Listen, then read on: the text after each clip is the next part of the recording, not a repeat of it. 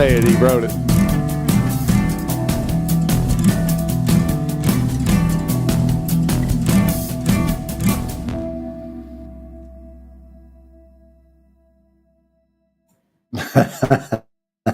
That is pretty funny.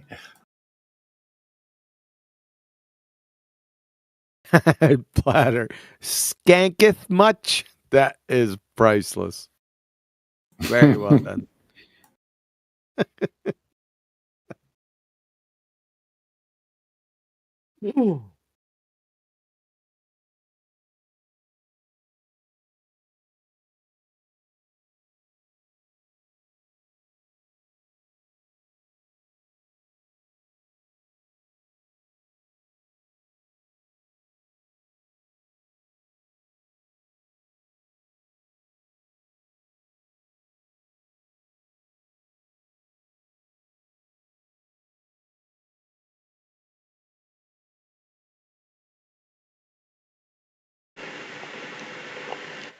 Yeah, Snackle, your CO2 in a container all by its lonesome, it's just going to fill that container. Doesn't fall.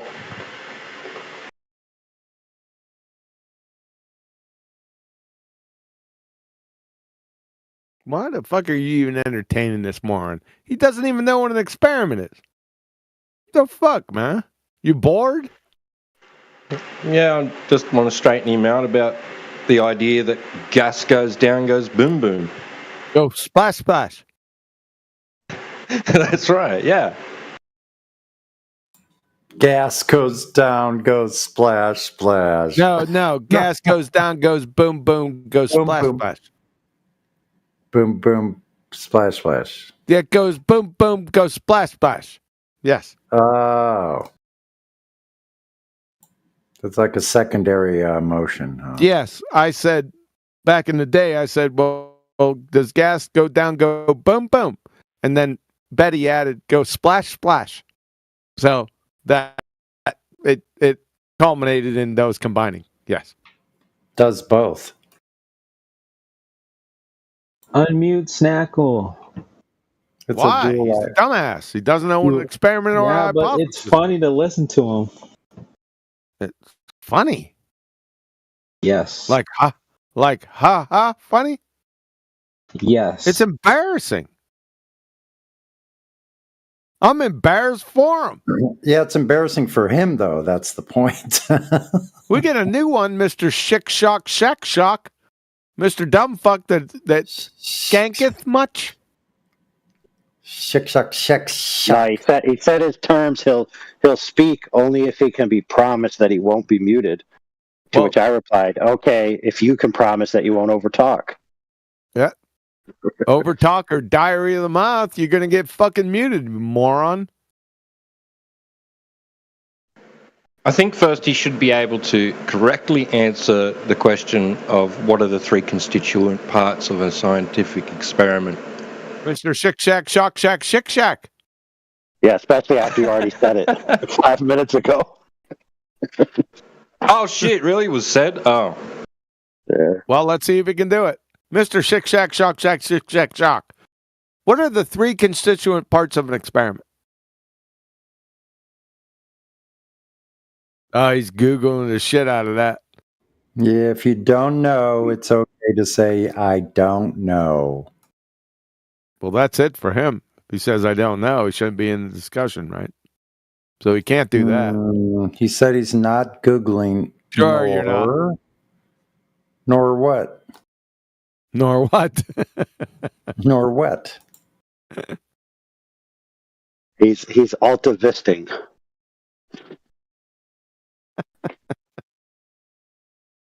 You gotta be like 60 years old to get that. Yeah, Dick, you some bitch. You. Yeah. Nah, not that. On the internet, dude. The internet ain't even that old.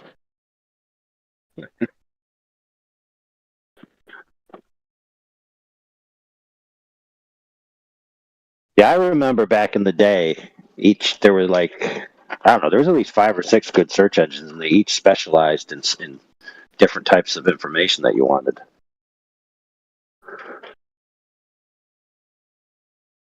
Yeah, they used to work. Yeah. They don't anymore. So there was one that started with an M. I can't remember exactly what that was called. I used Alta Vista a lot, and then I used this other one that started with an M. Man, that's killing my brain right now. I cannot remember it.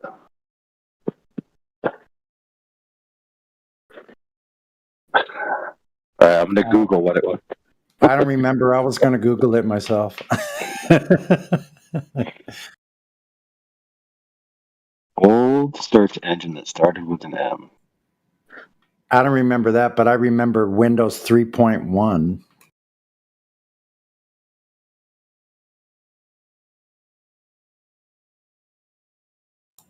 Some of you whippersnappers weren't even born then.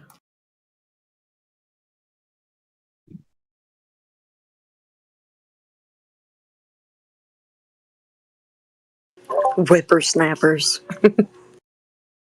Yeah. Lycos. Remember Lycos? Lycos. That was a good one.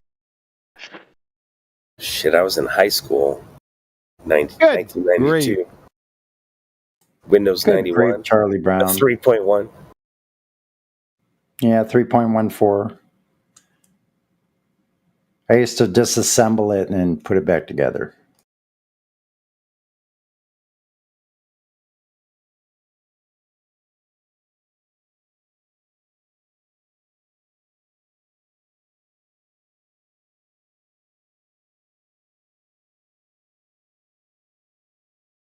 Wow, dude, there's a whole alphabetical Mom was list in with a multiple was in a entries. DOS shell, right? Yeah, it would take like freaking hours and hours and hours to like download anything back in those days. Humans were kind of cooked by the CRT monitor, if you think about it. You know, the curvature got here first before the flat screen. What?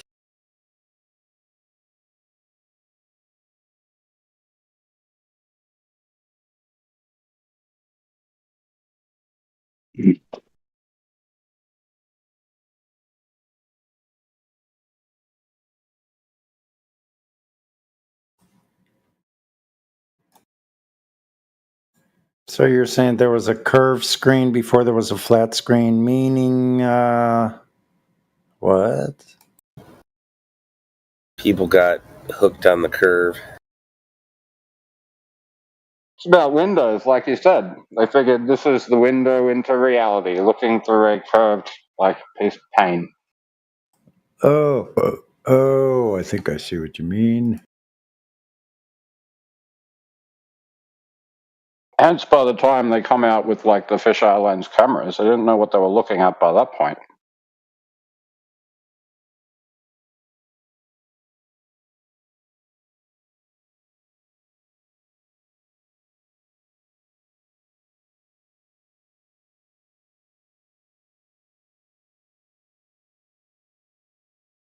I bet NASA was so happy when they invented the fisheye lens.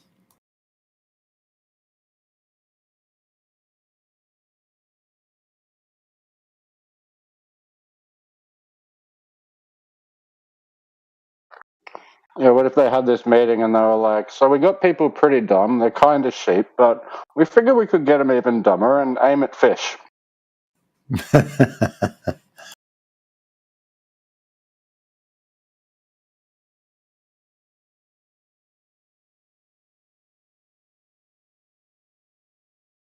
All right, that's it. I give up. I'm going to bed. They overshot that one because I don't think they can even aim at anything. Later on, AI. Later on, AI. He's gone already. Boy, yeah, I'm going to go soon. Oh, man, my ass is bleeding. It's past my bedtime already. Mine too. You got 4 minutes. Yeah, it's 11 minutes after 9. It's past my bedtime.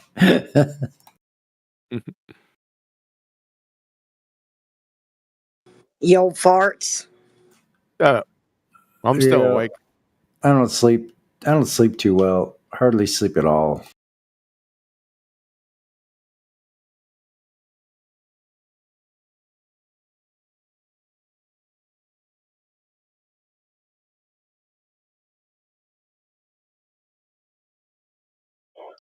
I actually saw this thing, I think yesterday, saying that one group of ancient people or another slept in 2 night cycles, and it was apparently better for them. And sleeping 8 hours in one block is kind of just something we do so we can be slaves and work.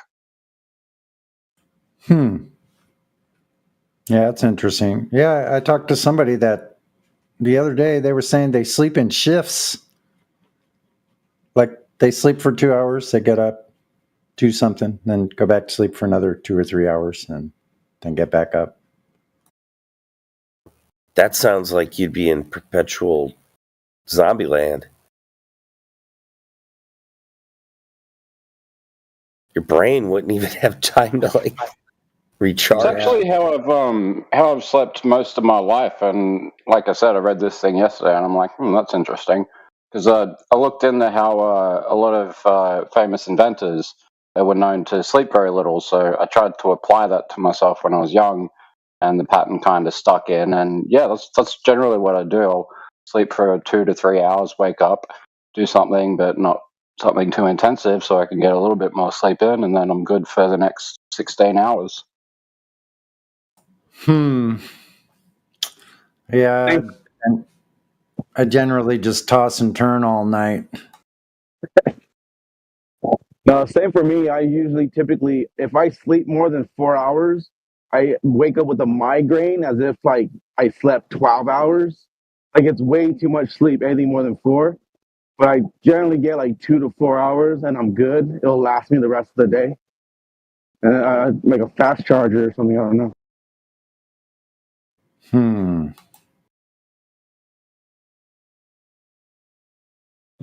I heard that's Mr. really Chick Shack, Shuck and Shock Shack. Is he a fuckwit?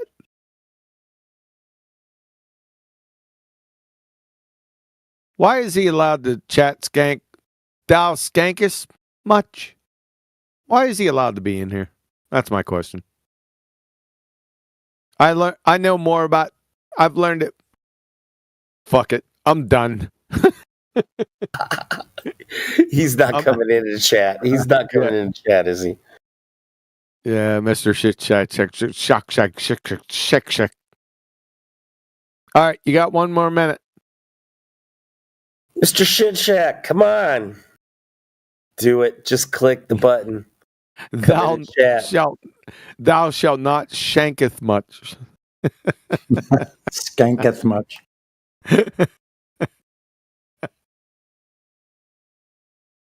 Oh boy.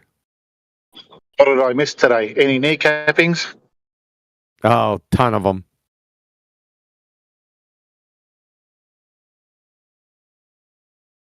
I've seen McToon has started to write Robbie Davidson's Facebook posts. Yeah, I'm not into that. All right, 11:15. Ladies and gentlemen, I'll catch you on the flip side. See you tomorrow. Have a good night. Out. Have a good night, man. Yep, you too. Thanks. Later, QE. Thanks, brother.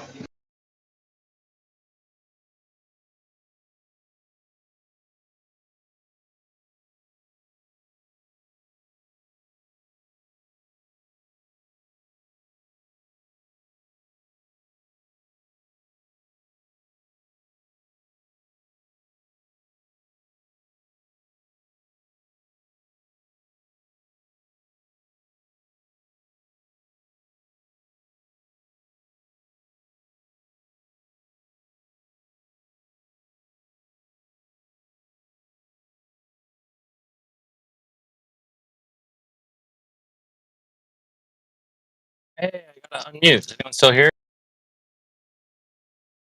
No, no one's here. I see Platter just posted the tracking shot of the Apollo 17 liftoff. I'm sure you guys have seen that video before. It's pretty cool. You have any? You ever heard the story how they captured that shot?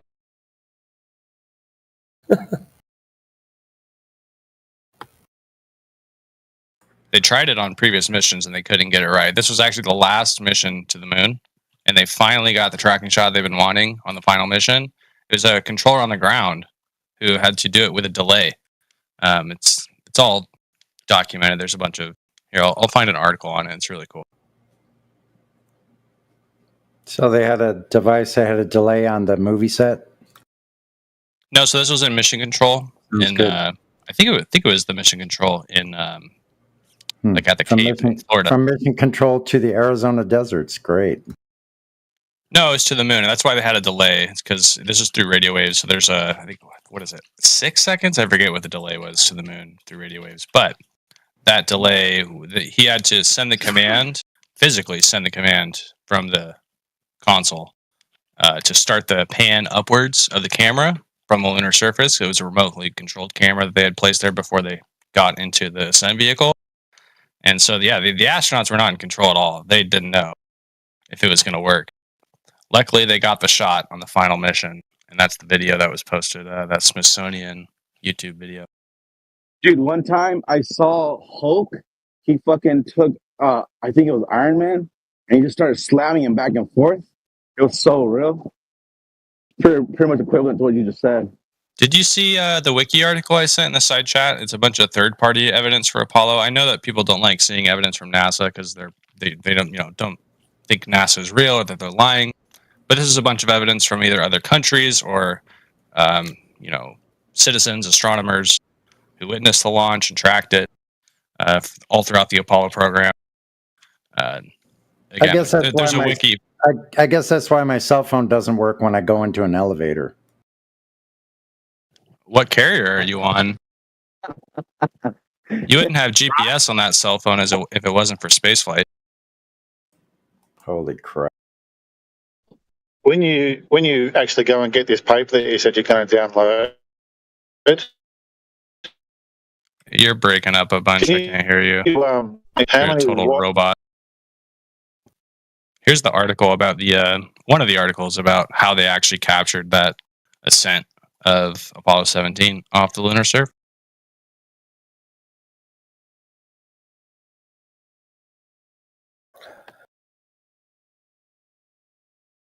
Yeah, there's even like technical drawings you can find of the actual camera system that they left on the surface, and you can see the camera lens and the kind of the track that it was, because it could pan, right? It could move the camera, so it was kind of this. It was this thing they left on the surface to try and capture the liftoff.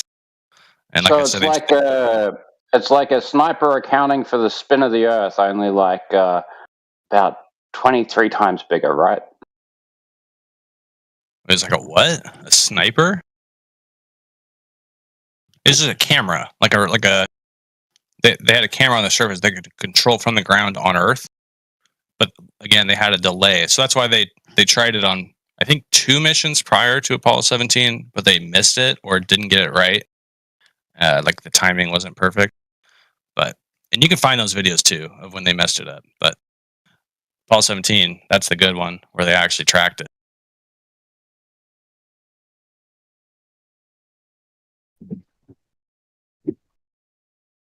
So you say they control the camera from the ground, quarter million miles away. That's right. Yeah. By remote control. So it's just in like a remote, like, on your telly, and you press a button, it's a little red beam. It's like that, is it?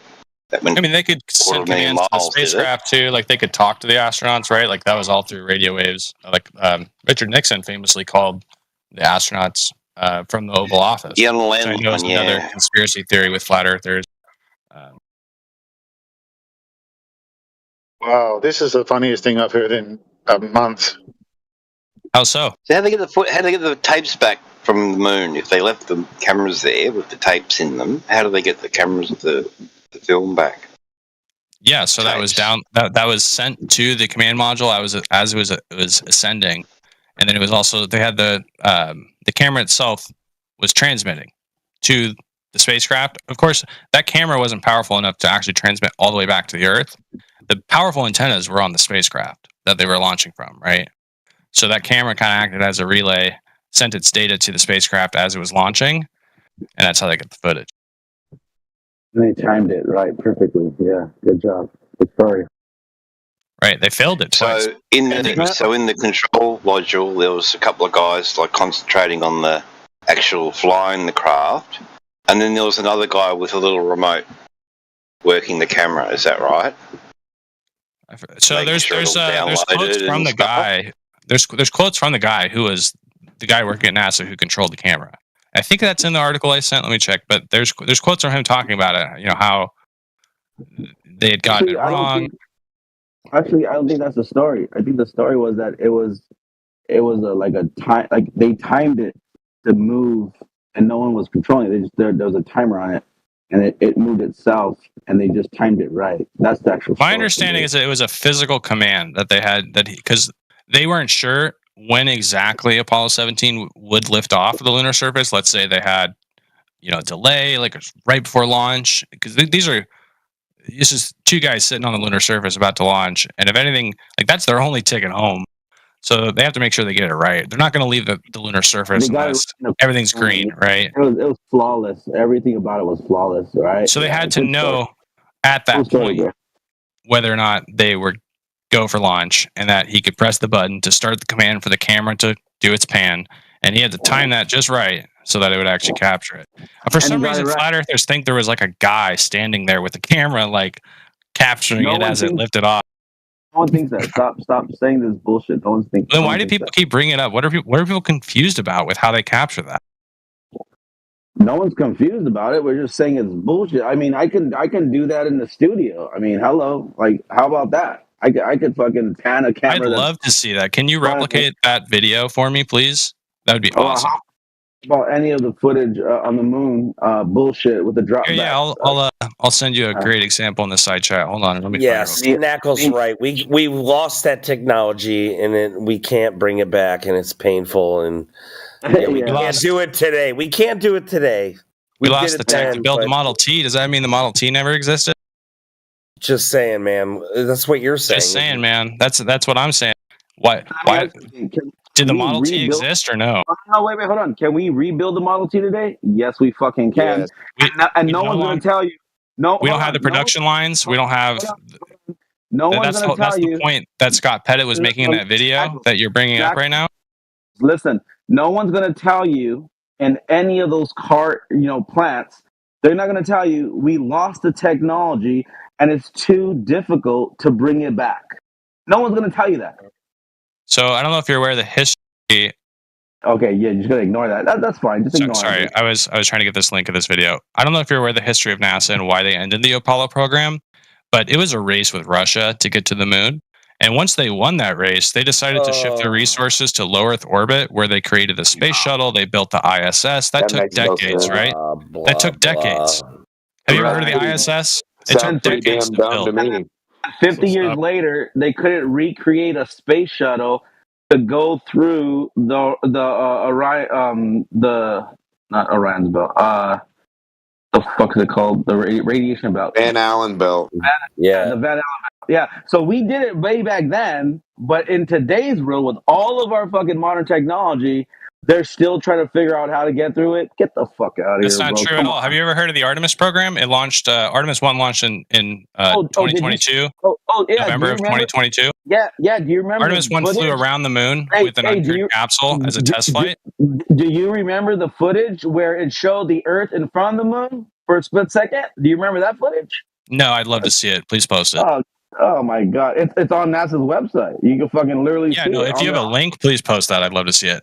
Artemis 1 is the new capsule they built to go to the moon, because we're actually deciding to go back now after building the ISS and the space shuttle and spending decades in low Earth orbit. We're actually saying, okay, the ISS is getting old and it's going to be decommissioned in the next probably 5-10 years. Yeah. So NASA is now shifting the resource back to the moon, and then they're going to go to Mars. You're going to cry when they do that? No, it's going to be awesome. So listen, we're going to see 4K live streams from the surface of the moon by 2030. I'm very confident of that. Yeah, look at that. That's from the video I posted. 2035. I posted the video. I posted. You keep making it longer and longer, dude. It might take a little bit. SpaceX is lacking with the lander. It might take a little bit. Snackles, can you explain that photo I just posted? That's from the actual video. I'm seeing the picture, and I'm seeing that it does look like the Earth is slightly in front of the moon. Can you give me the source image of that? I think literally from the Artemis fucking. Just go Google it yourself. I'm not gonna do your homework. I already fucking did I'd it. like to know where the source of that image is. It's going to be hard for me to figure Okay, out. let me say it one more time. Look up the Artemis mission. Okay, Do you know how Artemis many pictures were taken during the Artemis mission? Like they had videos from lunar orbit. So there's, Okay, I mean, that would take me weeks to find that whatever this tiny little clip is. Dude, it'll take me fucking seconds to find it. I'm just not gonna do the fucking work for you, dude. Please do that. If it's gonna take you seconds, please do. Do your due diligence and find the Artemis 2 fucking thing when they show it going. Artemis 2 hasn't launched yet. I'm sorry, the Artemis fucking mission, and as it's going behind Artemis the 1. moon. So what part of the mission was this during DRO? Was this during the return? Saying it, but you're not listening. As it's going behind the moon, they show the went Earth behind the moon a lot of time. Why are you cutting me off? Just hear me out. Just shut up for a second. As it's going behind the moon, and it shows the Earth real small in the background, and then all of a sudden, as it's going around, the Earth is in front of the moon, and they cut the camera. Right after this fucking part, they cut the camera. So what did I see when I saw the launch? What did I watch? A fucking cartoon, bro. Congratulations. I was watching a cartoon? You watched the video, bro. That's a crazy a video? Here, post the fucking link. How can you feel a video in your chest? Oh my god, that's bro. crazy. Let me just fucking post it for you because you're fucking too lazy. You don't fucking want. All those people who go to launches weekly, they're just seeing videos.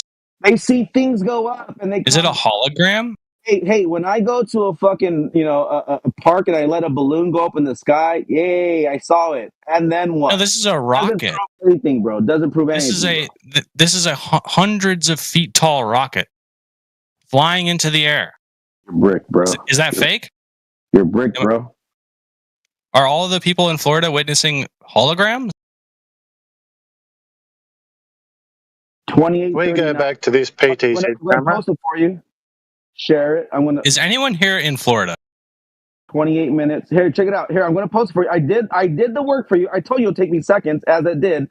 Fast forward to 28 minutes and watch the Earth go in front of the moon, and they cut the fucking camera because somebody fucked up. Just watch it and shut the fuck up. 28 minutes. Dude. All right, I'm going. Yeah, diving in.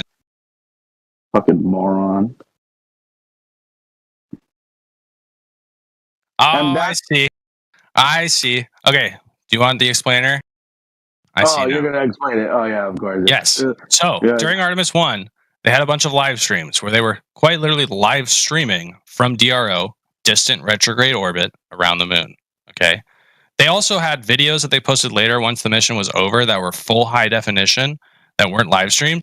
But when you have a live stream, there's this thing called bitrate.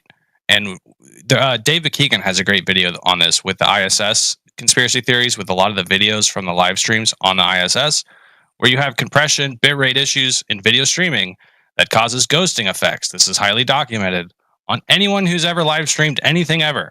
I mean, this is very common with bitrate. So they were streaming from a lunar orbit and they had bad bitrate. And because of that, you get ghosting effects. You get these weird things like that where it looks like the Earth is kind of in front of the moon. Once again, if you look at the high definition video that they got after they landed, they actually got the footage raw off the recorders on the spacecraft. You won't see any of that. The video you showed me is from the live stream. I can immediately tell by looking at that footage that it's the lower bitrate live stream quality from NASA during the Artemis 1 mission. I hope that helped.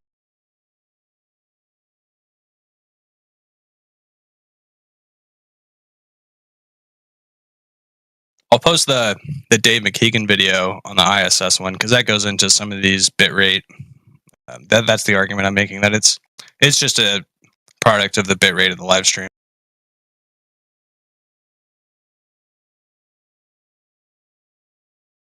Are you talking about bit rate or baud rate? Bit rate. Like on a live stream. Here, I'll post. Yeah, I just posted the Dave McKeegan video in the side chat. Yeah, sometimes you just got you got your mic open all the time, so it's very hard for people to respond to, and you've changed the topic about 6 times. So those images in high def that you're talking about, they require a baud rate, which is impossible to get that particular high def imagery. All right, let's go back to the PTZ camera. Now, the PTZ camera on the moon requires 4 different transmissions. That's You 4 said different I was control changing the mechanisms. subject, and now you're talking about the Apollo PTZ camera. No, Like, what? we're Wait, going. why are we talking about the Apollo PTZ camera?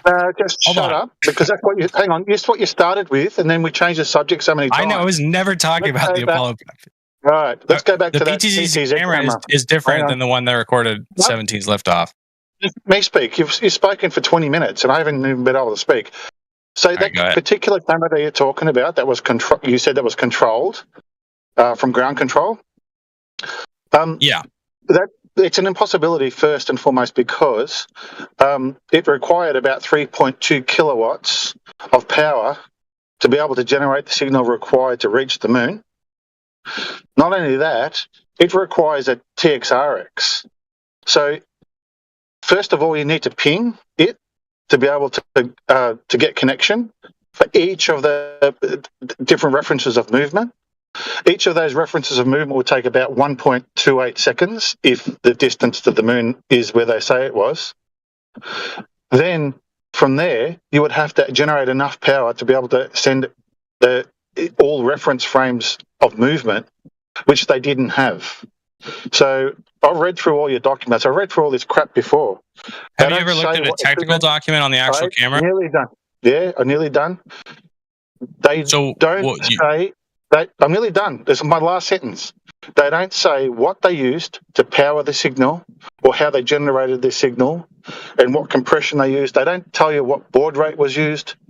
It's an impossibility, pure and simple. So let me find. I know there's one really good technical document that I've read before that goes into pretty good detail on the camera setup for that specific shot. And if I remember right, it's a hard wire between the camera and the spacecraft. There's like, this is something they deployed. They rolled out the cable, set the camera down. There's nothing about baud. You're talking about live. You're trying to compare like the live streams on Artemis 1 to the camera on Apollo 17.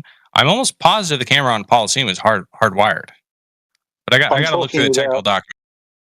I'm talking about all the images from the moon missions right through to your modern day video images that are retrieved from the control stations. They're all impossible. They're all impossible. And if you even go back to when they landed the recent rover on the moon, they had a press conference.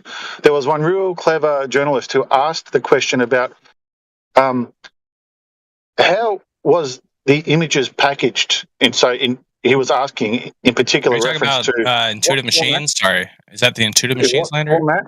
In what format? Yeah, in what format were the images packaged and sent back to Earth? And no one could answer it because they know if they did answer it, they would be screwed because it's an impossibility. Or they didn't know the technical details. That happens a lot at spaceflight press briefings. Not surprised they couldn't answer something so technical like that at a press briefing. But why did they cut the camera off?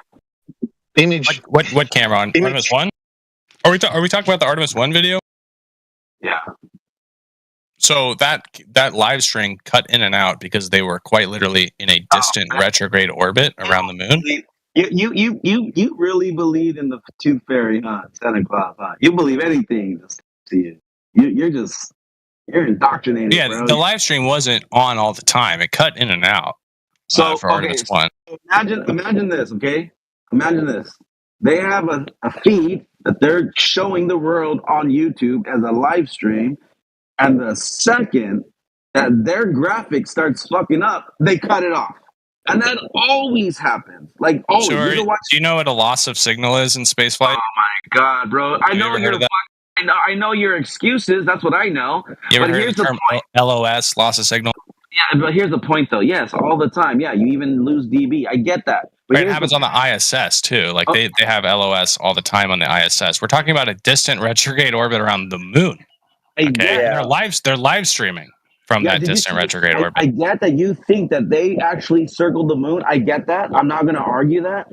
But the fact that you believe that, like you are like a child that says he believes Santa Claus came to the house because the milk and cookies are gone, and mom and dad told me So that. this isn't just something that NASA's telling us. Do you know that amateur astronomers are able to independently track spaceflight? Like when things launch, they can actually tell what orbit things go into just by looking at them in the sky. Did you know that? So now you can see a football field 250 miles away from you, right? That's the way it works. No, so they use a telescope and they look at the trajectory of the object that they're tracking, and they're able to determine the orbit. That object might be a hologram, right? But the point is that these amateur astronomers are able to independently verify that the thing that took off out of Florida on whatever night it took off went into a specific orbit, specific altitude.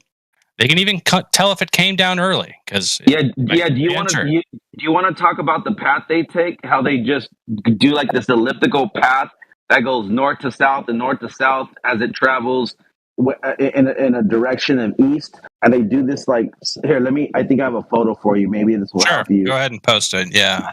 Let me see if I could. I think I might still have Here, it. I'll be like right back, like 30 seconds. But There you go. please post that, and I'll be right back. Yeah, this is it right here, bro. Like, there you go. Oop, I'll put the video so you can watch it. Hey, Procathon. Yo, what up, buddy? Your video you posted. Check out 29 minutes. All right. And then look when they glitch out. When the moon totally shifts. I know. At 29 minutes. It goes from egg to round, right? I saw that. Yeah. Hold on, wait. Go back again and go back again. At 29 minutes exactly, all of a sudden the moon totally shifts. Or does the craft totally shift? What's going on? At 29 minutes exactly. Yeah. So like I said, can you give us the time after the hour that the video was posted? I can't find it. Yeah, I posted it. Just look for. I'll give you. Hold on. I'm right here. Hold on. Give me a second. I'm looking at. I'm going to go to 29 minutes.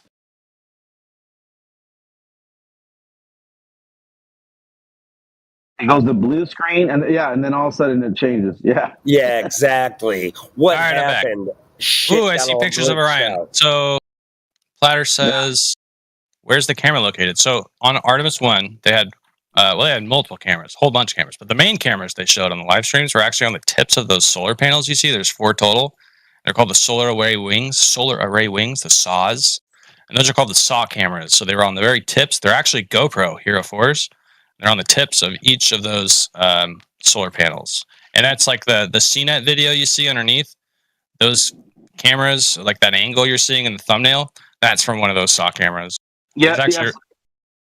I'll post a really cool technical document on the SAW camera. So once upon a time, before they launched it, they were bragging how many cameras they had, like 40 something cameras. I forgot how many cameras, maybe 30 something. On Orion? On this project, Artemis, whatever. Whatever the Orion caps. So then what happened was they said this is going to be the first time in history that they were going to live stream from the beginning, from the launch all the way through the traveling. It's going to go around. That. And yes, they did. I fucking swear to God, they did. Can you show me the link to that? Because I followed the mission very closely, and they never said that. Okay. You keep saying show me it. I did show you the last one, and then you just fucking hand waved. Okay, I'm telling you that I followed the mission extremely closely, and they never said that they were going to live stream it from launch all the way through the mission. Yes, they did. They literally said, yes, they did. They literally said this could be a first show me the link. Fucking A. Let me try to find it for you, but for right now, let me tell you what they said. They said it's gonna be the first time in history that we're gonna have the entire mission recorded, and then they even go into the technical aspect. They're saying, well, we have these cameras set up so like the engineers they have the view so that way they could monitor it, and then they're gonna get a lot of data from it. They're gonna be able to extract it. And then they're going to have all this video. Then when it landed, somebody called up, some woman, and she's like, hey, are you guys going to release this footage? And the guy's like, yes, we're going to have that fully available to you, but it's going to take us a while because it's a lot of bandwidth and there's a lot to download. A lot of data. And then yeah, it is a lot of data. And then they never posted it. They never showed it. What What video are you talking about? Because there's all sorts of video from the whole mission, from lunar orbit to launch to all the separation procedures of the rocket. There's Can we look at videos of all all that? of that. Let's Yeah, watch it yeah. all. I'll pull you up a video. Watch it all, man. Let's watch all of it for hours. There's one that's really long. Fucking great, man. Sounds so cool. Whoa. What they ended up showing was like CGI. Okay, they didn't show the fucking video on the craft. They showed a shitload of CGI, generated fucking video that they fucking uploaded, and they said this was the live stream. Like, no, fuckers, that's CGI. Now we're talking about those cameras. When they first launched, they showed the cameras. They showed it. Okay, then all of a sudden they cut to CGI, and then for the next fucking couple of days, there was no more fucking live footage. All that camera and shit that they had on there, zero, bro. They What are you never fucking talking showed about, dude? I watched. then once, no, you fucking didn't. You a lying piece of shit. Because then once they got to the moon, hold on, listen. Once they got to the moon, all of a sudden they had the live footage again, and they showed it. Oh, here we are. We're going to circle the moon, and then that's the video I posted where they're like going around, and you fucking see the egg Earth, right? All of a sudden you have a fucking egg, huge fucking Wongo fucking sphere moon as it goes around it, and then guess what? When they're coming back to CGI.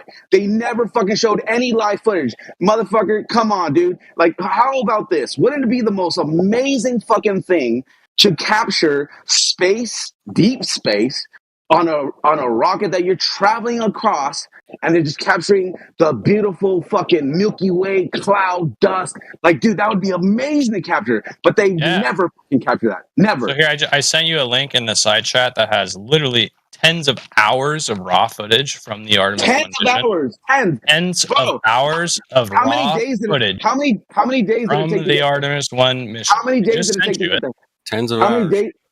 How many days did it take to get there?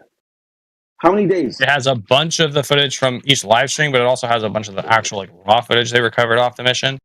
Again, I posted it. It's the archive.org link. That link has tens of hours of raw footage from Artemis 1. Tens of hours out of how many days, bro? How many days? I think the mission was, I forget how many days total, but they spent a little bit longer in DRO than they were originally. By the way, it was weeks. Oh, yeah, by the way, it was definitely like a couple weeks. By the way, back in the day, in the 50s, they got to the moon faster with their technology than we did today. Can you What do you explain mean that? faster? Like from Earth to the moon, or like the program itself? Yeah, from Earth to the moon. You know how many days it took for Artemis or Orion or whatever fucking name you want to call it? You know how many days it took? So the Orion service module is less powerful than the Apollo service module. That's Here we a fact. go. There we And go. it's just a technical fact of both the service modules that powered the upper stage of each of these rockets. Apollo was actually able to go into a low lunar orbit. Bro. Artemis 1 only went into DRO, distant retrograde orbit. In your paradigm, those fucking, if you put something in the vacuum of space, it travels a certain speed. It doesn't matter if it's stronger, it's still going to travel that fucking speed according to its environment. So get the So fuck you can out. have, do you know what delta V is? You ever heard that term? Here we go with the bullshit, bro. It's kind of like gas efficiency in space. It's how efficient is your rocket to get you where you want to go. Yeah, cool story, bro. Delta V.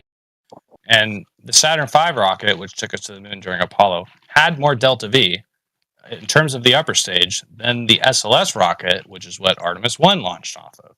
The service module for Artemis 1, the Orion, is almost comically underpowered. Like it's a big topic of debate within the space community of whether or not we should have a more powerful upper stage for Artemis 1, specifically because of the orbit that it went into.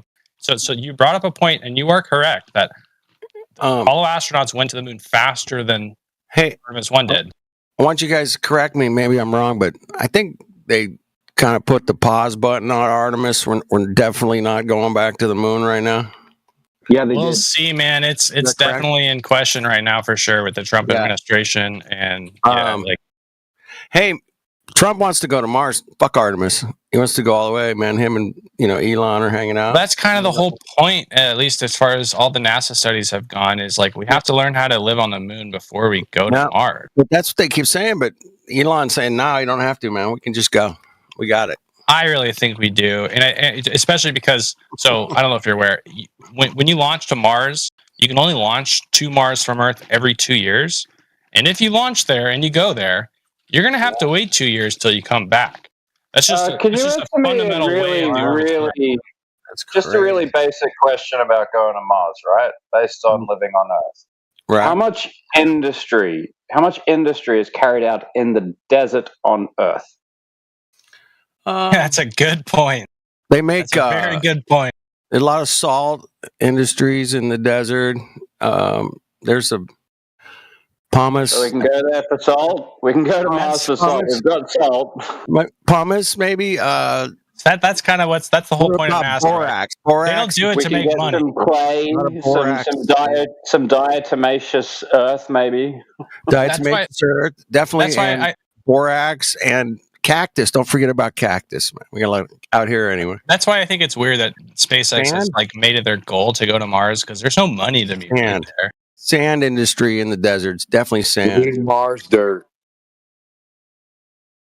But Mars NASA can dirt. go there just because they get the tax dollars for exploration, right? You don't have private companies that are doing it to explore. They're doing it to make money. All right. They're making money, man. We ain't. They are. I just don't see how SpaceX can make money by going to Mars. No, it's about the human achievement, man. We want to go outside the box and do something crazy, you know? Go to I agree. Mars. That'd be sick. It'd be sick, bro. Yeah, I think the long-term vision is to terraform it. But terraform, yes. Why can't we terraform Earth? We got a lot of problems here, man. Can we? Is Mars flat too? I want to terraform Earth. It's got like some form of water. Oh, like really, it's already you have to dig a lot. Never mind. But it's there in the Martian's soil. Sweet. Yeah, if the Trump administration cancels SLS, we're definitely not going to the moon anytime soon, for sure. I'm super worried about. Anyway, the whole Jared mission's Isaacman. been scrubbed, man. I heard like 2 weeks ago they were scrubbing the shit out of Artemis. No, That's it's what I not. heard. It's not canceled yet, but it's in the crosshairs It's for like, sure. They're like, nah, we don't have the money. We're not going. Basically, so is sad, what I heard. man. So I don't. Have you ever heard of the Constellation program? No, what's that? So this was set up during Obama. This was after the space shuttle had kind of winded down, and it was kind of the precursor to the Artemis program. They wanted to build a rocket called the Ares 5, which kind of looks like the rocket they ended up building under the Artemis program. But anyways, it was this. They wanted to do like asteroid redirect missions, like go grab an asteroid and bring it back into orbit around the moon. I heard about crazy stuff like that. Yeah, sure. Yeah, asteroid redirect. Like, so Constellation got canceled.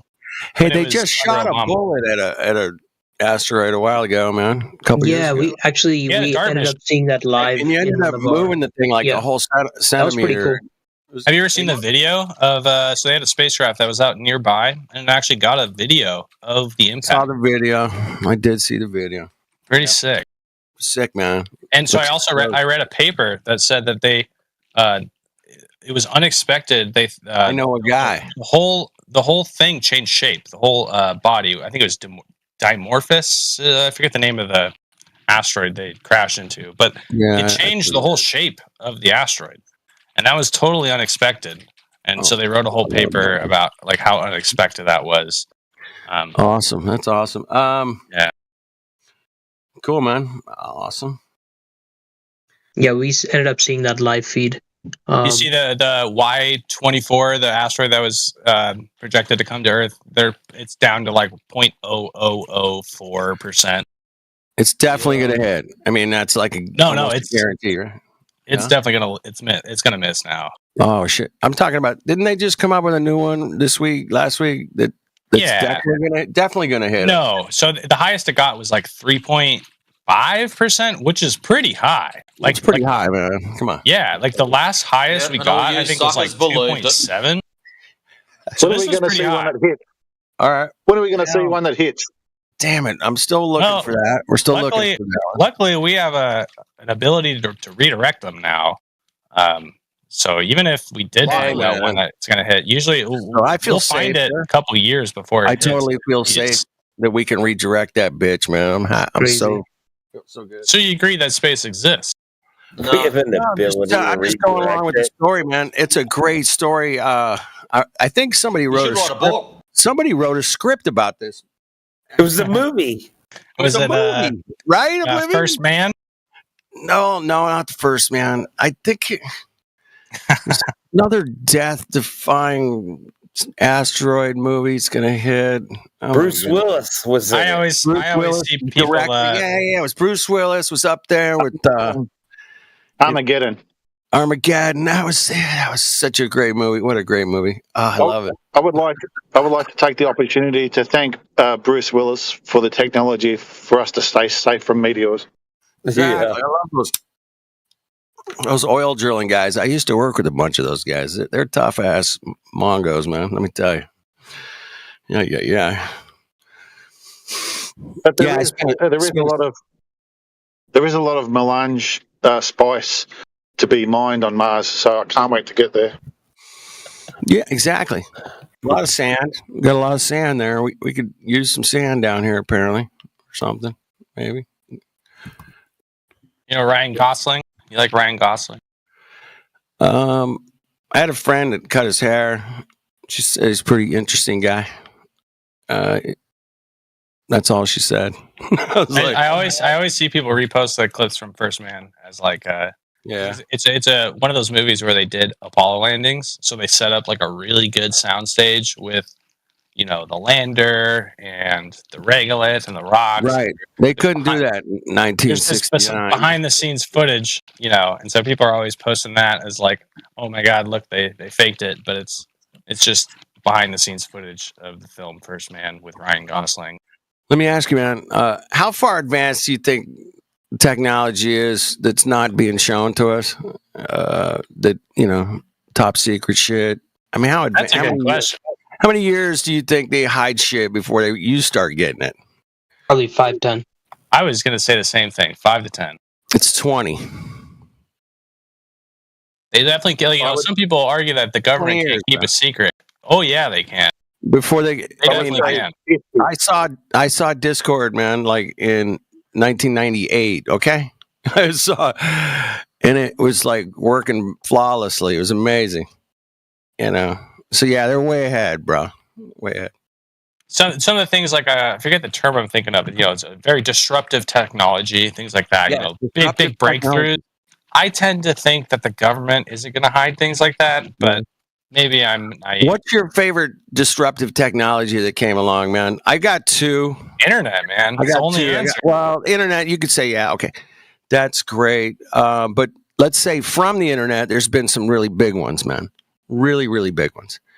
One is the way we got music. That was super disruptive.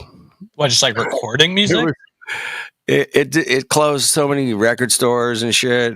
It was crazy, man. Oh, you mean like digital music?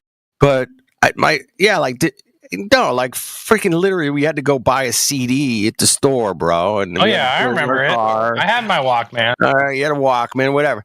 I had a CD in my car. I had to pay like $14 for a CD, and then all of a sudden, I can download that shit for free from Napster, man. You want to talk about disrupting? LimeWire. Wait a minute, bro. I was all over LimeWire. I wasn't on Napster. It was absolutely insane, man. I was downloading everything I could get my hands on. It was great. The next disruptive tech is definitely AI. 100%. That was a disruptive one. I think it's not here yet. I mean, real AGI. I think that Uber was one of very disruptive technology that put a lot of cabbies out of business for sure. I mean, that's a pretty good one. I don't know. Yeah, I mean, big breakthroughs like that. Like I always like, so I'm sure you can tell, but I'm a big space nerd. I always like looking at the technologies that come from spaceflight because I don't know if you've heard of the NASA spinoff, where the tech, these cutting edge techs that come from basic missions are insane. Like, I don't know so many things we use on a day-to-day basis. A specific one like Uber or GPS. I'm talking specifically spaceflight. Things that spin off from spaceflight that end up changing the world. GPS is a great example, but there's all sorts of those. WD-40 is another one that's always brought up. You know, that was originally designed to be put on the outside of the Atlas rocket, and now it's in everyone's house, right? Like, but that was 40 years ago. They came up with it, and now we got it. I mean, they're way ahead of us.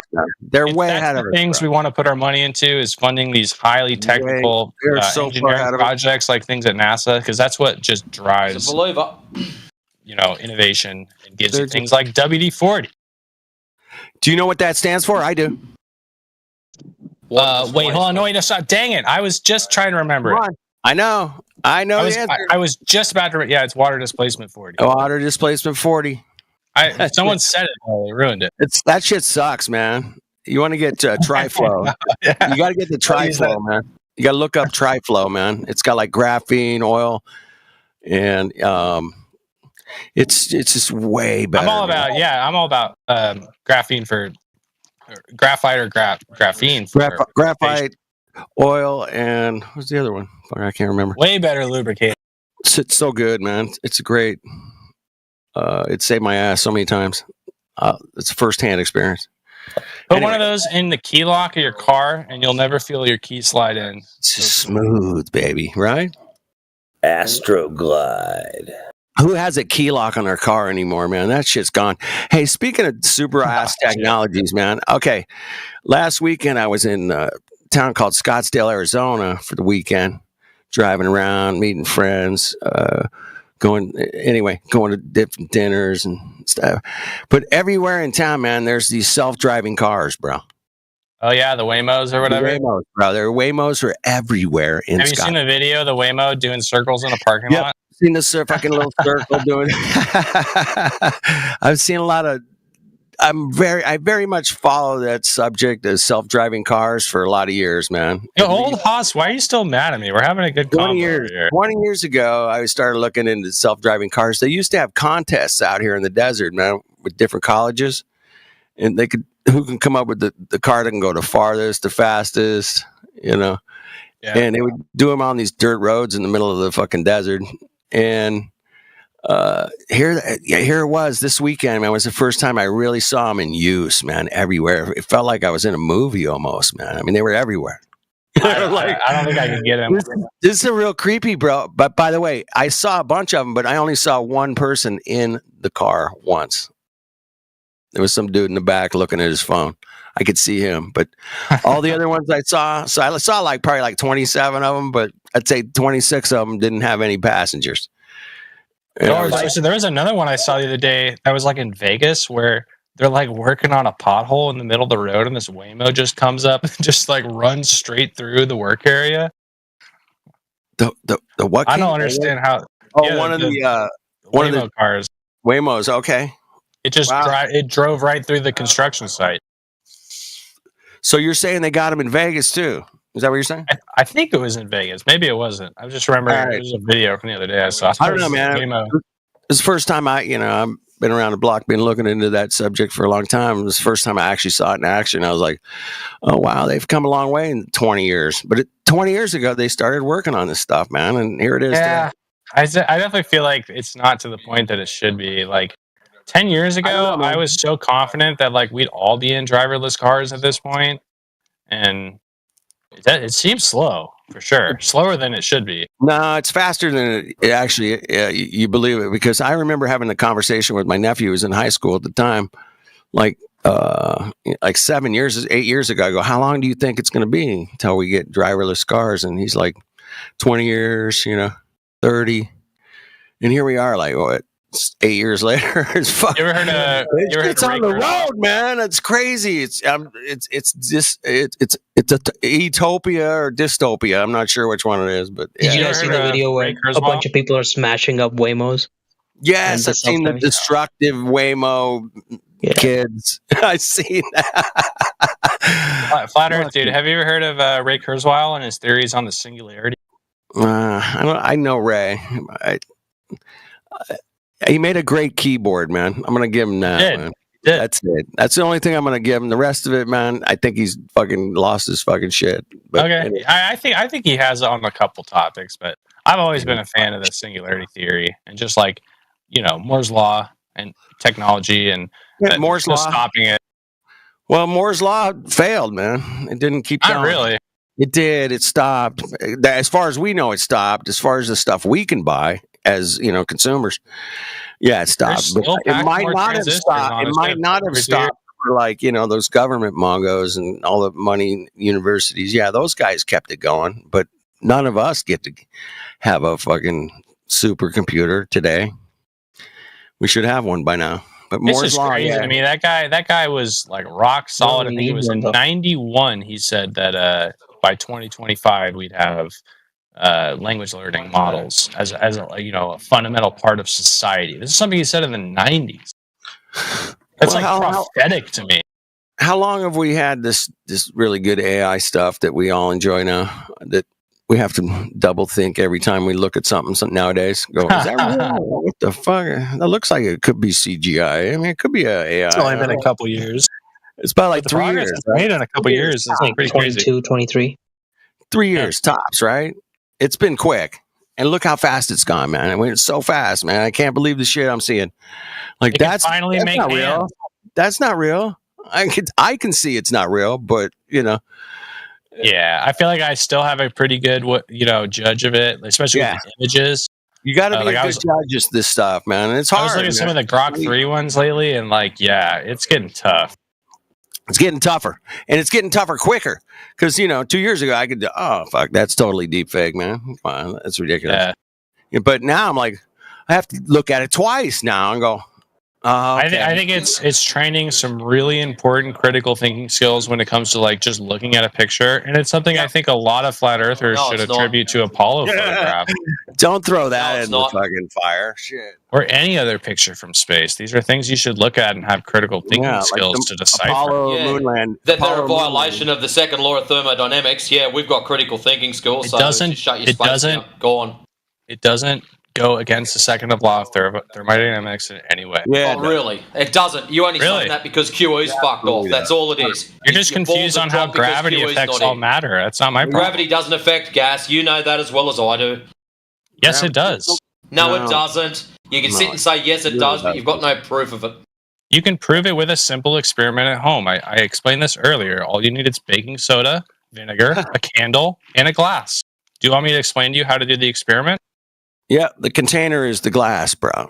No, so what you'll do is natural observation. So the natural observation is that the CO2 falls due to gravity. So CO2 falls due to gravity. That's correct. If the surrounding air, the CO2 is denser, so it falls due to gravity. This is a simple experiment So you can which do at home gravity? with baking soda. Which gravity? What do you mean, which gravity? It's gravity. Gravity affects the CO2. Okay, so a heavier object falls down, lighter objects float. This is what I mean, FED. He kept You want me to explain? Can I just explain the experiment really quick? Snaggle, don't care. Which gravity? You've made a claim. Which one? It's just gravity. Just gravity? So you're a That's fucking correct. idiot. Exactly. You could probably define which type of gravity it is, but you don't need to know that. All you need to know is that the gravity is affecting the air. All right. Like I stated earlier, FED, QE was in here all afternoon, and he kept his mouth shut. All of a sudden, QE's not in here, and now he's talking all this shit. You're a spineless little weasel, Snackle. You're never going to change. But I do like your cool space stories. It's like something I've read in a book before. The stories are cool. I do appreciate stories as well. I gotta take a look at it. Gotta give it a critical eye. Yeah. Is Snackle unaware that there's different gravities? Is he unaware of that? No, just gravity. That's all there is. Just gravity. Just the one, man. That's all he's got. Cool. Yeah. I'm with you, Snackle. That's all you need, bro. You just need the one gravity. You're good. It's all good. So anyways, FED, I'll let you continue talking with it. But I'm going to be out there. I'm going to say he's full of shit. But that's just me. I like you. But I think, he's an interesting to laugh at some things, man. Even he knows that, gonna just go to can't believe how Mars, and brainwashed pollinating Mars is ridiculous. It's a stupid idea. It's not gonna happen. He even knows that. But The problem is, Fe, is as you get older, and quite a few of the other older fellas know that every couple of years they come out with these grand stories, how we're going to colonise Mars, how we're going to go back to the moon, how the next great rocket's going to do this. But there's always positive and negative that get thrown at you. Oh, there's a fucking meteorite coming, and there's a point stuff all chance of it hitting, and they've got these calculators to work out that the shadow of the next meteorite is going to glance the side of the earth hard by X amount of feet and all this bullshit. It's just doom and gloom. We've heard the same crap for the last 40 years. It's never going to change, and all you kids just get hooked on it. How about not getting hooked on it? Just sit back and go, you know what? These mad bastards are right. That's it. That's all there is to it. Matrix, man, you got one thing wrong, man. It's been 50 years since they've been putting. Well, I'm not 50 years of age, so I can't speak of anything that's before my time. Well, anyway, I'm going to verify it was in my time. Fair enough. It was ridiculous. It was super ridiculous. Even I'll take your word for it. Yo, I'm back. Thanks for unmuting me. I didn't. So which gravity did you go for? Why does the CO2 fall down? I didn't ask that. I don't care. I asked which gravity did you go for? You made the claim What do you mean, what that gravity is causing this. Your claim. That's your claim. Gravity affects all matter. Which gravity? What do you mean, which gravity? It's just gravity. All right. Well, can you give us an equation or something? That'd be cool. What do you got? So I got an experiment for you. Either including helium. Once again, because I know you guys really like experiments and doing things and verifying it yourself. Like, we like it when what we do like, Snaggle. What we do like is when people come out with their observed natural phenomena. That'd be awesome. So, what did you observe? So you made an observation. Yep. So you made an observation, and you went, I've got to do an experiment now. So your hypothesis. What was that? Based off of this observation. The hypothesis is that the CO2 will extinguish the flame. Even though I clarify that. Even though I hold the glass well above the flame, right? That's the hypothesis. All you're going to do is prove that carbon dioxide puts out flame. That's it. No. So it's that the carbon dioxide is denser than air, and it goes lower than the surrounding air. So it actually holds in the glass, and then you can pour it so you've got onto it the flame. You've got it contained. In the glass, yes, you do have that gas contained. As you pour it out. So basically, you're not proving anything. As you pour it out, it goes down out of the container, correct? As you pour it out, it goes down. Yeah, right, I dropped the container. Shit, I dropped my lighter. So why does the CO2 go down? Why does helium go up? Great question. It's because the helium is less dense than air, correct? So that's the same reason why the CO2 goes down is because it's heavier than air. Hold on, Judd. Right? What was that? Oh, I just said, now we're getting somewhere. We are. Yeah, we are. So we all agree that the reason why helium floats is because it's lighter than air, and the reason that CO2 sinks it's not affected by gravity. It's heavier than air, right? So not affected by gravity. Why? Why? So no. Things that are denser not affected by gravity. No. So you've still got. Let me get to my point. You stop. Your point is, and this is where you keep coming unstuck. If you make a claim of XYZ is affected by gravity, you now have to prove gravity or put forward some kind of citation where somebody else has proven this. So my next question is, why are things that are heavier than air? If you are going to claim it, why do they go down? You've got to get this through your head. If you are going to make a claim that gravity is the cause of said problem, you have to put forward citation of an experiment that has proven this. I already did multiple times. No, you haven't. Yes, I have. It's the experiment with the baking soda and the vinegar and the glass and a candle. Very simple experiment. You can do it at home. So you got circular reasoning. You asked for it. Awesome. We should. Even if you go and start to derive the equations, eventually they'll say it's a category error between maths and science. Exactly. They'll deny the equations and derivation as well. Exactly. Yeah, we should pause it right here. Everybody just chill out. Hey, Barhatava, whatever your name is. What was your question about why you got to dig underneath the earth? Go ahead. Nice, you remembered. I like that. Yeah, I'm going to keep remembering every time I see you. So, answer the question. Why was it so important for you to know how deep we can dig? I don't want to derail the conversation here. Yeah, we're going to go to this one until you answer. If not, you're just going to get on a red mute. And then you're going to leave and come back. I'm going to keep doing it until you answer the question for years and years. All right. Very simple. Very simple. Yeah, just answer the question and it'll be over with really quickly. Yeah. Why did you want to know how deep you can dig into the earth? Go. I want to discover if gravity is true. Okay, but what does that have to do with gravity? Well, according to the equations, it's all about concentration of mass, right? Yeah. And so if you discover, well, first of all, I just wanted to know the flatness claim. How far flat is it? Oh shit. And then the second thing is, what the if it really is flat, then how does it impact other planets and other celestial bodies? You know? Okay. All right. Okay, but So for really the first one, yeah, digging down into the earth isn't going to answer that question. First of all, because you wanted to know what's how the shape of the earth then? I know it's flat, like a three-dimensional shape. Yeah, see, I have to put it. Day one, Miggy. Day one, bro. Go. Yeah, it's like what's underneath the flat earth? Like they're asking the same question. It's like nobody knows these questions. All right. And so the farthest anybody's ever dug anywhere, even thinking that the earth is a globe, is 8 miles. I think that's probably been said about a zillion times in here. Hey, so even Miggy, it's 3,900 miles short, bro. I mean, even getting past your idea of a crust, you're not even far down into the crust. Right. If you think you live on a ball. So that's only 8 miles, even in the paradigm that you believe the earth is a globe. So there's no way that you can answer that question farther than that. That's the furthest anybody's ever been. Well, the Chinese beat them by a few meters, but there's really none to quibble about.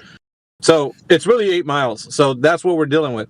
And so you can't ask us or anybody else because that's, like already stated, 8 miles. That's it. That's it. That's the facts.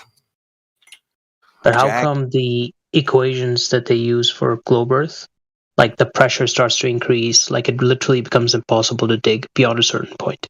Well, those are calculations. I don't know if they've ever told you that, but calculations work both ways, right? They go up and down.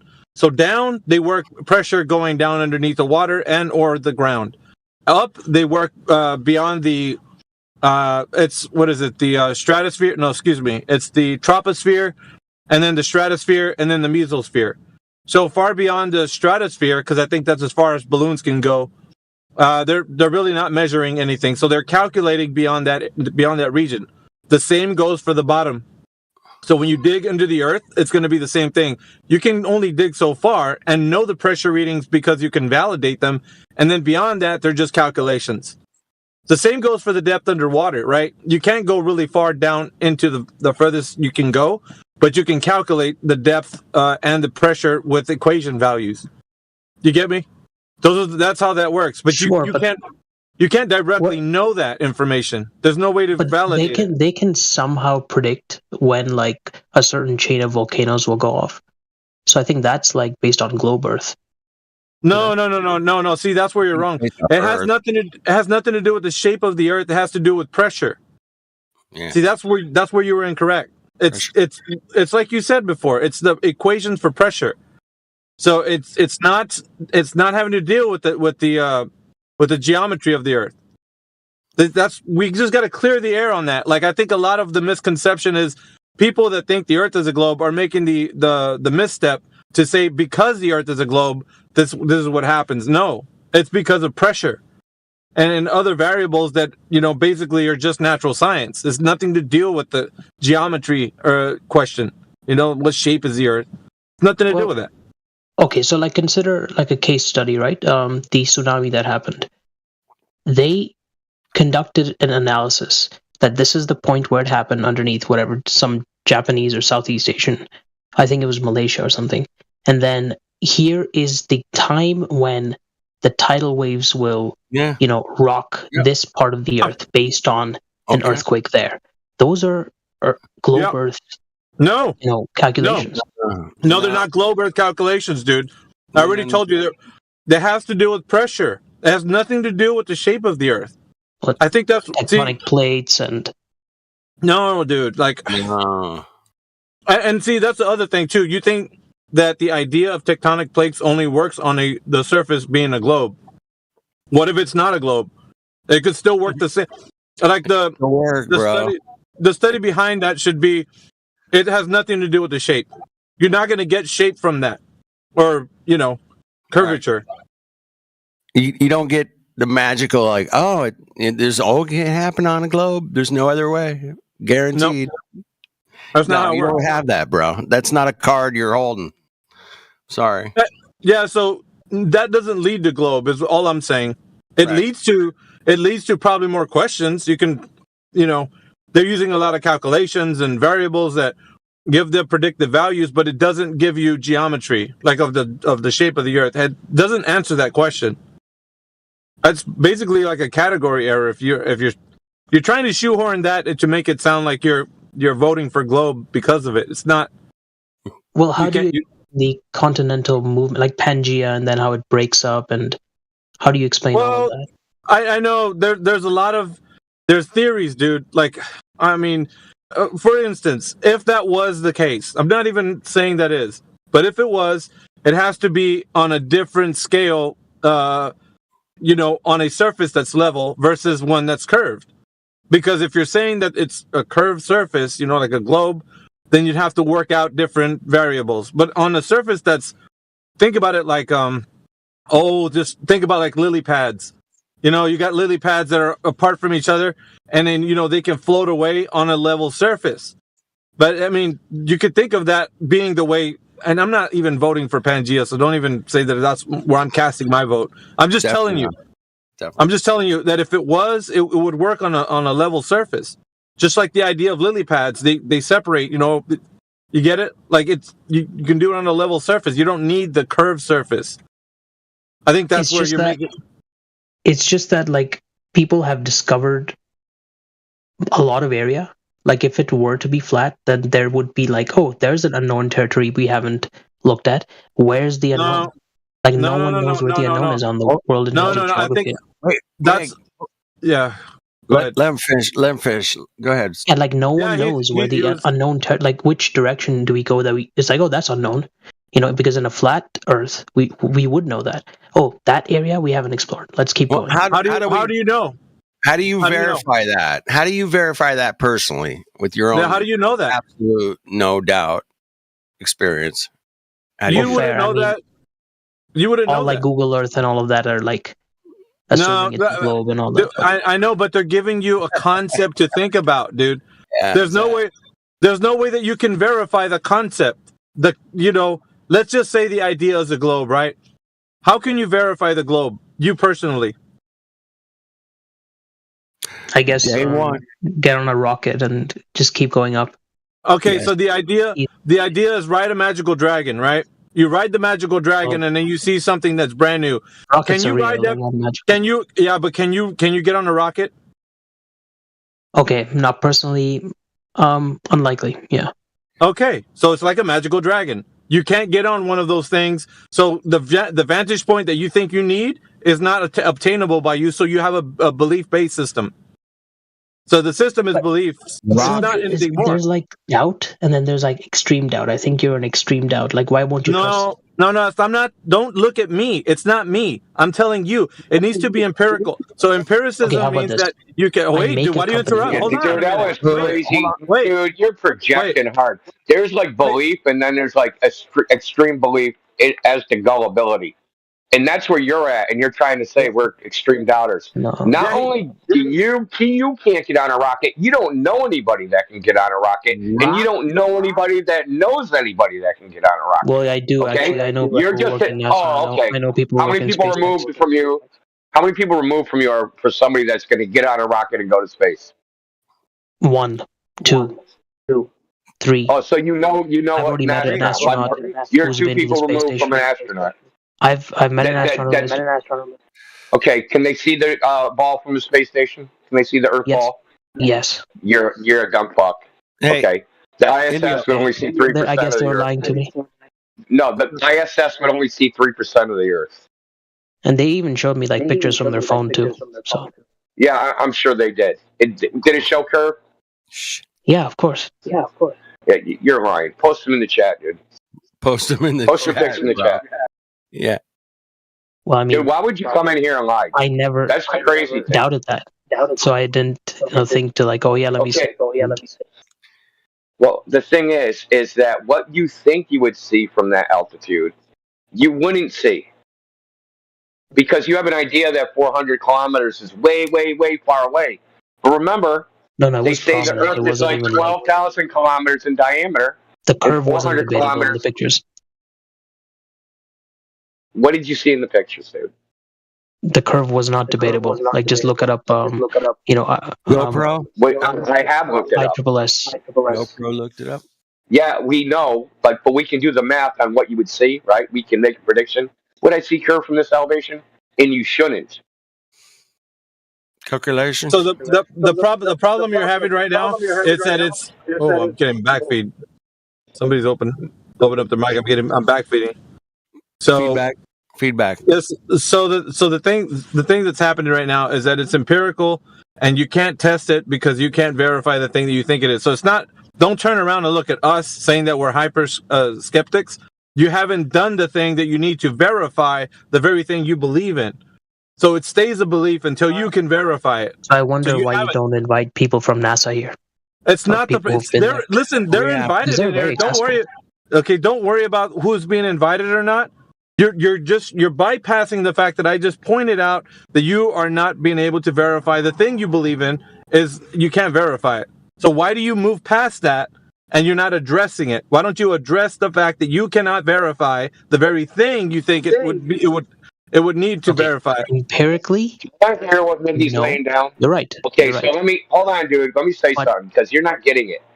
Even if we brought someone from NASA here, he'd talk, he'd say some things. We can't verify his claims, and we'd either believe them or not believe them, right? Yep.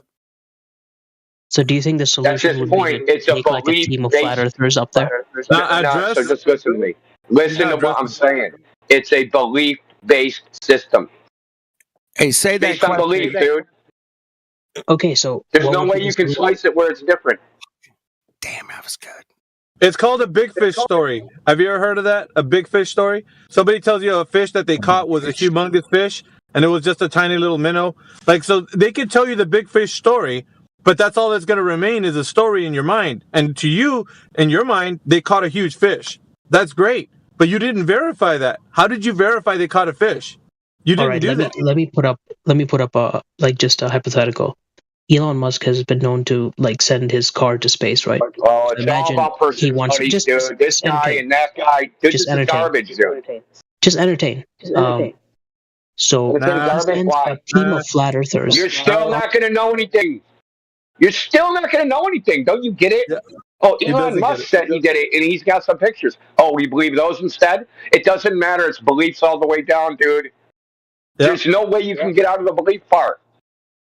Because somebody is always going to tell you, a team of people, Elon Musk bag boy, like it doesn't matter who it is, somebody else will tell you, and you will have to believe that someone else. A team of people, it doesn't matter, dude. Your barber, like whoever, it doesn't matter. Somebody told you something, and you believe it. That's how it winds up being. You can't get away from that. I wasn't saying believe Elon. No, well, you'd have to believe somebody. Somebody told you something. Doesn't matter who it is. It doesn't matter who it is. Fund a mission to space for flat Earth. Nah, we're not, dude. Seriously, man. Mission to space. Look, you can't take a mission to what you haven't even demonstrated even exists. You can't even get there, dude. The problem is you can't even get there. What makes you think anybody else can? Yeah, it's so far out of reach from anybody, the common person, so far out of reach from anybody to go over there and do that. that you make it sound like, well, let's just go to GoFundMe and shut up, dude. That's ridiculous. He's That's stupid. Weirder things. All right. So you haven't addressed the fact that you're just a believer. You haven't addressed it because that's what you are. You call us hyper skeptics, but then when you're over here sitting down like as a believer, you don't I have address equations. that. Why? No equations. Equations. I got my equations, man. Equation.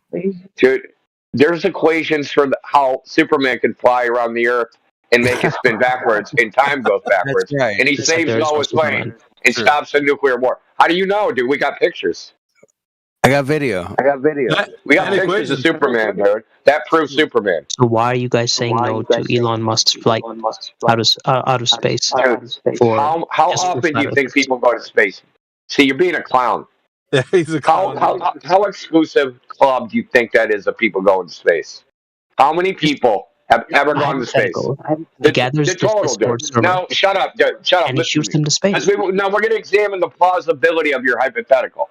That's what we're going to do. We're going to examine the plausibility of it. Oh. Now, 610 people claim to have been to space. That's over a period of 80 years. Sad, bro. Over that period of time, 20 billion people have lived and fucking died. The plausibility of the people in this fucking Discord going to space just as a random fucking chance. It's never going to happen. That's why I called it a hypothetical. No, you have a better chance of winning the lottery, dude. Your hypothetical is just mental masturbation, dude. It's just game playing. You're just really mentally masturbating, dude.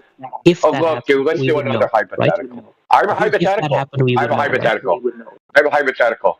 We're going to get a fucking magical carpenter. He's going to build us a wardrobe, and then we're going to walk through it, and we're going to go to Narnia. But my hypothetical is relevant.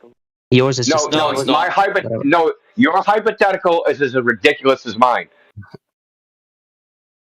Let's go crazy. No, I would actually answer whether the Earth is flat or not. No, that's the answer's on the ground, fool. You're such a fool, dude. The answer's right here. It's not up there. Do you think that we can answer the question whether the Earth is flat or a globe from the surface? So why don't you want to just confirm from space? No, we can confirm from here. Yeah, that's just dumb. Yeah, because the problem is, Barack, you can't go to space, so you've got to verify it from somewhere else. So, how would you verify it from the ground? Let me ask you a question, dude. You just said that was dumb. We're on the thing that's in question. We have direct access to it. You want to go away from it and look at it. Now, do you think that is a more accurate depiction of the reality of the situation than measuring the thing itself? Let's say I agree. Yes, from the ground it's flat. But I just want to confirm. I want to add more evidence. It's not the question I asked you. No. Just add more evidence that it's flat. Okay, we will. I mean, how much more do you need? Let's go, up in space and see. Space don't exist, clown. We got to go up. We got to go up in the rockets. Do you understand that outer space is a metaphysical fantasy? What aren't you getting? That's why we're using the analogy of dragons in Narnia. Disneyland, bro. Because the outer space, you have the same evidence, right? Okay, Nothing. So when I look up, I'm looking at a fantasy. No, you see stars. I can use your own argument from 20 minutes ago while I was still mowing, so I didn't want to respond with all the noise. All right, you brought up tectonic plates. Now, what's a plate? Is it flat or is it an upside down bowl like you're telling me it is? Damn you. No, it's a three-dimensional entity. Okay, how do we verify that? How do we? I want to continue talking. Because seismology is basically based on that. That's nonsense. You're just making shit up. Why would you do that? Why are you making shit up? Because that's what he was fed at school. I guess you don't know. No. Okay, so seismic waves are modeled with a hyperbolic wave equation. It assumes the waves travel hyperbolically. Doesn't use a fucking sphere. You're just making shit up. I got a smartphone, bro. Yeah, that's right, dude. You just made that shit up. No, that's not true. Okay, go Google it, dude. The seismic wave equation is a hyperbolic equation. True or false? Well, before you True or false, dude? Did you say no? all the assumptions that lead to it are based on globe Earth. No, they're not. You're making that up, dude. Yes, they are. Okay, I'm going to post a paper about size from a seismology class. Okay, that shows you're wrong. Okay, and then what are you going to do? Are you going to admit you're a liar? No, I'm going to put a bet on. Nuh-uh. Are you going to admit you're a liar, dude? Yes or no?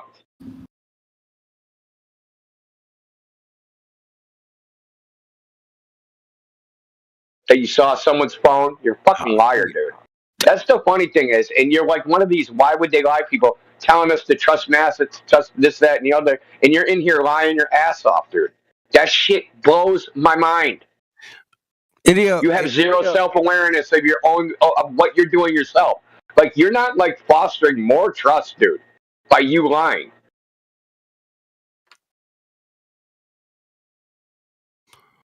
Welcome. It's just baffling that, like, welcome to Earth, man. Welcome to Earth. That's all I gotta say. Please post the papers. Oh yeah, I'm good. Hold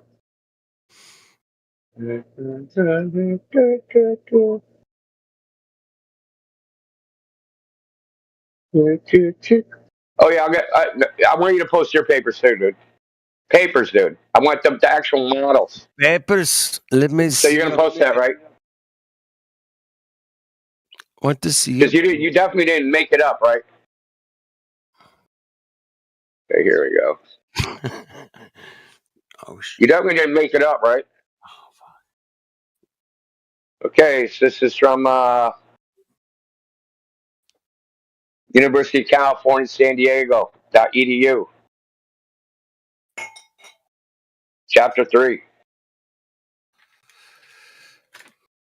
Course on seismology. The wave equation is classified as a hyperbolic equation. Do you know why? Because they model it as what's called a Poincare disk. Okay? It's not a globe, dude. They don't model it as a globe. Almost nothing they do is modeled as a globe. That dude bounced. Oh, no, he's still here. He's still here. That's weird.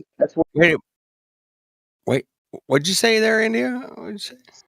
Oh, so you're. Oh my lord. So your citation is some random dude's fucking website. Random dudes.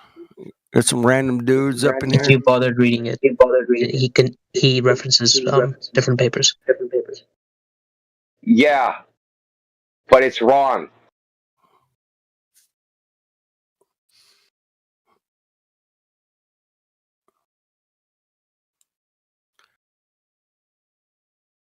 You can look at the references. He's reference 3.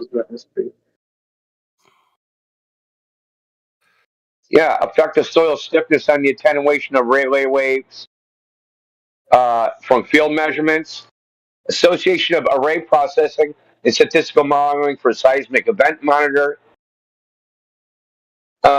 International Seismological Center, seismograph station registry. Not a single one of them Come on. is about predicting anything. Sorry. That's just a bunch of angles and numbers, bro. Measurements, right? Come on. And yeah, I seen this website a long time ago. How long did it take you to Google this? I'm gonna look up and see when the first time I saw it Less was. time than you. Yeah, because I think I saw it back in 2019. It's so bad that nobody even uses that shit no more. they're still trying to use it, India. They're still trying, bro.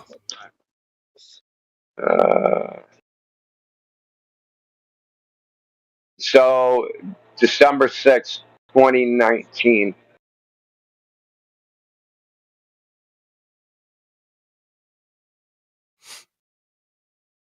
It was Reckoner that frickin' posted it. Another faker, right? Another dude that pretends to talk like Arnold Schwarzenegger.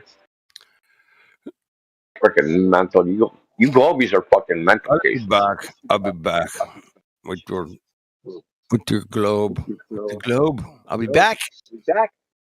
With the globe. I'll be back. I just have to go outside and measure a couple of angles.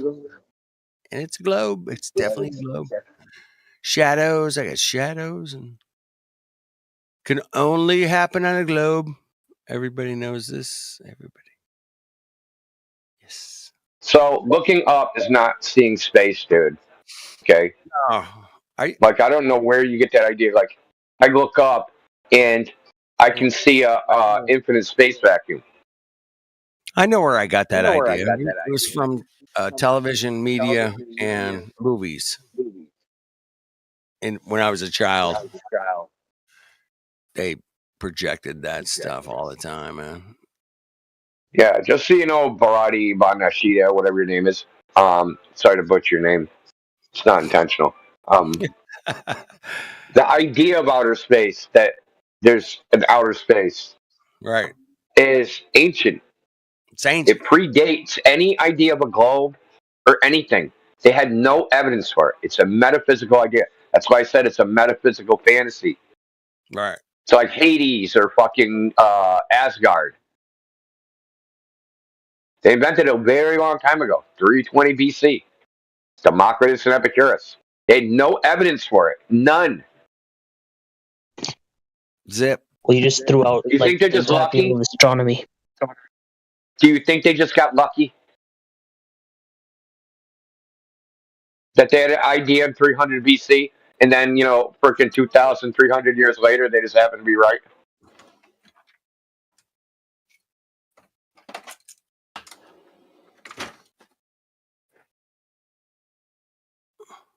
See, you and almost all Globers, your basic problem is you do not understand that the root of this isn't in science and physics. The root of the globe is in metaphysics. It was an idea in the way they did it back then. They had metaphysical ideas about the way the universe or reality should work. And then they went into nature and tried to make observations that confirm their idea. They didn't do the scientific method as we do the scientific method. They didn't do anything like that, right? So you think about it one way, but the way they thought about it was another way. Confirmation bias was okay. Cherry picking data was okay. All these things were okay, right? So this Epicurean Democritus idea, it's never gone away in Western civilization. I'm sorry that we conquered your country and contaminated your country with this shit, but that's what happened. The rest of the world got contaminated by Western civilization. And our ideas are now your ideas. The idea of everything boiling down to a single thing wasn't exclusively Western idea. They had these I don't even know what in that ancient means. India as well, but that's irrelevant. The idea is that Everything yes, it's falling down to a single thing. What is that? Yeah, what's that, bro? a single entity, like an atom, like Democritus assumed. But then the quantum You ever seen an atom? world essentially displays that. Do you think atoms actually exist? Well, no, you can always the quantum basically displays the truth. Quantum. Yeah, so the idea, right, the Epicurean Democritus idea, that there's atoms and that there's indivisible matter, that's not true, right? No, of course it's not true. Yeah. Okay, so they're wrong, but we still have this word called atoms. Why? Because the word atom means indivisible. Right. Because at different levels of reality, some different equations can apply and actually predict stuff. That's the answer. It's not even the question I asked you. I said, why do we still use the word atom, which means So, like, we don't need indivisible? quantum mechanics for building buildings. Okay, I'm going to ask you for the third time. Why do we still use the word atom when it means indivisible? Why do we teach it to children that way? Continuity. Why do we teach the children that way? They want to teach science as well. Yeah, so we're going to lie to children and teach them that atoms are indivisible. Well, I mean, yeah, that's how education is. They always teach like 10-year-old stuff, like stuff that's already Education lies in outdated. children. Cartoons. You just said education lies in children. You didn't bat an eyelash, dude. It's crazy, dude. No, like education right now, they're teaching that's already kind of irrelevant. Well, the point is that there's an idea, and that idea predates the evidence, and they still teach that idea, even though the evidence now is against that idea. They still teach it if it's true. And you think that this is just like a giant coincidence? No, I'm saying they're just teaching history, how science evolved. That's what I'm saying. No, no. You're trying to cope with the fact that they had an idea, they had no evidence for the idea, and they still teach the idea as if it's true, even though we know empirically it's not true. Well, I've actually gone down that educational rabbit hole, so they don't. So here's another idea they teach that's true, which we know now is not true. The globe, outer space. Well, no, that's just. They all come from the same time period. You'd have to throw out gravity. You'd have to throw out so much. No. That's just bullshit. You can't even tell me what gravity is, dude. You can't define mass. You can't tell me what gravity is. You can't tell me what experiment caused something to fall. You have no evidence gravity would even form things into balls in the first place. And even if you did have a prediction in physics that it would form things into a ball, you would actually have to go out into the real world and test it and measure said ball, which you've never done either. So it's just a buzzword you guys say. I just say gravity, as if that's some fucking checkmate trump card. It's just a magic word to you guys. What's your educational background? Who cares? It's irrelevant. Doesn't make what I say true or false. No, it isn't. If you knew the propaganda, let's say about propaganda, right? What's your mathematical background? What's your science background? Okay. How is it relevant to the truth or falsity of what I'm saying? Well, you're trying to deny gravity. So no. Are you deaf, dude? Mouth. When you say I'm trying to deny gravity, what am I denying exactly? Yeah. That's weird. It's existence. Tell me what I'm denying. Existence. Pardon me? He said existence. What? No, like the existence of gravity. His own Yeah, but graviton what by exactly knowing what it is. exists? Hold on, what exists that I'm denying? Yeah, that's what I'm saying. You would need to I'm have asking done you. some. You said I'm denying the existence. The existence of what? It's like imagine. I'm not a construction Imagine. No.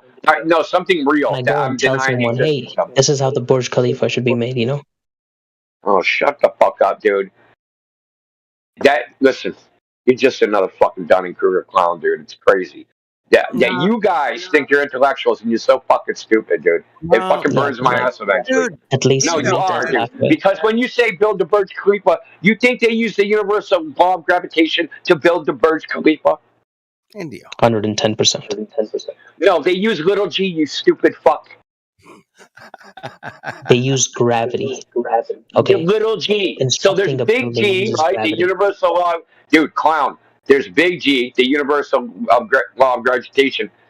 Big G times M1 times M2 divided by R squared. That. But then we use little g. Yeah, Newton. Okay, I understand. We use little g, the acceleration due to gravity on Earth. That's what you guys call it. Again, Newtonian mechanics. Let's graduate. You're trying to deflect from the fucking fact that they don't use the universal law of gravitation to build the Burj fucking Khalifa, but that's the model that would form things into a fucking ball. Little g doesn't form things into a ball. When you stack different things on top of each other, you're using gravity. Okay, so tell me, how do I get from little g, the acceleration that's observed, 9.8 meters per second squared? One second. You're talking about, shut the fuck up. Don't interrupt me. Don't interrupt me, dude. How do you get from little g, right? Little g, not the thing we used to build the Burj Khalifa, 9.8 meters per second squared, that measured acceleration, to Earth is a ball. Walk me through the logic, please. I'll let you talk. You can walk me all the way through it. Go ahead. Okay. So what we have is Newton's gravitational equation, right? That was No, I don't care about the equation. No, The wait. You said you'd let me finish. You said you'd let me No, finish. no, no, no. But you're not talking Okay, about so what I. yeah, You're you're not not gonna let me addressing my talk. So question. fuck this.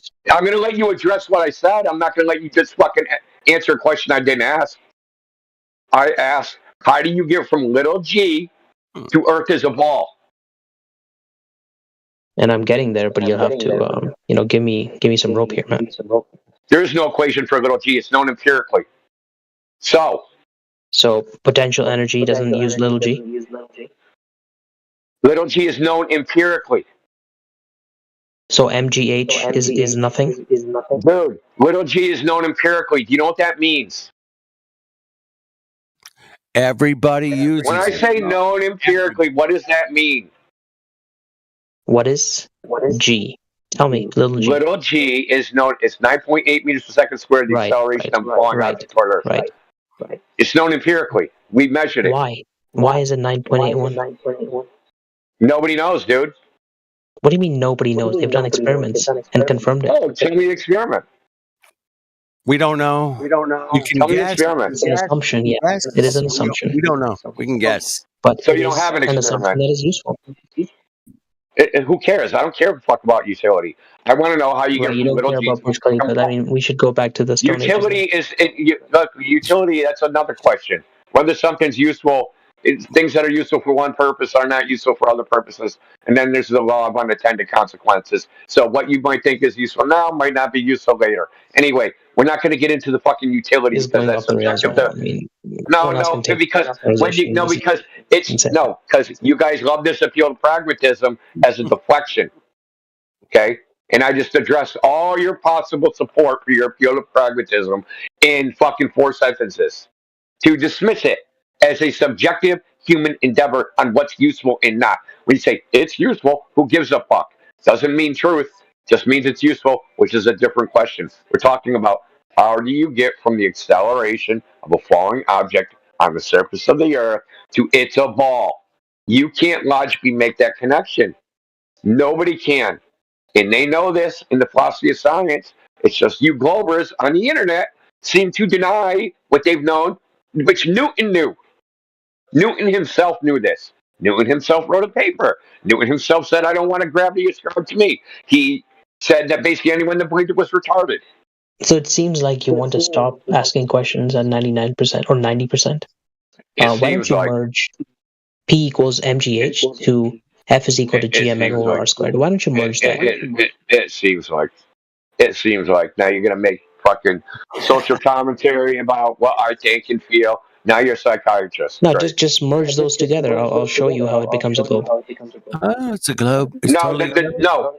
We're trying to get from empirical observation. We're not doing mental masturbation with fucking equations. We're getting empirically, logically. Observation of little g to Earth as a globe. empirical. Anyone can construct a Rube Goldberg device of bullshit. Okay. Tell me, how did they come up with the field of orbital mechanics without using big G? Okay. Without using it's not that orbital mechanics is not a dynamic model. Okay, so you just showed your ass What does that mean? again. What does that mean? It's not, it's kinematic. It means there's no forces so it's in it. kinematic. So it's like there's no electrons going forces around in the it. atom or the nucleus. No, there's no forces in it. Just based on time and position, dude. Have you taken course on orbital mechanics? Yeah, but you don't need to calculate any of the forces, dude. And they don't calculate any forces. You don't need to know the mass of Earth and the mass of the sun and fucking any of that shit. It's not a dynamic model. Yeah, really. Really? So you think it's only They about calculate the period of the orbital of the mechanics? orbit, It's right? not about like planetary orbital mechanics because that exists too. No, you asked me specifically about orbital mechanics, which are Keplerian elements, right? And How it's did just they ever time, velocity. map out how different planets will change trajectories? That's also orbital mechanics. Okay. What, dude? Are you not listening, dude? No, So I'm there's trying to tell you kinematic that it applies models to and bigger objects too, dynamic. and it's all gravity. No, you just because you have a very low education level.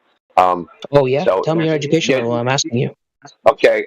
Go ahead. Well, I'm not going to tell you the level, but I can tell you I have a degree in science. Okay. Oh yeah, and what science? The psychology. I have a degree in computer science from Boston University. Okay. Business analytics and mechanical engineer here. Yeah, well, you must have failed if you don't know the difference between a kinematic and a dynamic model, Right, of and you course. I can must call have myself failed if you think an that engineer without that. as a mechanical, you're a mechanical engineer, and said they need to use the universal law of gravitation to build the Burj Khalifa.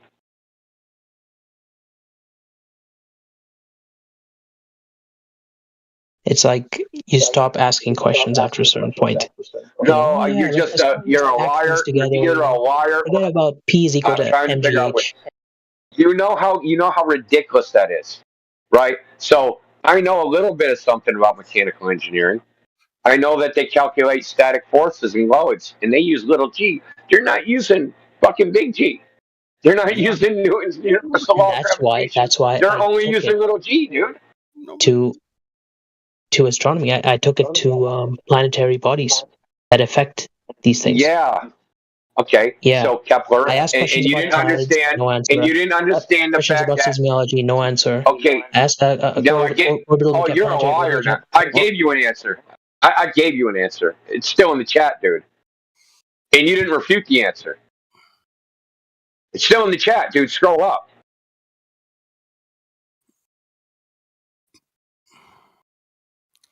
So I'm coming to the conclusion you're just a shameless liar. You lied about your fucking phone pics. You lied about fucking seismic waves needing a gold model. You lied about fucking building what's required to build the Burj Khalifa. You lied about fucking orbital mechanics. They're kinematic models. They don't have any dynamics in them. You're just a liar. You're a fucking globe zealot psycho. He sounds like a McKeegan follower. Asking questions. No, you're just a psycho, dude. You're just a psycho. He's a Imagine, McKeegan like, you follower. want everyone else to believe the globe so bad that you'll come in and lie for it.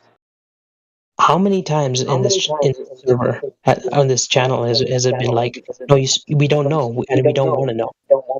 All the time. No, we do know it's flat. No, we do know it's flat. No. Yep. Yeah. Yeah. Let's Elon Musk take us on a rocket. All right. Here we go. You can't even. How about Barra? Instead of this appeal to future bullshit, why don't you just ring Elon up and say, brother, can you chuck on a fucking camera that doesn't have a fisheye lens and get back to us? How simple is that? You don't have to go to a rocket.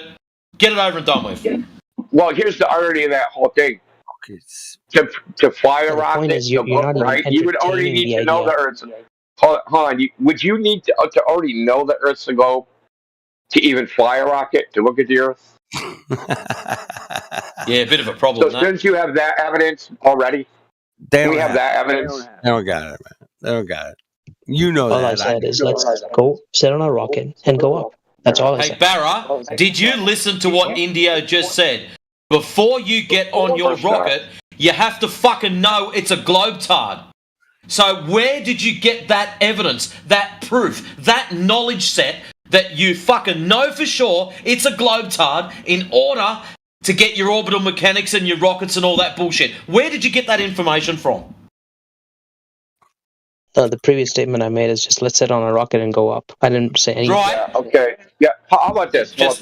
Hey, look, I'm not going to trust anybody but you. You get on the rocket, you go up and look, and then come back and tell us, and I'll trust just you. Okay?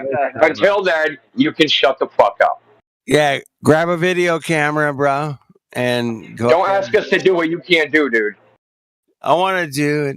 Yeah, you guys want to do It seems kind of young. Maybe we should remind them, buddy, just so you know, in 1968, most scientists thought that in the year 2001, we'd be going to Jupiter.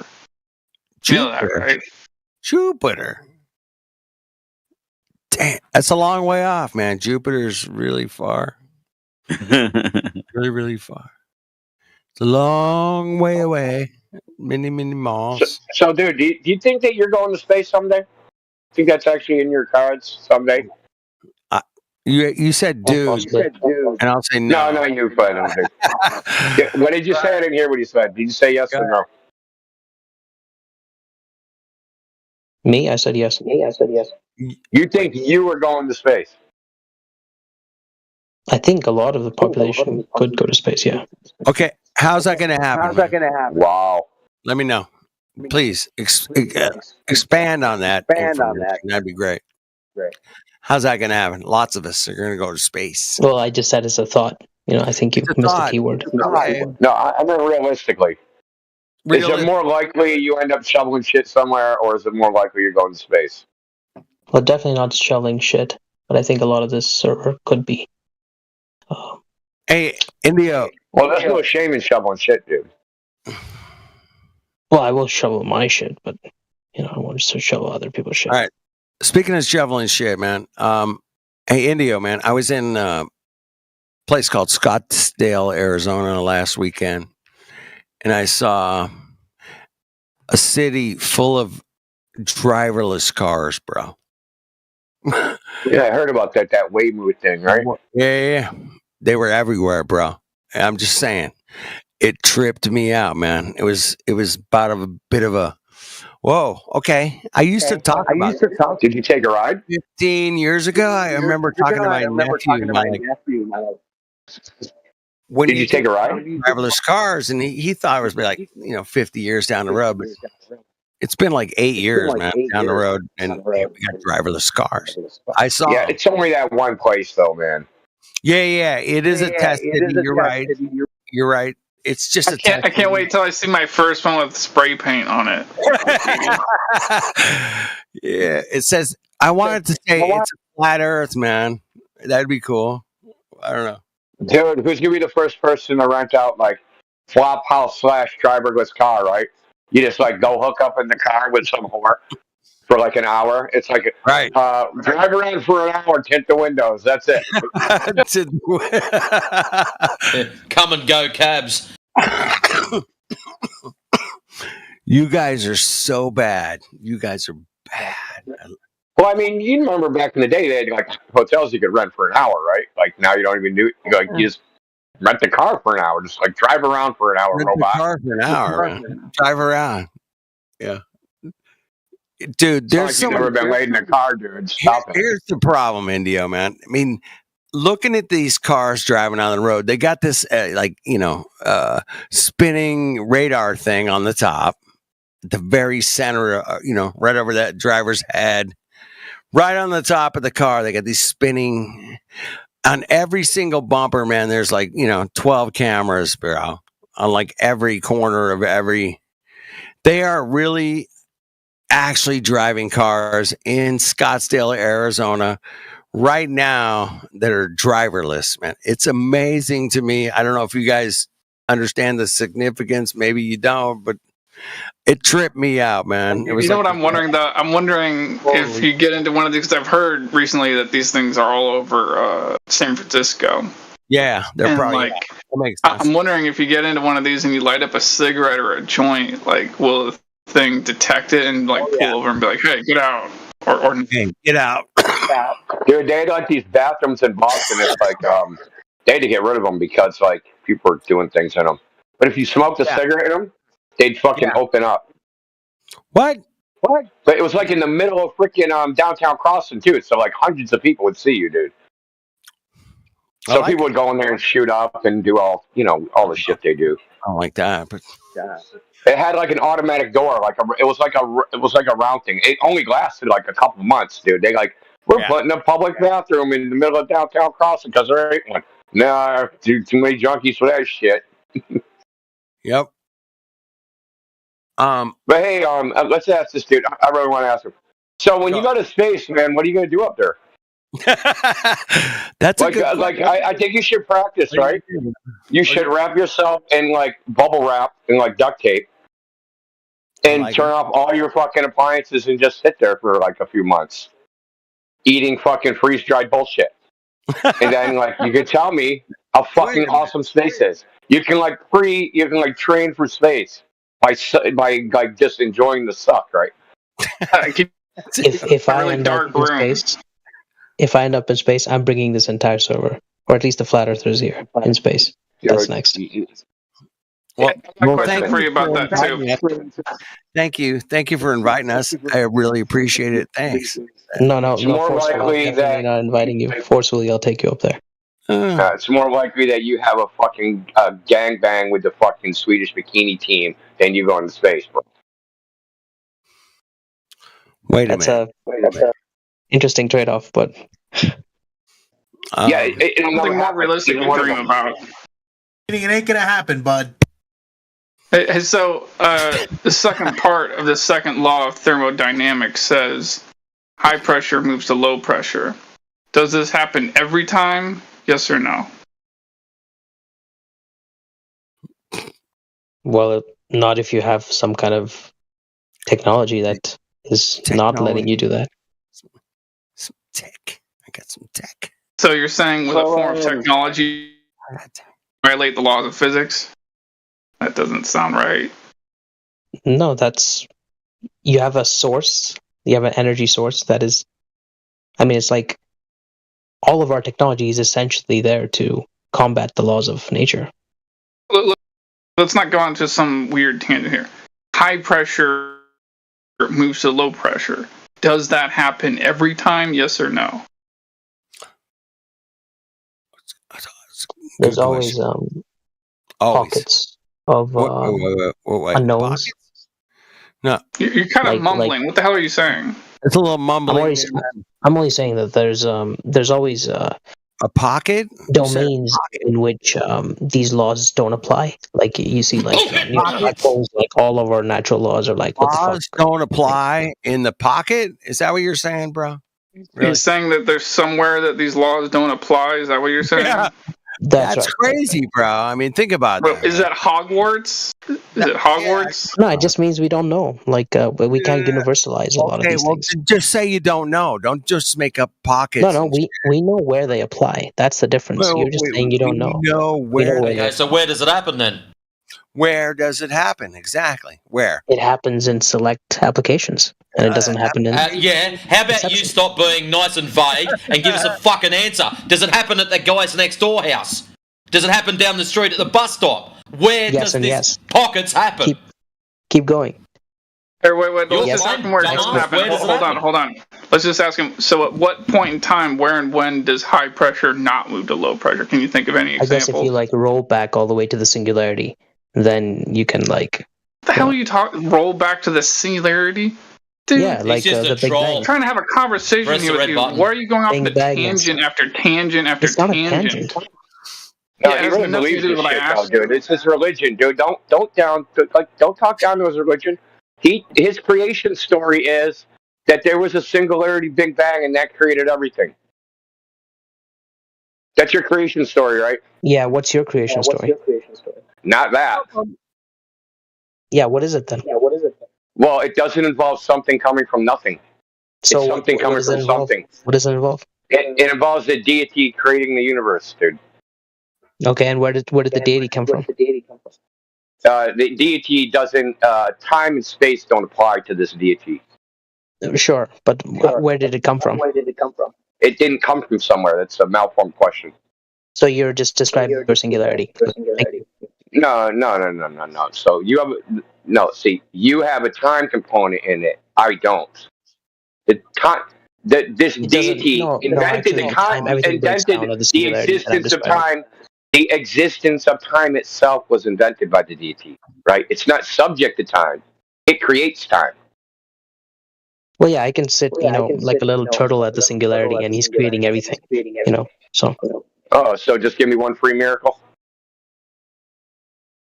So you're saying, right? I'll do a ridiculous creation story as long as they're not a sentient being involved in it. No, I'm not an atheist. No, fucking doubt it, dude. Well, I think anyway, the Big Bang's your creation story, right? They probably made whatever the intelligences, they made it, but they're not like interacting with it. They just made it and they're just observing in a way. Do you think the singularity is an actual physical thing, or is it a mathematical artifact? No, it's just a way to explain what the fuck happened. No, it doesn't explain anything, dude. Jesus fucking Okay, Christ. state that we don't know what the It's hell a happened. describe, right? It's a mathematical description. So if they take the universe, right, all the positions of where they think everything is, and roll back the time to time t, right? Everything collapses in because they think something's expanding. So everything must roll back, reverse. Rewind the fucking tape, right? Rewind the tape, according to their mathematics, has to meet a single point. But that single point is not real. It's just a mathematical artifact. So there is no point that anybody ever knows of that the second law of thermodynamics did not apply at the singularity or otherwise, because the singularity is time t equals 0, and all other times which are beyond time t equals 0. There's the laws of They do thermodynamics. have models. They do have models to predict after like the first. I forget the exact amount of time they say, but it's like let's just imagine they said 50 nanoseconds. They said that everything was a goo, like a quantum soup, and then it started to emerge into what we know today in different segments of time. Yeah. Did they predict Nikes? Soupies. Did they predict Nike sneakers? Nikes. I love Nike. Yeah, so Nikes were Nikes created came by the around, Big Bang. No, they came from the Big Bang, dude. Yeah, they have stars. No, Nike sneakers. They came from the Big Bang. You're right. That's true. Yes. Because everything did. Yeah. Cool. So nature, right? So nature, the Big Bang created a thing that can think about the Big Bang. So the Big Bang created something that can think about itself. Air Jordan. I mean, that's not what science says. But Air Jordan. Well, that's what logic says, right? Because if the Big Bang created man, and man can think about the Big Bang created something that can think about itself. I mean, the interface. Yeah, that's scary, isn't we it? don't really know what position it has in. Human beings aren't thinking. Is that what you just said? Human beings aren't thinking. No, I just said what value does thinking have? We don't really know. Wait. What? Okay, we're done talking to you. This dude doesn't know what In value the grand thinking scheme of has, things. and he's proven it like 90. Come on. Oh God! There's no value in Dude, when they go synopsis, I check out. I'm out of here, dude. I'm not going to hang around, dude, but I can't talk to that. Cheers, brother. Maybe I should remind this guy there's a lot of value to critical thinking. And then on that note, I like it. There's definitely value in critical thinking. He said he doesn't know the value of thinking on the grand scheme of things. Because I have no value. Yeah, but he's like 10, 20 years behind you, bro. I mean, give the guy a second, man. Give the guy a second. You know what I'm saying? Hey, that's actually a good point. That's a good point, though, that you said, because that's why he believes all this stuff, because he's still young. When he reaches my age and your age, right, and he's jaded by all the false promises, right? And like Elon Musk is promising Mars, and he's like, yeah, dude. But once you you know how much shit they promised in my lifetime, dude? If I think about all the things some corporation or government official promised versus what the actual result was, they're not even close, dude. Not even close. We're talking like it's a shock. Yeah. Like if anything even remotely close to what they said happens. Yeah. Not even close. Yeah, I got unmuted. I wanted to see if any of you saw the video I posted in side chat. No. 3 blue, 1 brown. There's a 2-part series they posted in the last couple weeks. They just posted the second part of the series, but it's just they're talking with someone who's innately knowledgeable on the topic of how to measure the universe. He's a fucking moron, dude. Snackle. Shit. Snackle. I only watched the first one for 5 minutes, and I had to turn it off because he had like 5 factual errors, dude. Can't just try to force yourself. Why? He's an idiot, dude. He's a moron. Dude, he's outside of his wheelhouse, dude. Okay? He's trying to give a historical narrative. He's trying to give a historical narrative about these ideas. You're saying Terrence Howe is outside of his wheelhouse? Yeah, that's right. He should just go back to mathematics.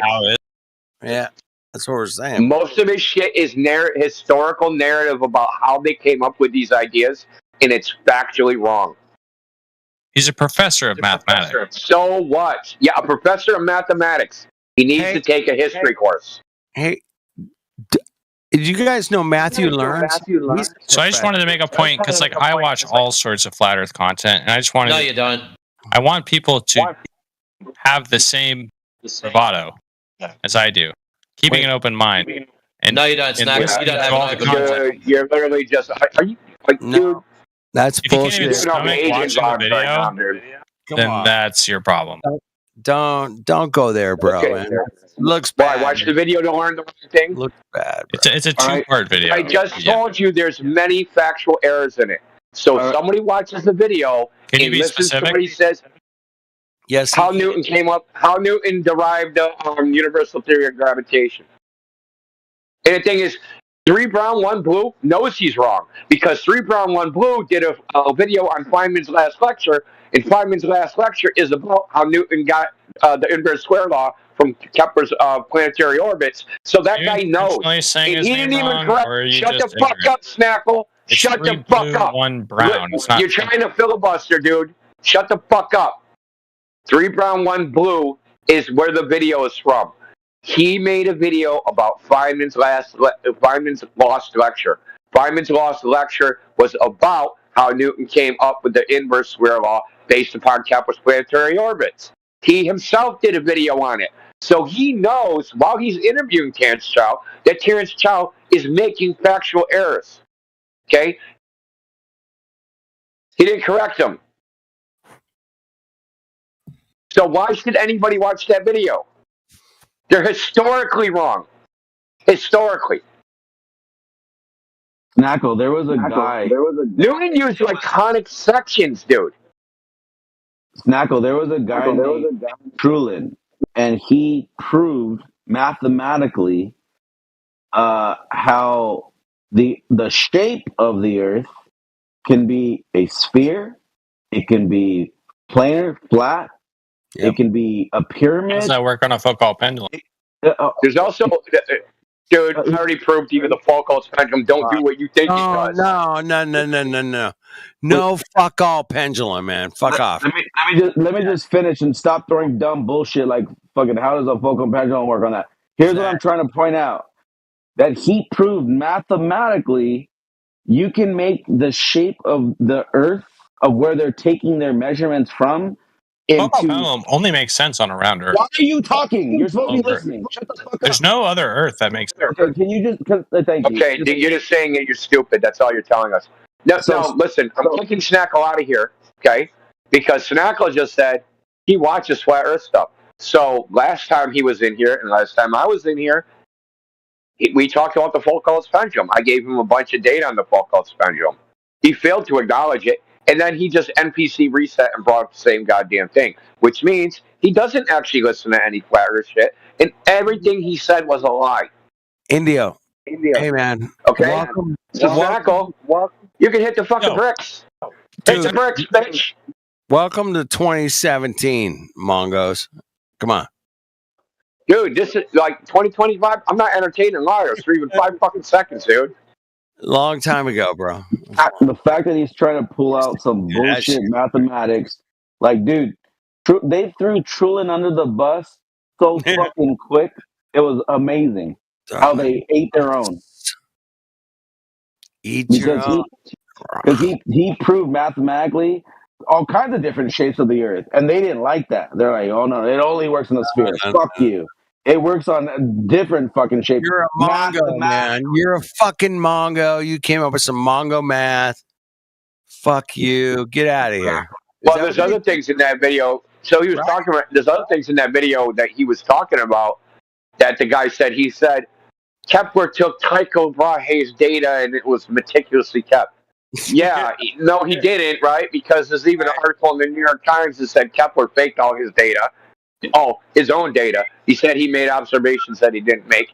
Tycho Brahe took his own data and came up with a completely different model without elliptical orbits that works better. So it's like a bunch of learned by omission.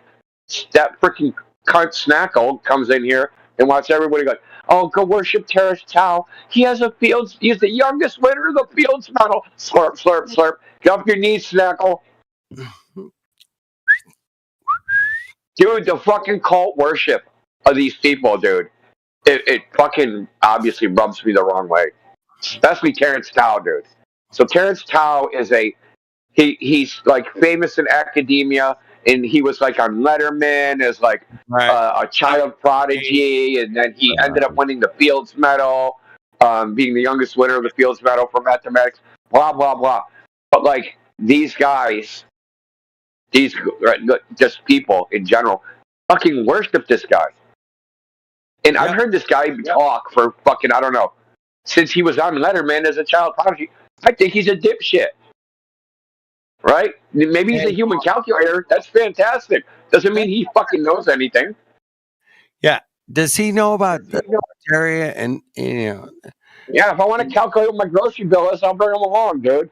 You don't If I want to know fucking how to run a fucking out route, fucking, I'm not asking that, dude. How do I run an out route? Is that a football? Yeah, football. It's like a football reference in there. I played football. Like, what can I ask that dude? Like, seriously, anything. Like, oh, this dude's super fucking smart. Let me think of the things he'll definitely know the answer to. They're all math questions. Like, he ain't going to know anything else. How to fix a carburetor, don't know how to do that. How to fix plumbing, don't know how to do that. How to fucking paint the staircase, don't know how to do that. Like, this dude don't know how to do anything. Like, what are you talking about, this smartest guy? Fuck, dude. Yeah. Hey, we're living in some interesting times. I'll say that for sure. The equating with mathematics with intelligence, dude, rubs me the wrong way, dude. Me too, bro. It is such a narrow aspect of intelligence. The ability to manipulate symbols and basically read a language. In reality, that's all it is, right? Because you can convert those symbols into full words, right? And you would just be like, oh, I'm fluent in the language of mathematics. So, oh, shit, I know fucking Swahili, right? So, because every language has their own fucking grammar rules, right? So you can think of the operations and how mathematics work are like the grammar rules of mathematics. So it is in a way like a language, and someone that's good at it is just they're just particularly fucking fluent in that language. They know all the rules. They know when you should carry, divide, fucking, when you should the distribution rule, and fucking, when you apply certain rules of mathematics. They've memorized when to do them. They can look at a problem. They know, yeah, great. But can this dude mow his lawn? You know what I mean? I'm not calling anybody that can do math the smartest person in the world just because they can do math. I'm sorry. You got to be able to do some other shit. Hey. He's a professor at university. Slurp, slurp. I don't give a fuck. So what? Hey, he's not putting his head on Mount Rushmore because he's fucking a professor at a university, dude. All right. You guys know the story about Matthew Learns and I measuring a shadow on a plumb bob on the beach during the solstice and the equinox. We did it 2 times, bro. And we just did the mathematics of a shadow that we measured at the exact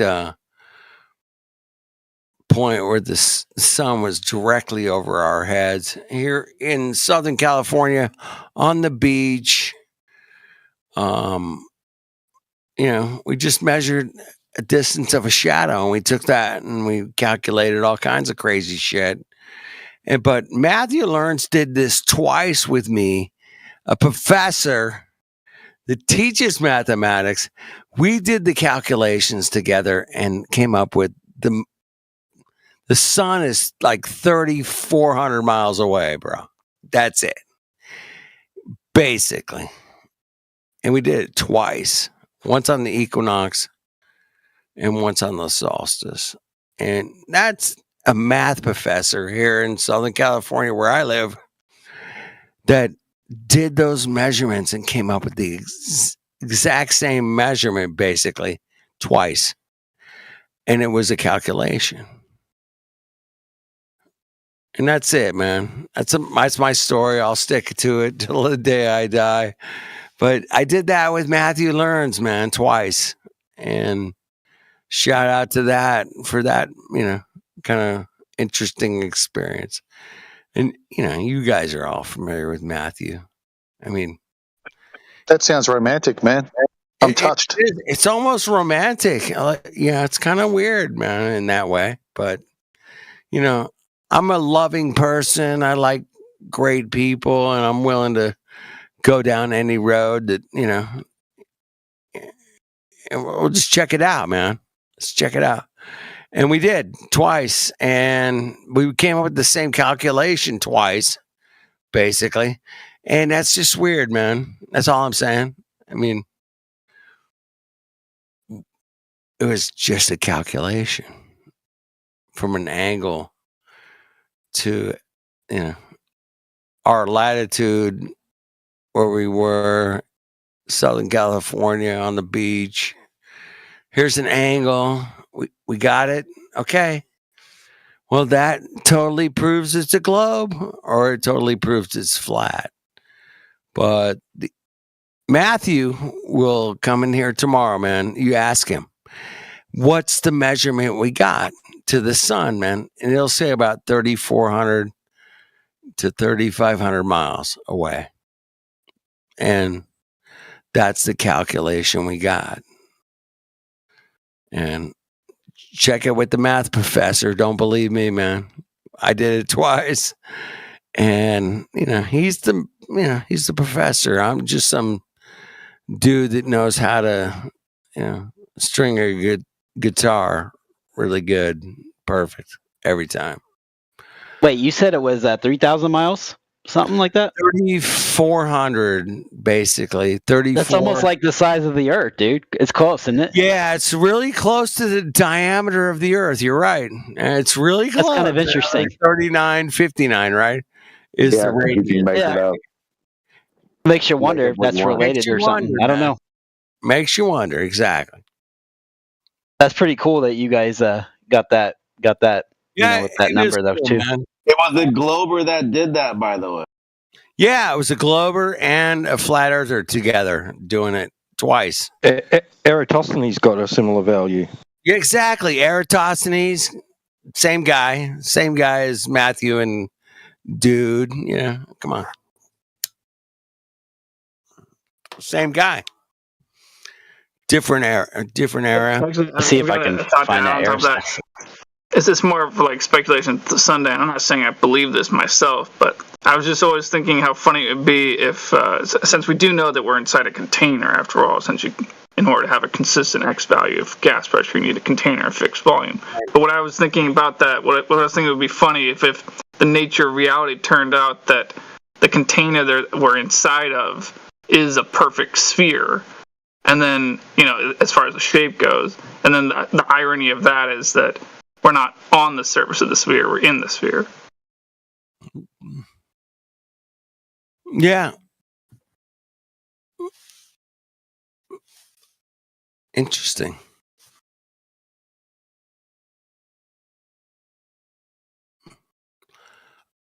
I've seen that hypothesis that we're in the sphere. I've seen that throughout the years that I've been looking into this stuff. But yeah, there's some people that have. Are we in the sphere? Obviously, we see the spherical sky across our horizons. We all see that, man. I hope. Maybe, some people never saw a sunrise and a sunset in the same day, man. That's weird. That's crazy. Has anybody not ever seen a sunrise and a sunset on the same day? Anybody? Yes, I have. Wait. You've seen a sunrise on the sunset on the same day? Yeah, we've seen the we've seen the sunrise at McLaughlin's Beach, Eastern Victoria. Yeah. And then we went for a drive. Yeah. And we ended up at Cowes, which is north-facing beach in Phillip Island, Victoria. Yeah. And we've seen the sunset there. Wow. Love it. I love it. Not to mention when my wife and I went for a camping van tour of Australia. Yeah. We started off in Alice Springs, went to El Dorado, then went to Larue. Yeah. So that shit out there. Then we went all the way down to Port Augusta. That shit is flat as, and you could literally just park your car for the day like we did at El Dorado. Yeah. Watch the sunrise at the viewing platform, and you walk the other side of the caravan park. There's another viewing platform where you watch the sunset. Fucking amazing. Yeah. I love it. Yes. Isn't that cool? Damn. I love that. Yeah. Sunrise, sunset on Earth is amazing. I love it. I've experienced it. You've experienced it. It's so great, man. Check it out. Don't believe me, bro. Don't believe. It's a cool thing to check out. And get your ass up, watch the sunrise, and watch the sunset, bro. Come on, that's it. If you think you're on a spinning ball shooting through outer space at millions of miles an hour, we got some mathematics to work out, bro. And it's complicated at that point. Come on, man. Just wait for Elon, man. Well, Elon wants to, forget the moon thing. He wants to go straight to Mars. You guys know that, right? He wants to go bypass the moon, go right there, man. Fuck your moon landing habitats. They promised us back in 1959. Forget all that, man. I mean, it's not going to happen. The moon's very 1960s. Exactly. It's dated, bro. I mean, you got to go back to 69 and I think it's actually to do with the fact that there's no continuity to be found in faking it with today's technology when there's all that footage of how they faked it with older technology. So they can fake Mars because they've never faked Mars before.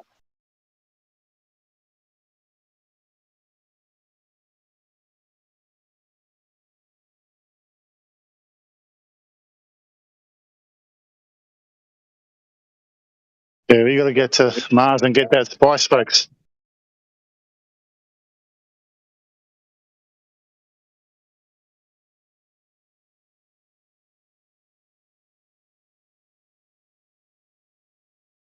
One thing that makes me laugh about Elon Musk is he's been put in charge of his Dodge, which is looking at all the black funding.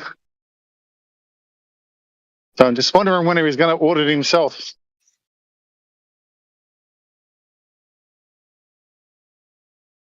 That's a great question, man. It really is.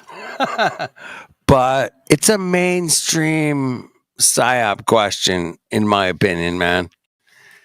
Dude, this whole Elon Musk hanging out with Trump and coming up with this committee that's going to, see what you're doing when you take a shit, during your lunch break. I mean, really, is that what that guy's doing? What is Elon Musk in charge of the world right now. I don't know, man. Yeah, man, you're right on. Stupid, bro. It's pretty. He's auditing the use of toilet paper in the White House right as we speak. Oh my goodness.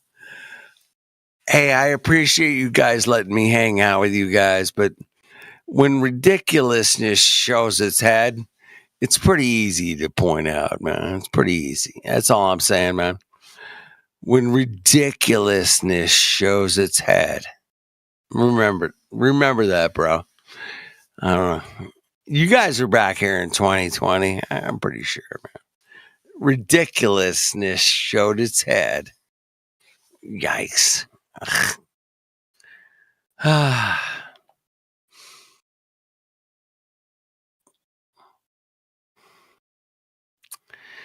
litmus test. You guys are hit with litmus tests, right? No? Anybody? Indio, litmus test. Help me out, bro. Come on. You know what that is. Better than I do. Fuck. Come on. Anybody?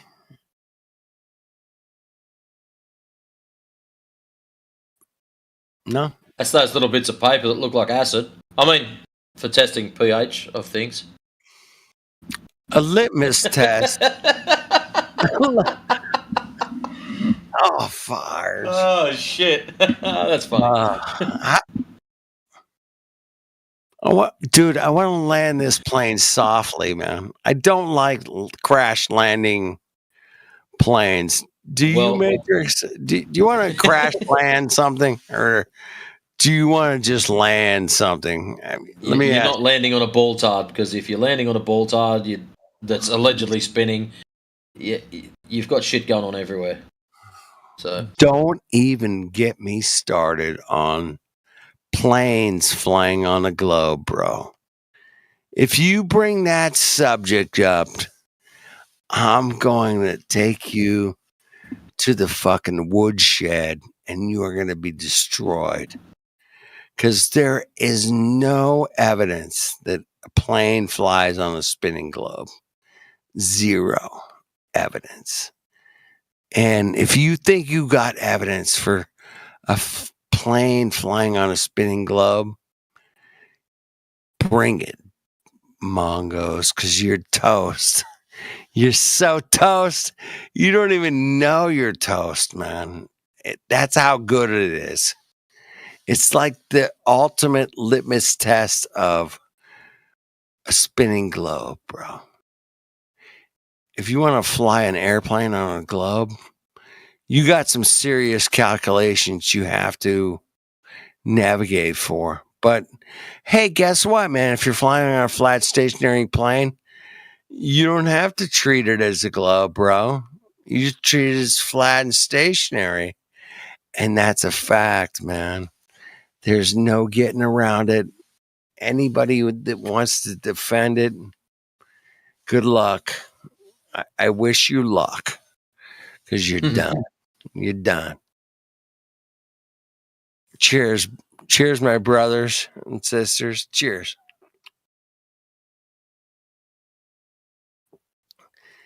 Yeah. Tangential gradient. I'd have to be honest with you, dude. I'd have to be honest with you. I don't believe flying a plane around a ball tard would be a major issue. Landing the bastard? Oh, here we go. Nice. Shit. yeah, that's where you're really screwed, bro. Man, that's some major head fuck going on there. Yeah, good time. I'll see you. You're done. Oh shit. So I'm just talking about empirical evidence that we can check out. And dude, I've talked to probably 20 different pilots, man, that they treat the earth as flat and stationary, bro. That's it. And, they're not going to go on camera and go, oh my God, yeah, it's flat. No, we just treat it as flat and stationary every time we fly.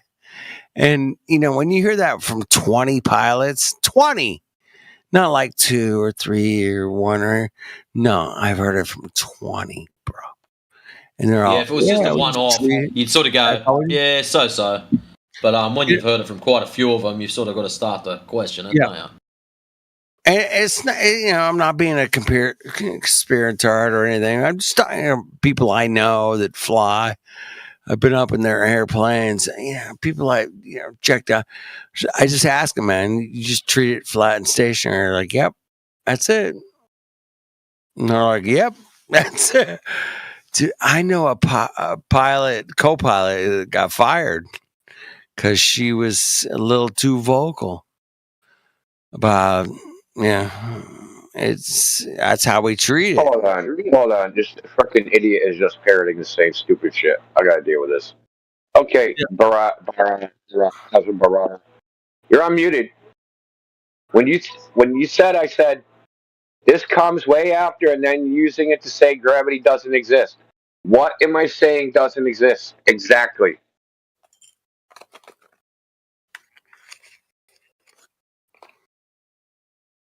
So your little propaganda tactic. So we know the gimmick. So this is the gimmick. Flat earthers say gravity doesn't exist, and you want people to think that we're denying that things fall to the ground. And that's absurd. So you want, by implication, think flat earthers are absurd. They deny things fall. This gimmick ain't going to work on me, and it definitely ain't going to work in here. Okay, so what am I exactly that I'm saying that I'm denying exists? No, I'm very fair, man. You said that Answer the question. gravity between, I mean, things fall because of pressure, yes, you say, but you don't identify why the pressure gradient exists. So there's that. What am I denying when you say I'm denying gravity exists? What is it that I'm saying exists? Does not exist. Exactly. You're saying that the macro gravity, like the orbits and all that, you're saying it's based on just momentum and kinematics as opposed to some kind of attractive force like gravity. But the problem is, just look for the Earth. I mean, we're talking like 5 different things. Why does the pressure gradient exist? Yeah, okay. Because gases are created at the surface of the Earth. But you're not deflecting off of this. So that ain't gonna work either. Off of what? So how did Newton come up with the inverse square law? You have any idea? I want Was to it hear based from on a flat earther. experiment? That'd be cool. What did you say? What did you say? I want to hear it from you. Right. Okay. So if you have an elliptical orbit, right? If you have an ellipse has 2 foci. And Newton noticed that if a force pointed toward one of these foci, that force would fall inversely proportional to the square of the distance. It wasn't based upon any empirical evidence. It was purely a geometrical relationship, and he proved it with conic sections. Okay? Yeah, once again, you're going like Yeah, once really again, early you're lectures, trying to man. avoid the implications of what I'm saying. Is that when I say gravity doesn't exist, I'm not saying the universal law of gravitation, that geometric relationship, is invalid. Listen, No, it's geometrically approximate equations. it's You valid. can use approximate equations. Neglect air resistance, neglect all of these things, That and doesn't. No, you an answer. you're trying to obfuscate, dude. No one said about approximations. That wasn't the problem. I'm asking you what I'm saying doesn't exist. What I'm saying doesn't exist is the empirical evidence that there is a force based upon the amount of matter in an object, right? What do you consider Mass, empirical? Do you consider like observation, gravitational measurement, lensing, for example? gravitational lensing. So that's Newtonian. No. Is there gravitational lensing in Newton's formula? No, I'm just describing different empirical evidences for gravity. Okay, that's not empirical evidence for gravity. That's ad hoc. How is it ad hoc? Do you know what gravitational lensing is? Yes, I'm well aware of fucking Einstein's quote unquote prediction of gravitational lensing. No, what about the Not observation? esoteric, dude. It's supposed to be when the light bends around a supermassive body, creating a ring. It's called the Einstein ring. Gravitational lensing. Whoopie fucking do. The shit isn't esoteric to me. It's esoteric to you. It's not esoteric. They've observed it. Yeah, sure they have. They observe Well, since you gravitational don't lensing, know or did the they evidence, observe then something? you can't just deny if you don't know. Okay, no. Okay, what's the evidence that observation, the observation that they see of a star with a ring around it, is caused by gravitational lensing? Give it to me. How did they determine the causal mechanism? It seems like the kind of empirical evidence. Yeah, I don't want to hear it seems like. How did they determine the causal mechanism? How did they determine the causal mechanism? You said it's not ad hoc, so let's hear it. It's not ad hoc. But you, okay, so how did consider they whenever I determine the reference causal mechanism? mathematics, you call it a category error. Yeah, cool, great. So, all models are wrong, some models are useful. So what? Listen, how did they determine the causal mechanism? Okay. So first. Okay, what? They used the equations to predict this would happen. No one saw it, and then it was observed, and it was confirmed. Okay. What was confirmed? That gravitational lensing trope phenomena. Okay, but they still can't ascertain the cause, so this is what's called confirmation bias. No. And cherry what I'm picking. saying is all of the equations, all the mathematics and physics they used, okay? They predicted it before it happened. No, Then they the saw star it was happen. already out there, right? Was the star already out there? Do you know what gravitational lensing really is? Okay, was the star already out there? Do you know what it is? Can I describe Yes, I it? Can you just do, have a but working you're definition? observing a star that's behind another massive body. Correct. Right? Correct. Okay, And it's not was just the star in arbitrary. the supermassive body already out there? Yes or no? Are you asking me if the such star exists behind the body? Yes, it does. It exists before the prediction. No, it's not about that. Did it exist before the Where prediction? it Yes or no? exists. It's where it exists. So gravitational lensing is happening.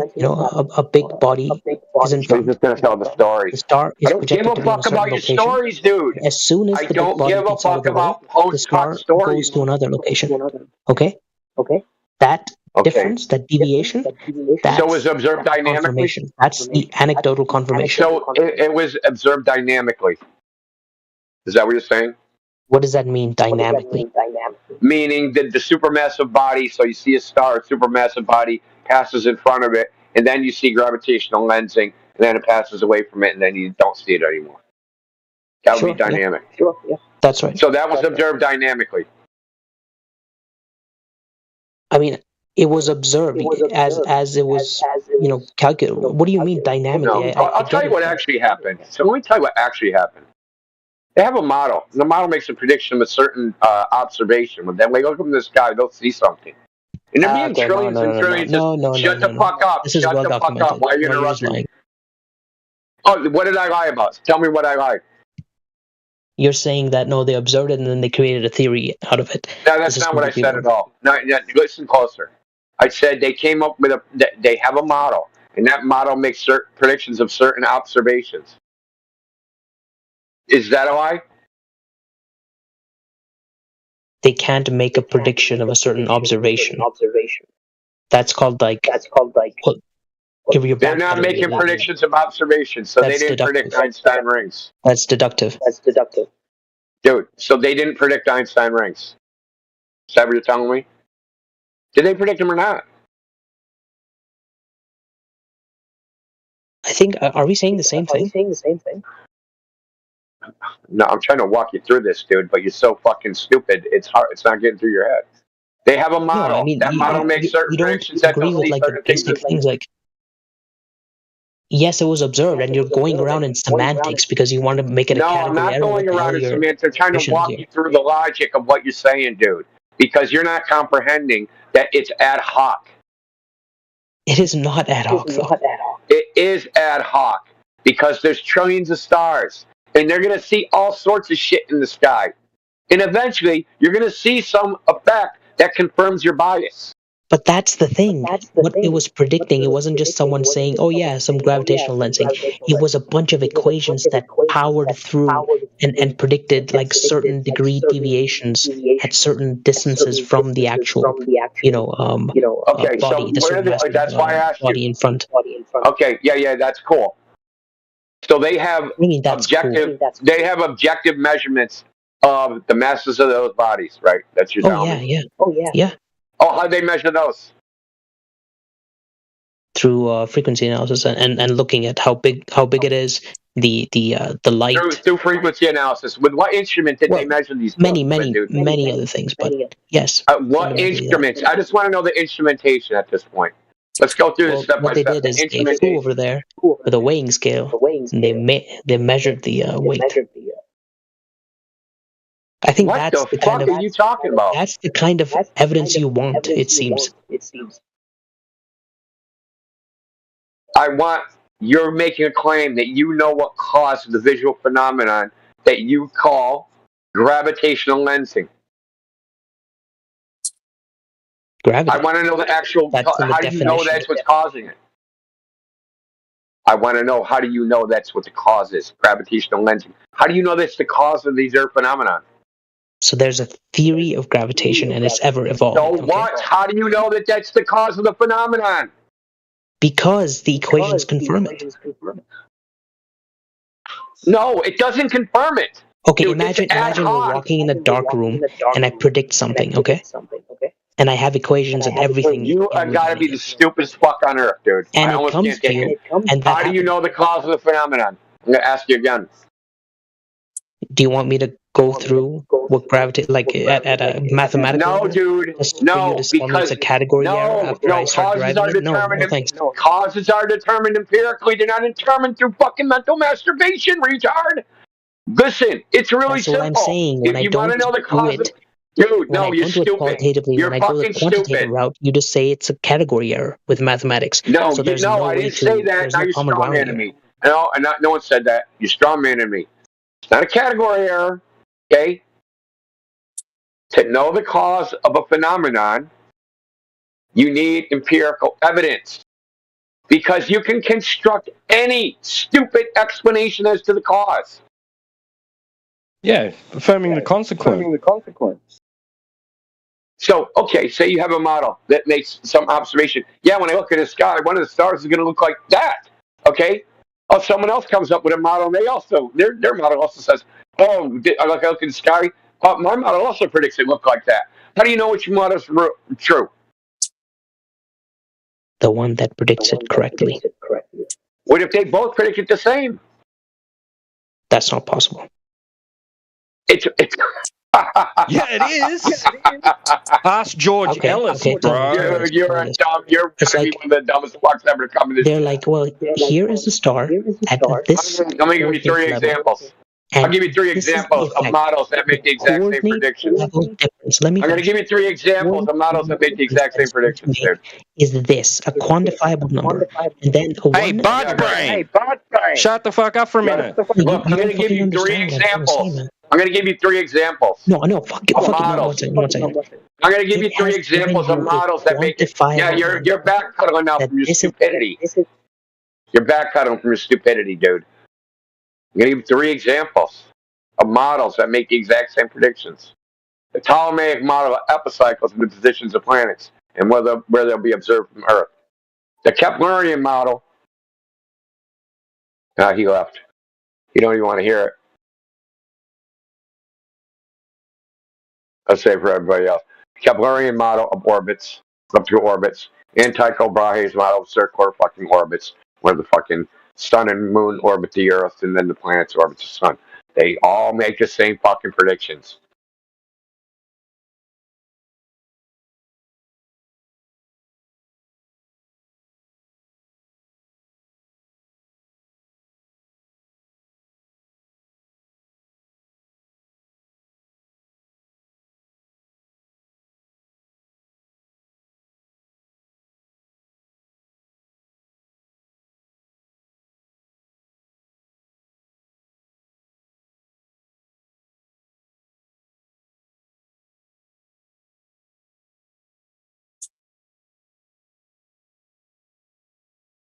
So, who's affirming the consequent fallacy is correct?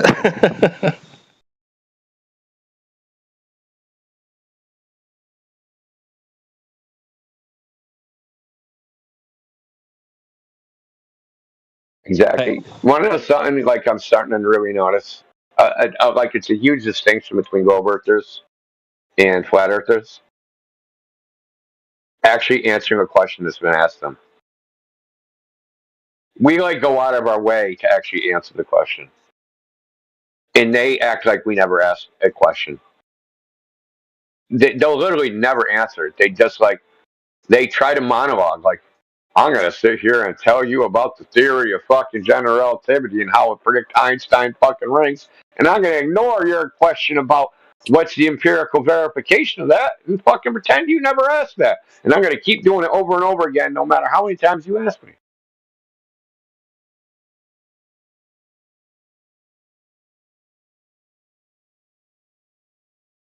So, Ren Verno, what brings you here?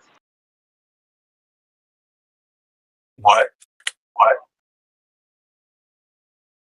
Ren? You a globe earther? Flat earther? No, I'm just listening. Just listening? Yep. Let me ask you a non-flat earth, this is more like a logical question. Okay. You have two scientific models, and they both make the same predictions. Which one is true?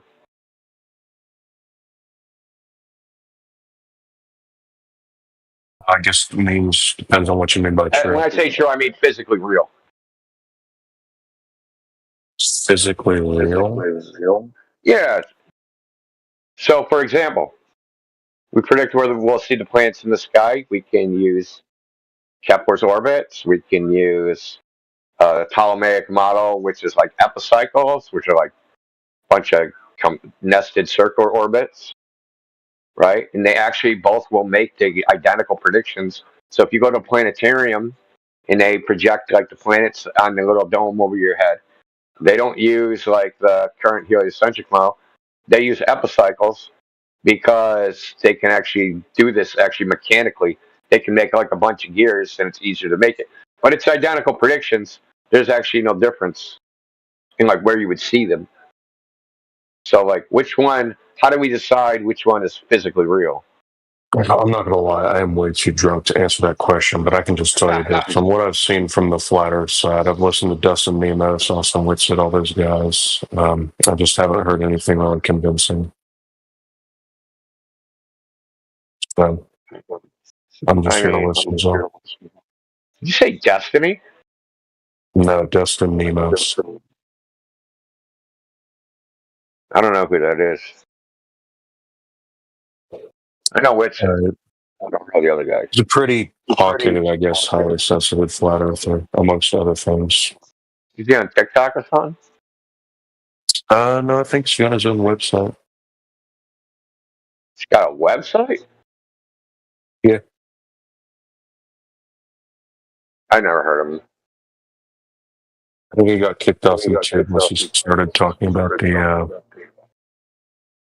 certain World War II thing. Oh, yeah. Yeah. You talking about Caleb? No, Dustin Nemos. It doesn't even sound familiar. That's surprising. Well, I mean, let me ask you this. Why do you need to be convinced the Earth is flat? How did they convince you it was a globe? Like, did they like present you like an overwhelming amount of evidence, like data and shit, or was it just like beat into your head through repetition? I mean, no, you don't need. You can do things through an a priori method, data to prove everything. But I just haven't seen definitive, overwhelming, damning evidence for a flat Earth that really plays out. Well, the way I look I'm talking about like real like electrical stuff. I know, like you mentioned earlier about like how pilots treat the Earth's flat when they're making their routes or whatever, but I just have never heard a pilot tell me that. Well, they get taught. I mean, as far as pilots go, though, they're taught. They're not taught to fly over a spinning ball. They're just taught to fly Yeah, but as they the Earth account is for the flat. curvature of the Earth, especially transcontinental flights, right? Like Santiago to Sydney or whatever. How do they account for it? Like, what do they got to do? Well, it affects things like your flight path. I'm not a super big expert on it. Like I said, I'm kind of tipsy right now, but that's my understanding. So, Well, I mean, how would they land a plane? what do you mean? How would they land a plane? Because it's impossible on a globe. Say you're at 45 latitude, right? At that location, the Earth is spinning at like, I don't know, 720 miles per hour, whatever it is. And then you're going to fly to the equator. You're going to fly south. Okay, so at the equator, the Earth is spinning 1,040 miles per hour. How do you catch up to the surface of the Earth?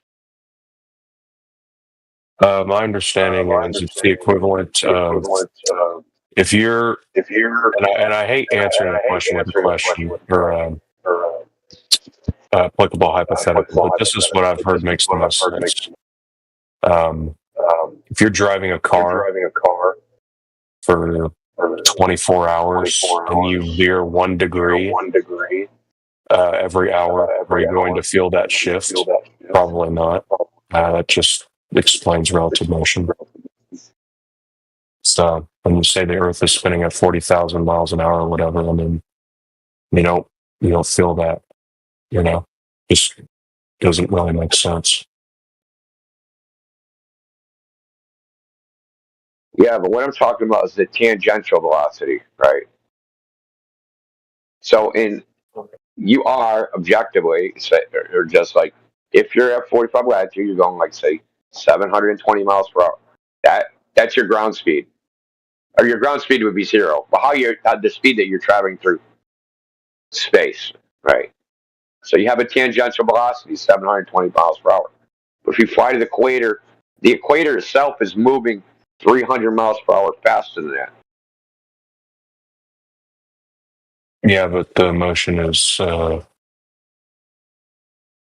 it's dependent on like the size of the mass and the degree of which you land, right? So it'd be much different if the Earth was, 7%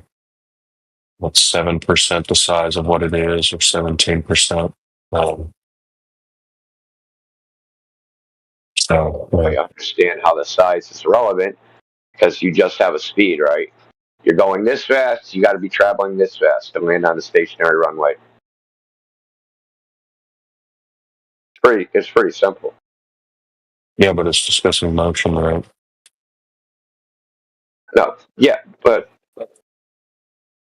yeah, like you're conflating angular rotation, right, with a rotational velocity measured in angles, which aren't actual units, with an actual speed, right, in actual miles per hour. So there's there's an angular velocity is what you're talking about. I'm talking about tangential velocity. So that is like if you drew a tangent line to a circle or a sphere, that straight line. So like if you say you have a slingshot, right? How does a slingshot work? Spin it around over your head in a circle. When you let it go, the tangential velocity, because when you open it up, it's no longer spinning and it shoots straight, right? But the tangential velocity at one point was a rotation. When you let it go, it transfers to a straight line. So this tangential velocity of you spinning, this is like a figure skater, right? Yeah, because it's contained within the stratosphere of the atmosphere, rather. So, Dude, I'll just leave you alone if you've been drinking that much. It's a tough. Like even CERN physicists had a problem with this shit. So I'll just leave you alone with it. certain physicists. Yeah, we've talked it. Yeah, there's a guy named Franco. He's a CERN physicist. Talk to him on X Franco? all the time. Franco something or other. Franco something rather. Well, I mean, I can get you like if you want his exact name. I don't know. I just,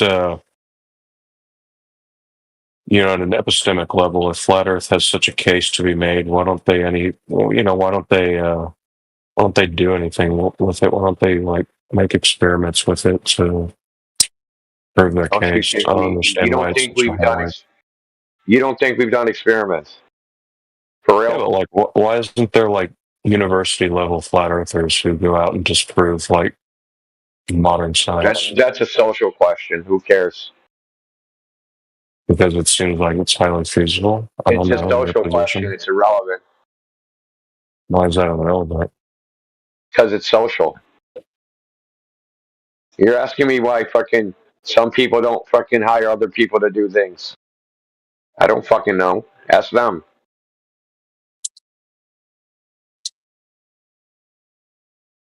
Well, they seem to do that with every other thing, right? Why don't they do it with flat Earth? Go ask them. Has nothing to do with whether you're at the flat or not. You're asking about questions about why human beings do things. I'm just asking why it hasn't been tried in the field of study. What does that mean? I mean, it's exactly what it sounds like, I guess. I don't know. I mean, I don't understand what you're asking. Submit a peer-reviewed paper? I mean, go to academia and say, hey... I'm just curious as to why this is you said, I overheard you say you interviewed 20 pilots or whatever. I didn't say anything about interviewing pilots. Or somebody said they talked to 20 pilots, and they've all said that they measure the Earth flat when they fly. They don't account for any global curvature. It's well, why isn't that? Why don't people in flight school talk about that more often? I never hear that. I mean, what are they going to say? What do you think these people are going to do? Look, NASA has a publication. It's aircraft model for a flat, stationary, non-rotating Earth. That's been published by NASA for fucking 5 decades. Do you think it's supposed to be in the news or something? I mean, it's probably publicly accessible, right? Yeah, it is. Anybody can read it. So all these independent journalists, they can't cover it because of censorship, etc. What? No. Who said that? I'm just saying, NASA has a publication that says they model the Earth as flat, non-rotating, and using an aircraft model, right? So if they want to model how an aircraft flies, they use a flat, non-rotating Earth. They say this, right? Fine. It's not it's not mysterious, dude. The thing is, you're coming from the thing they have to hide that the Earth is flat. It's not even possible to hide, even if you wanted to, because everyone can just go outside. The thing is, they told you an idea. They said, "Hey, Earth's a globe," and you decided to believe it. They didn't have to hide anything. You chose. Hey, there's my experience of what is real, and then these people say, "Oh no, that's wrong. The Earth just looks flat, but But these people said it just looks that way. It's actually a giant ball. I'm going with that. I'm going to believe that story instead of my own lying eyes. You chose to do that. I thought most flat earthers just trust NASA. Yeah, I love how you just completely ignore what I just said. That you chose to do that. Nobody gave you evidence. That's why I started there asking you, what evidence did you get, dude? What evidence did you get that the Earth was a ball? Why do we have to disprove the ball?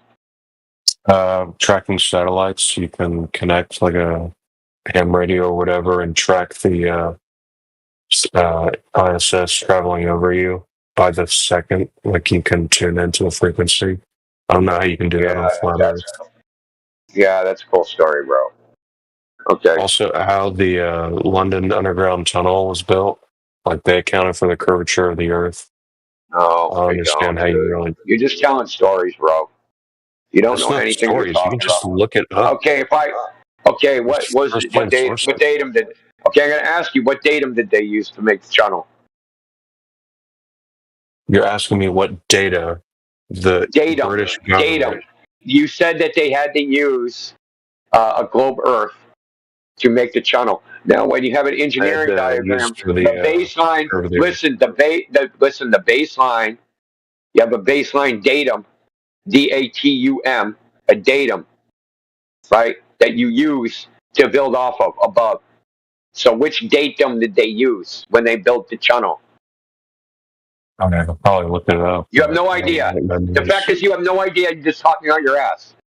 I'm not talking out of my ass. You have no fucking idea what you're talking about. You don't know what a datum is. You don't know what a geoid is. You don't know what a reference ellipsoid is. You don't know anything. No, you just don't know anything. You're talking shit. No wonder you weren't convinced. You're too fucking dumb to take in information. Well, if you can't tell me it, obviously it's very difficult for you to understand as well. No, listen, it's very easy to explain flat Earth. It is what you see. Just tell me then. The Earth looks flat because it is flat. Is that hard to comprehend? Hasselblad camera photos of the Earth having curvature, those are fake. Oh, you're goddamn right they are. Now the film might be real. How? But what they depict is not real. How? Okay, so you can take a photograph of a painting, right? Yeah, you can take a photograph of anything. Yeah, Right. So you take a photograph, you make a painting of the Earth, you take a photograph, what you think the Earth looks like, take a photograph and say, look, I got a real picture of fucking the Earth. And that's just one method, right? So you have no reason and no way to know if any of that imagery is real. Of course you do. Authentic.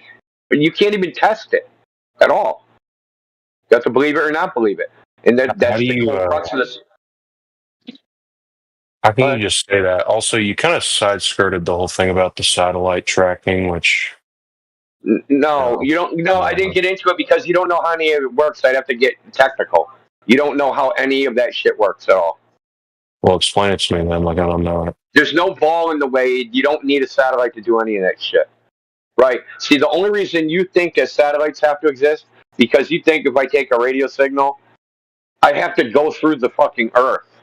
Right? So we can't do that, right? So you have to put it way in the sky. And that's the only way. It has to be way up in outer space for me to talk to it because there's a ball in the way. But if there's no ball in the way, that's not necessary. You cut out on the middle part. What's not necessary if there's no ball? If there's no ball in the way, it's not necessary for there to be a satellite in space. And I'll give you an example. In 1918, during World War I, they radio communicated between the United Kingdom and Australia. There was no satellites. There was none of that shit. There's no radio repeater towers. Radio was brand new. But they talked to each other. It's 10,000 miles apart. Now, how did they do that if the Earth is a ball? I imagine the same way that they did it when they talked with Nixon on the moon or whatever. Yeah, they had a really long cord. No. Did you catch the date I said? I said 1918. Sure. Yeah, the idea of satellites wasn't even invented yet. Arthur C. Clarke invented the idea of satellites in something like 1932 or something. Yeah, but you had cross continental communication before satellites. Yeah, I'm talking about radio communication. Okay. So you said you could talk to the ISS with an antenna and a radio receiver. Okay, this is what we're talking about, radio waves, right? You can communicate. So you think, hey, there has to be a satellite up there because what else could be there? If there's nothing in the way between you and any other point on Earth, and the only limiter is frickin' the meteorological conditions and the frequency that you're using and the power of your antenna, then satellites aren't evidence of anything. I mean, it's probably just like ground-based radio stations that use HF radio waves, right? I mean, there's all sorts of frequencies, and they do all sorts of different things. I can give you more examples of, like, there was a company, it was Collins Radio. It was created by Arthur Collins.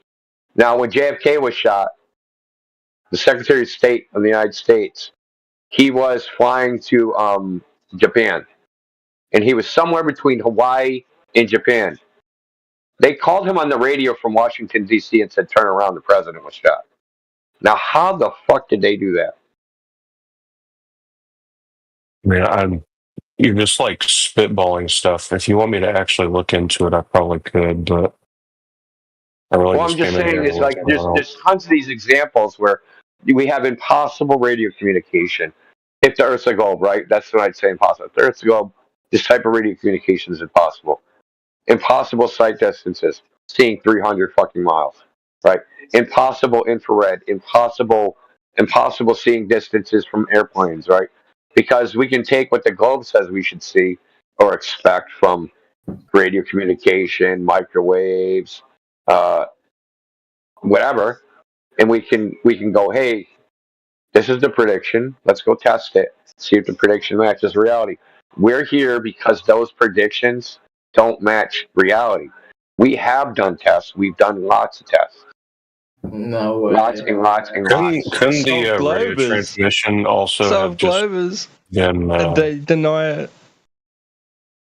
like recommunicated through like Morse code or whatever? Like, is that Like not a 10,000 miles, possibility at man. all? Well, 10,000 miles. There's supposed to be like a 2,000-mile hill of Earth between you and when I say hill of Earth, I mean the height, right? So, like, there should be a 2,000-mile bulge between you and the other side. Well, in the case of fucking UK, Cornwall, UK to Sydney, Australia, that's almost like North Pole to South Pole. Isn't it? I thought you don't believe in the South Pole. I don't. I'm talking. This is called an internal critique, dude. So, from inside your model, I can critique it and test it for inconsistencies. So What's the within your flat Earth model, that would be a transmission. No, I'm talking. No. If you can't just you're on say the South no. Pole. I mean, no, you're misunderstanding me. I'm not talking about flat Earth model. What are you talking? You just said in your paradigm on the globe Earth model, I can do an internal critique by referencing the South Pole. And then I just responded to that, well, if that's the case, then what's your model? Well, there is no flat Earth model. Technically, no globe Earth model. I should have said globe Earth geometry. There should be a globe Earth model if the math is straight. There is. I mean, technically, scientific models are. Wait, what's longer? The globe. What, can you post a globe model in the chat? Don't post a cartoon. I'm saying it's beautiful. It's beautiful. A globe is beautiful, don't you think? How do you know that? Post the model. We get that No, you how like do you the know shape that? of globe. Hold on, I want to know how Twanger knows the globe is beautiful. How do you know that, Twanger? I'm saying the model is. Yeah, we'll post it, dude. I mean, don't get me wrong. The Earth, and everything is beautiful as well. Let me see its beauty. Let's see your beautiful model. The model is also beautiful. Yeah. Let's see it. Because you know why why it's so beautiful? I just want you to demonstrate that it even exists, Twanger. It represents This guy swipes right on soccer balls, everybody. You remember how I was just saying, like, they just never directly answer a question? Go ahead, I'll answer it. What? I was just thinking about how beautiful it was. We don't even know what you're talking about. We want to enjoy the beauty, too, so why don't you post it in the chat? I'm talking about the model that explains everything. Models don't explain things they describe, dude. We're talking about you posting it in chat. You speak of this beauty, please present it. Models don't explain. Come on, guys, anything. you know what I'm talking Models about. describe things. You know what I'm talking about. No, we don't. Talk to me like I'm a retard. Because I am. So, there's this thing called gravity. Okay. And things that have mass are attracted to each other's, and the big, and then things can get stuck. Basically stuck. And like being attracted to each other, and like everything is moving around, and it's awesome. Okay. Does that require So if I have a really big, Yeah, you almost got it out, Tiger. I muted you before that. It didn't work. Anyway, Twonger, you didn't tell us the gold model. You told us the model of the gravity. We want the gold model. What do you mean? The fact that the planets are. What fact? You haven't said any facts, dude. It's a globe. It's You a haven't globe. said any That's facts. part of the model. So we want the gold model. You just said You gave us a model of gravity, so we want the gold model. Really, really basic one. Just share it with us, man, so that we can, gaze upon this beauty you speak of. It's a ball, bro. You think if you just chant that over and over again, it's going to work? Remember what that guy? He's like a tilted, wobbling space ball. You know that German guy? Yeah, that's the model. He knows what I'm talking about. That German guy. Twonger, you should spend a lot of time in here, like, haven't learned a thing. And then when you pop your mic open, you, like, pick up a set of pom-poms and push your skirt up and pull up your stockings and go, rah, rah, rah, globe, go, globe. Dude, India, go, you go, don't really go, believe globe, in all this stuff. Stop it. But you're cheering like a cheerleader. You sound like a psycho, dude. Well, I'm just trying to snap you out of it. You're trying to snap me out of reality? What? Why would you do that? Come on, dude. Snap out of it. So you're trying to convince me, Twain. Let's review what you're trying to convince me of. You're trying to convince me I can't believe my own eyes. Well, yeah, no, it's not your eyes, dude. Yeah, Twanger, that is what you're trying to do. It's much more than just your eyes, dude. Have I ever seen the Earth as a globe, Twanger? Dude, the flat Earth is something. Have I ever seen the Earth as a globe, Twanger? Have I ever seen the Earth as a globe? As it always looks flat to me. Bro, you're trying to convince me not to believe my own eyes. That is what you're trying to do. See, you guys try to like go into these mental fucking dreamlands that aren't reality. No. I'm just describing reality as it is. Hey, dude, I go out, I look, hey, dude, it looks flat. Twanger comes along and says, don't believe that shit. Watch TV more. Feed it, Twanger. It ain't gonna work. Just think about it. Just imagine more. You just got to open up your mind. Twanger, if you open up your mind so much that your brains fell out. You have to think about it. Do I know? I did think about it, and I've chosen that. There's no evidence for the globe other than fucking looking at a screen. So I choose to believe my own eyes and not a screen. You choose to believe a screen. How do you know it's flat, dude? I just told you. I believe my own eyes. That's how I know. What looks flat to you? The ocean. I live by the ocean, dude. The ocean looks flat to you, so the Earth is flat as a whole? Yeah, because I know the surface of the Earth is mostly covered in water. That same ocean that I'm looking at, that's what most of the Earth's surface is. And you're telling me that, like, somehow, somewhere, that ocean that looks flat is curving, but I can't see it curving, but I have to go, oh, someone said it's curving, and I should just trust them because I don't know why. Because of all the evidence that it's a ball. Yeah, what, the screen? What? The screen. A screen. That's the evidence. TV. No, there's lots of evidence that it's a ball. Okay. Yeah, such as? Like looking at the stars. Looking at the stars is evidence of what the Earth is. Dude, are you high as fuck, dude? Watching the boat go over the horizon. Yeah, I've never seen that, Twanger, and I live by the ocean. Why is that? Yes, you have seen that. I know you No, I have never seen that. You're lying to yourself. Yeah. So when I show you pictures of boats 30 miles away, what are you going to say? How'd you do that? With a camera. How'd I know how far a boat was? There's a website called Marine Traffic. I would tell you they're not that far away. So there's a website called marinetraffic.com that will tell you the position they're not that far away. Even though they were tracked with radar. Dude, which is also 30 miles away from the boat. There's no way. Why? It's not going to happen. Well, sucks because it why? did happen. Stick with your Is that screen, because dude. there's a geometric horizon that should be blocking it after 1.225 miles times the square root of the observer's height in feet? That's right.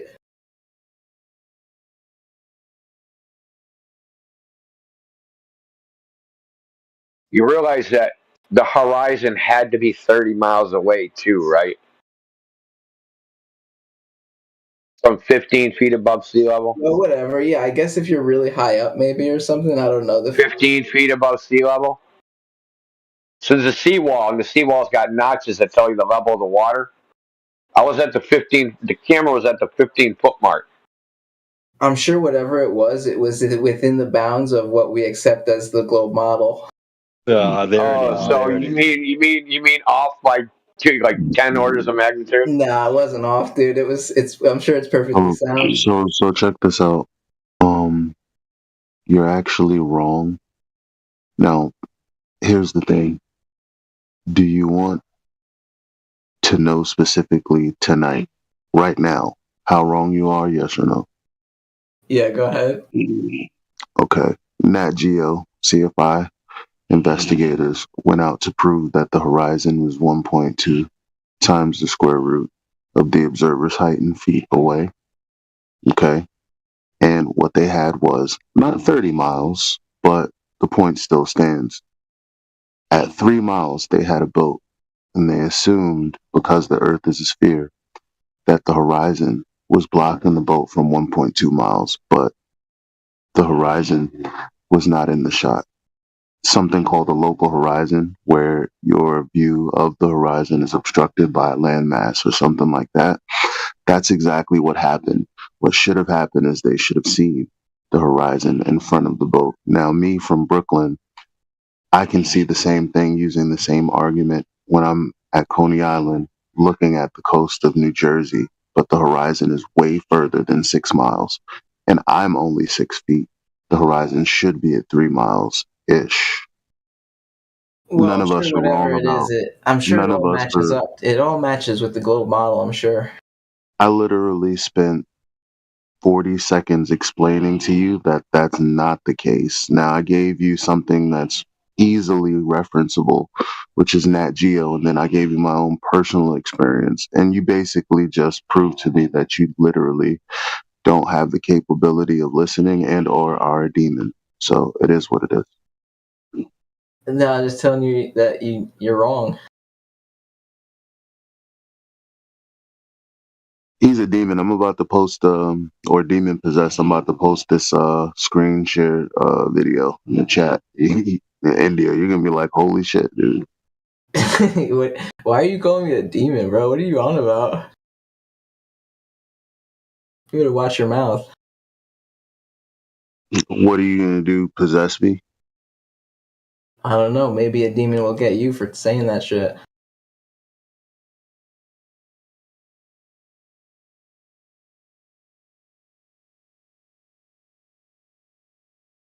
Maybe Flat Earth is a demon. Maybe you guys all have the Flat Earth demon.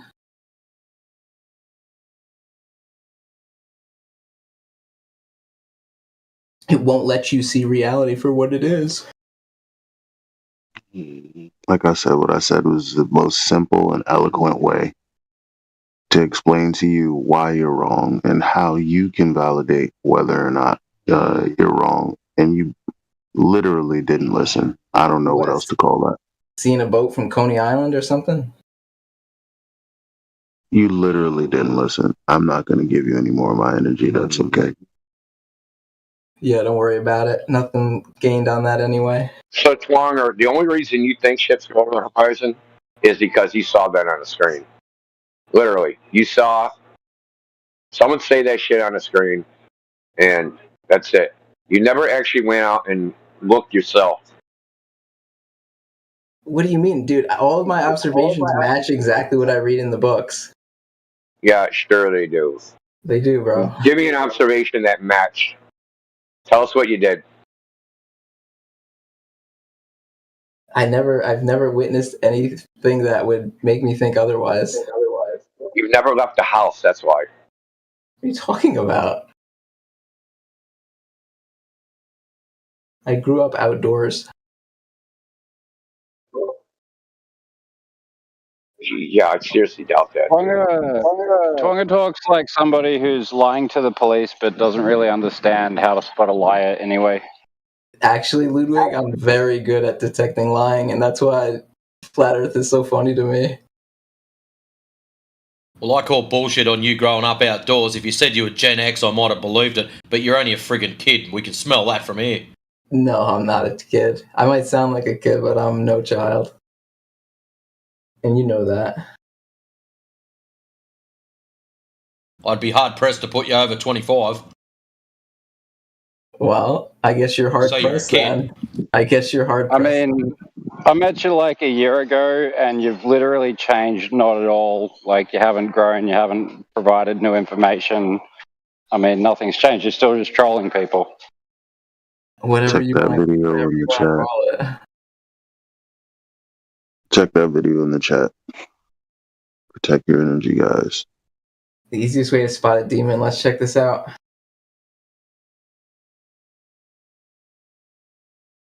It's crazy because what this guy is saying in the video is exactly what I've been ranting and raving to you guys about. When I'm asking, why are we wasting this much energy on certain individuals? We're here to do a job, you know. That doesn't mean not talk to anyone, but I'm like people like riding on eggshells. Perhaps this kid, people like that, but we can Wait, dude, definitely are make you gonna talk room shit for about me better while I people. watch the video, or are we gonna watch the video? Yes. So we can definitely find better people than this person to spend our time with. Yeah, go ahead, man. I'll mute up. My pleasure.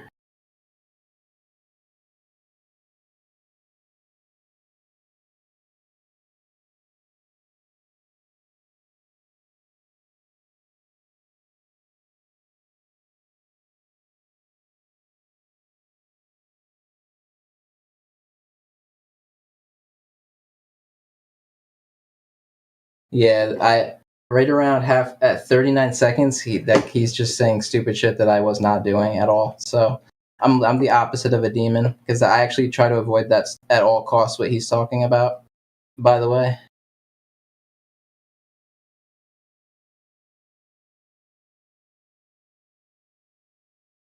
You can't even repeat what I said to you 4 minutes ago. It only took me 40 seconds to Yeah, it say. did. It said you said you saw it, and also what Nat Geo says, and that was it. Cool story. And then you said that I was correct. I guess that Geo's editors are also incorrect. Sorry, incorrect. All right, cite it in the side chat. I'll check it out. Okay, now you're thinking. Now you're thinking. I'll do that.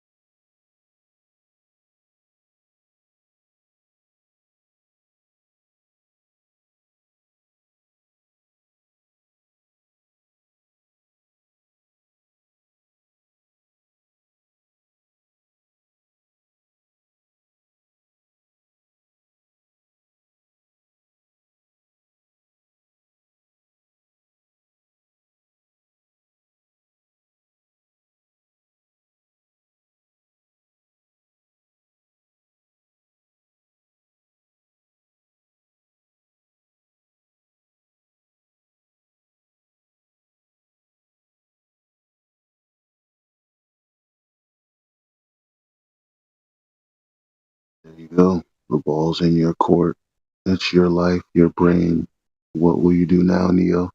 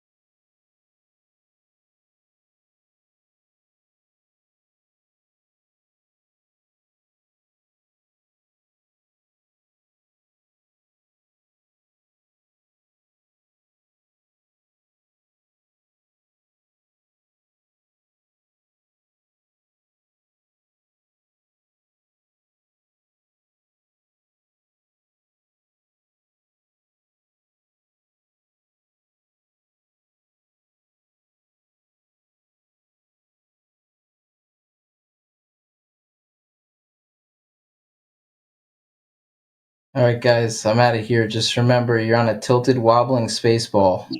So you're not gonna watch the video? I watched it, dude. It's so silly. It was due to this, and this, and it when the wiggle room, dude. Where was the horizon, Twonga? That was Come a on, bunch mate. of garbage, bro. Where's the horizon, Twonga? In the video, it was behind the stripy flag, wasn't it? Okay, just because they showed are such effects like that doesn't mean Blah blah blah. Stop sidestepping. Right. Was the horizon behind the stripy flag? Yes or no? You just did what that guy said the demon does. Think about that. I'm out, guys. Only because you've been doing it all afternoon, and it's a bitch when someone does it back. So first of all, he left protect your energy. Second of all, he was doing it, not you. You know how the guy's talking about expending your energy, getting upset, taking you out of character. If he understood what I said, well, regardless of whether or not he understood what I said, didn't matter about my concise explanation earlier or this video, which is validating what I said earlier. He literally still did what the guy in the video said he was going to do. And then sometimes we let them steal our energy by, again, doing what we do. But it doesn't have to be that way. And I'm not acting all zen and shit because I saw a video. It's just 3 o'clock in the morning. My girl's sleep. I'm not above the bullshit, guys. I'm just saying, let's realize this dude's speaking facts.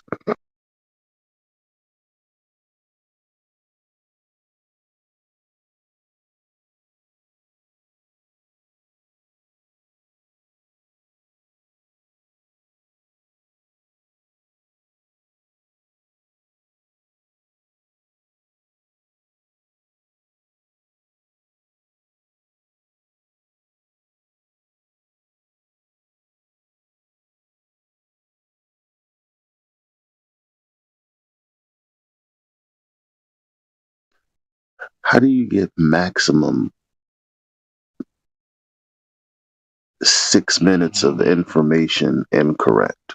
How?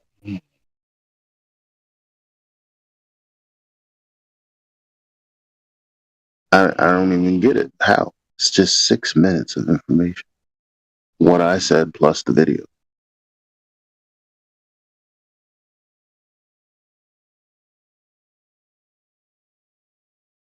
Well, in reality, he really only had to watch about a minute, maybe 2 minutes. Let's just push it hard of the video to see what was going on. Plus your 45 seconds. You're giving him too much credit, mate. Maybe that's true.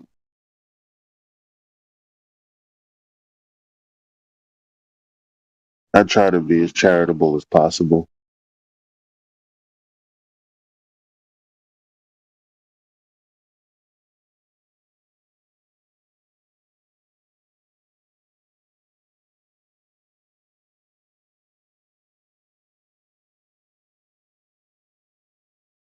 All right, guys, I guess I'm going to take me a nap before I get up, do my workly duties.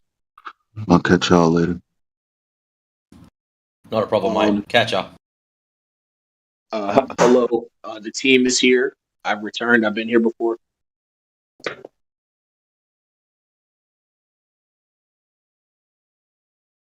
I have a question for the Flat Earth community. Yeah, keep talking, man. You're good. All right, thank you. Because I know it can be a little sensitive in here. In light of being a part of the, again, Flat Earth private server, okay, I've already kind of gotten at least a foundational understanding. We've come to a common ground many a time. With that understood, I have a question about the recent 2 weeks ago. Hold on a minute. What's this common ground that we've come to? This is the first time we've met. So if there's been some kind of common understanding with others, I'd like to be informed of it. That'd be swell. Yes, sir. Because again, you can just click on my name. I am the team. I'm a high IQ black man. And you can see that we will have 2 servers. I repeat, 2 servers in common. The 24/7 Flat Earth server and the politics server. Okay, so that's what you can do. Number one. Okay, So that but number proves two, nothing. It just proves that you know how to click on an icon and ask if you can go there. That's it. So, anyways, as you were. Okay, fair enough. So with that said, we've come to common ground that on flat Earth theory and flat Earth idea, that really there's a bigger picture at hand. There's quote unquote more. There's an argument, so to speak, more towards the idea that there's not enough real physical hard evidence for round Earth theory. And the fact that really flat Earth's whole idea typically is housed in the why the round Earth theory can't be real. Otherwise, it's supposed again, this is in opposition to flat earthers just giving straight up examples that are also credible and weighted that say XYZ, the earth is flat because of this, that, and the third. You don't see evidence of that. You do not see that, or at least I have not caught it. It's been too censored in my algorithm. Okay. Otherwise, what I see is flat earthers saying no. Say it again. It's about check versus confirmation, right? So you're told a certain thing, you go out and check, and you confirm to yourself that it either was what you were told or it wasn't. There's none of the rest of what you're saying going on forming any kind of common ground between us. It's just that we all might have checked one thing or checked another thing and agreed that to us it seems to either confirm or deny something, right? I mean, that's the methodology if you want to even put a circle around it, but I mean, try just like absorbing more of the knowledge instead of trying to work out who we are, because we're just all different people.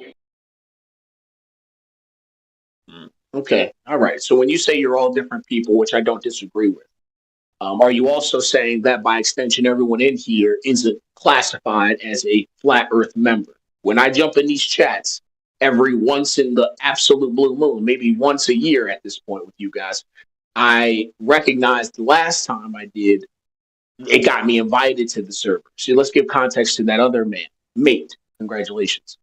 The real truth is that I It's not a was club, man. invited. Never Flat Earth asked isn't a them. club.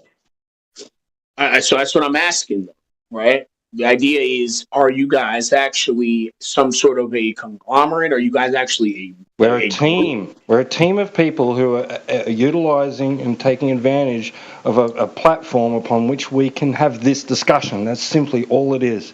We're not a religion, not a club. Okay, so you don't really believe like deeply the Earth is flat. You just want to discuss everything under the moon. No, we know. We know. We want to share that knowledge with people and have the discussion about it with people willing to have the discussion. Okay, all right. So again, I'm not against that. I have no qualms against something like that actually happening. I thought this was, a monolith, okay, of individuals, okay, who to believe that flat Earth is indeed the fact, quote unquote, to their heart, and that they were willing to pretty much, ban or mute anybody who was opposed to that. Because I mean, that's just kind of what's put on in this server. I mean, would you disagree? Would everyone in here disagree with that? That the muting and ability to police around here is pretty easy and very fluent, obviously.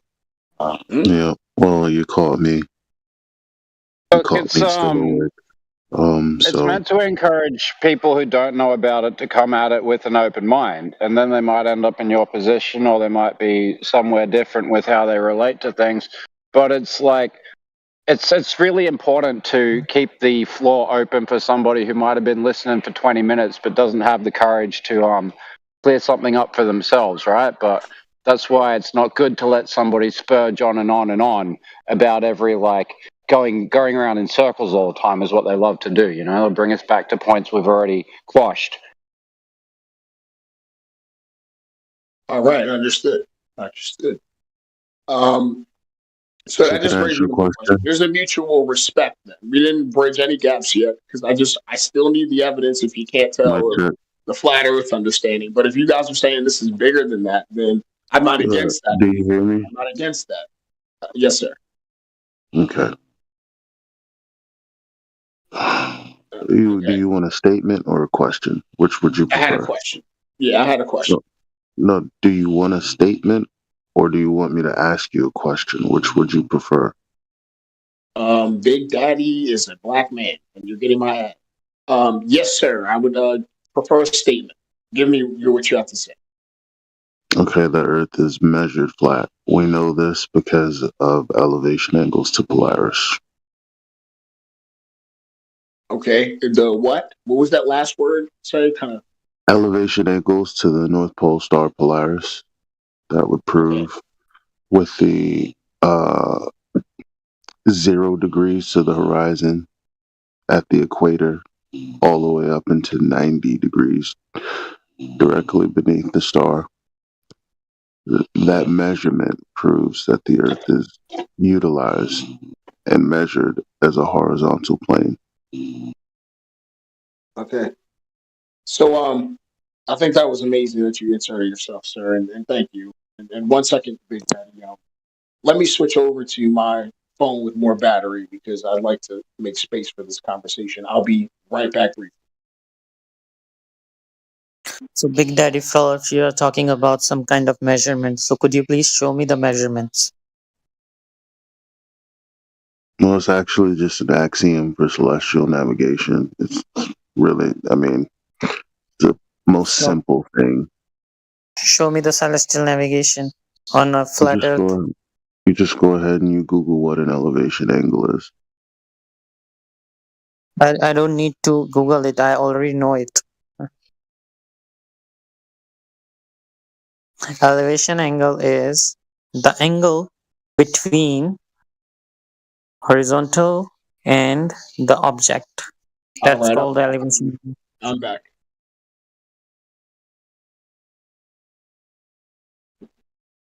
Um, Do you you were know how talking. wrong it sounds when you say like the elevation angle to Polaris? We can take the angle so the Earth is flat. Do you know how wrong it sounds to the people who understand those things? Yeah, but do you know how wrong it sounds when people like yourself come in here and say, I can get an angle off a curved surface? You sound like some kind of sped that just tripped out of kindergarten. Now, come on, mate. Anyways, back to Tim. So we are You were having a we are discussion not with Elijah. when we are taking the angle, we are not using any kind of. As I said, back to Elijah and Tim. Thank you. All right. So, Elijah, thank you. And I am the team for everybody. That's how you pronounce it. But could you tell me more about the what was it, the North Surface or North Star? Excuse me.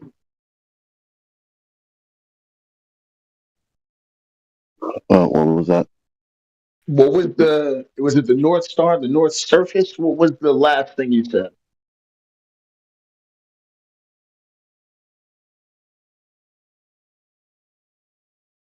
What was the last thing you said?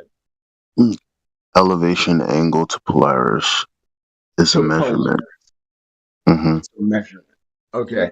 So are you saying though by that extent that is it the fact that the Earth has been not only uncircumnavigated, but also the idea is that we don't even know how big the Earth actually is. Is that a correct statement, or is it theory or whatever? We don't know how big Earth actually is. Oh my God! Wow, wow. And Well, I've yeah, I actually mean, Earth has actually never been That's not circumnavigated if you're that, talking about sailing due south and coming back around to the North Pole. That's never been Oh done. my God! There it I is. mean, There it is. Yes, that was yes, yes. almost. I get that. I get that. So we don't know how big the Earth is. However, we know how big the navigatable Earth is, I get that. i.e., celestial navigation.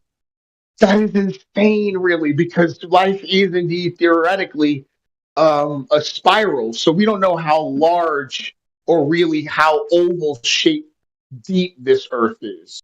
That's something I have always um, speculated. Because I mean, even if it is a flat Earth, the point is you've reached the end. Even in Minecraft, by logic, you understand there's still a way to wrap around to the other end again and still end up on the other side of that quote unquote flat Earth you guys define, correct? Technically, there got to be an Incorrect. underneath, correct? You don't think there's an Incorrect. underneath? We believe there's infinite bottom. Is that what I'm saying? Is that what I'm hearing though from this group? Incorrect. Okay, then tell me what you think. I just did. What is incorrect then? Come on now. Just give me some context, brother. Give me some Well, I actual mean, detail. incorrect as Be in a in classroom. incorrect as in completely non sequitur to the point. If the Earth measures flat, then how do you take that truth and conclude that the Earth is a sphere or any other shape? The only thing that I said was we don't know the size of the Earth, but we do know the dimension or size of the navigatable portion that we've used for probably thousands of years. Right. I get you. I get you. I get you. And I see that that's where you're kind of stopping. Is there not a greater point to the flat No, Earth, or is it just to promote that message? no, that's it. Because based on what I said just then, kind of answers all questions that are relevant, which the question is the earth flat? Is the earth not flat? Um, that I don't know why anyone would want to go further than that. The whole contention is it a ball or not?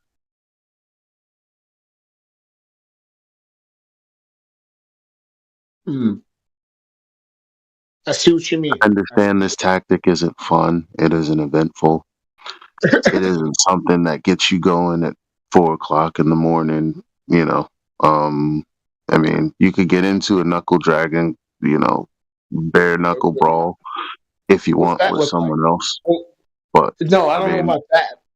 But I, yeah, it's I just mean, usually it just comes to something, where there's something of other like plans to go with it. Other people get ambitious, and I guess you're just a man who houses knowledge and lives on. Is that your What's persona? the Like, plan for knowing it's a ball? that. Like, what was That's the plan correct. originally or for not a finding ball? out that Right. it's a ball? I That's No, got you. like correct. So the literally plan Before that it's a ball. Let's go back to Greece and say the first time they said it was a ball was in Greece. What was the point to knowing it? Or today, what's the point to knowing it? Either well, way, you're just before dealing with what knowledge is to you, right? with well, knowledge before you is answer that yeah. question, sir, I'd like to answer yours, and the answer to your question was yes. Yes, thank you. So yeah, I'm very good at least understanding other black men. But anyway, but sir, I will tell you that I understand what you mean by housing knowledge. Everybody houses their knowledge, but there's this common knowledge. Okay, there is a truth going on.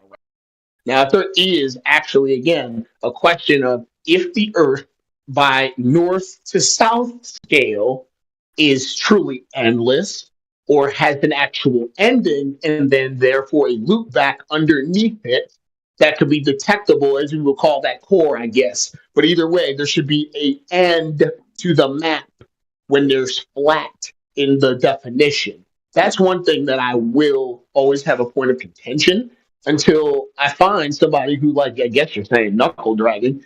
I mean, I'm not really one for that, but I mean, I speculate as per needed. Is my and still remains my question.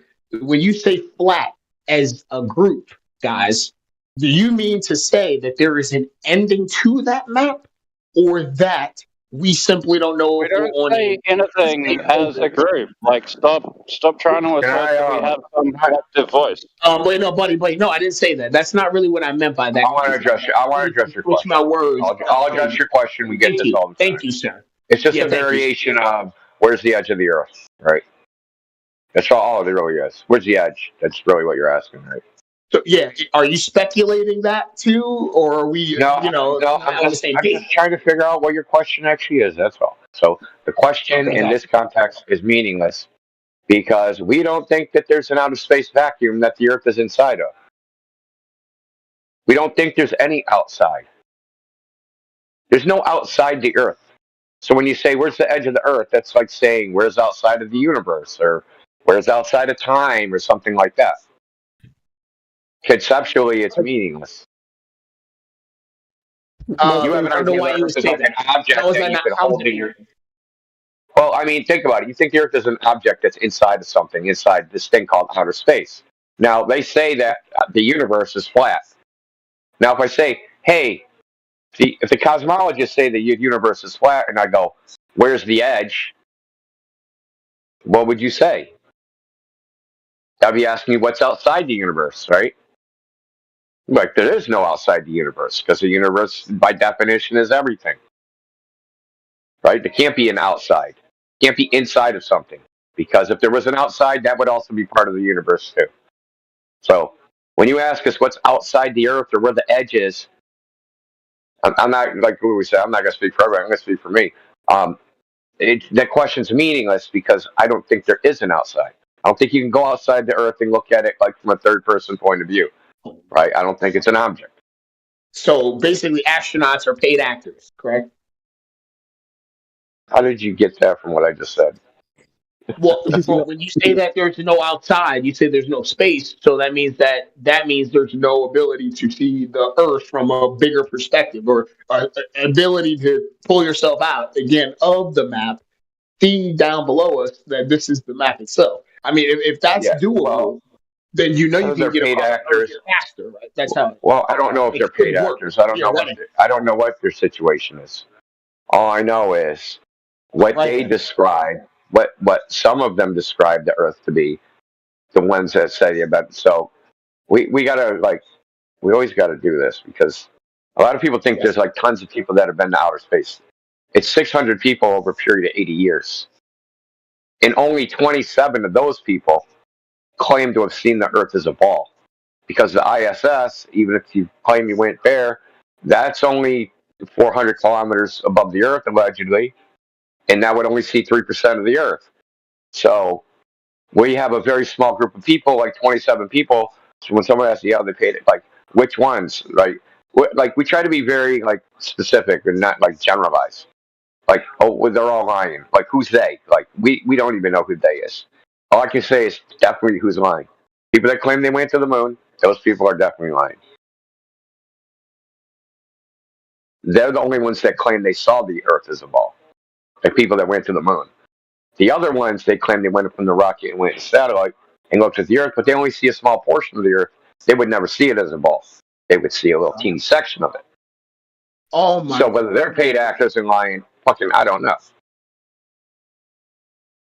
But we know that like if they claim they see the Earth as a ball, we know that's impossible. And the way we know that's impossible is because we can measure what it is.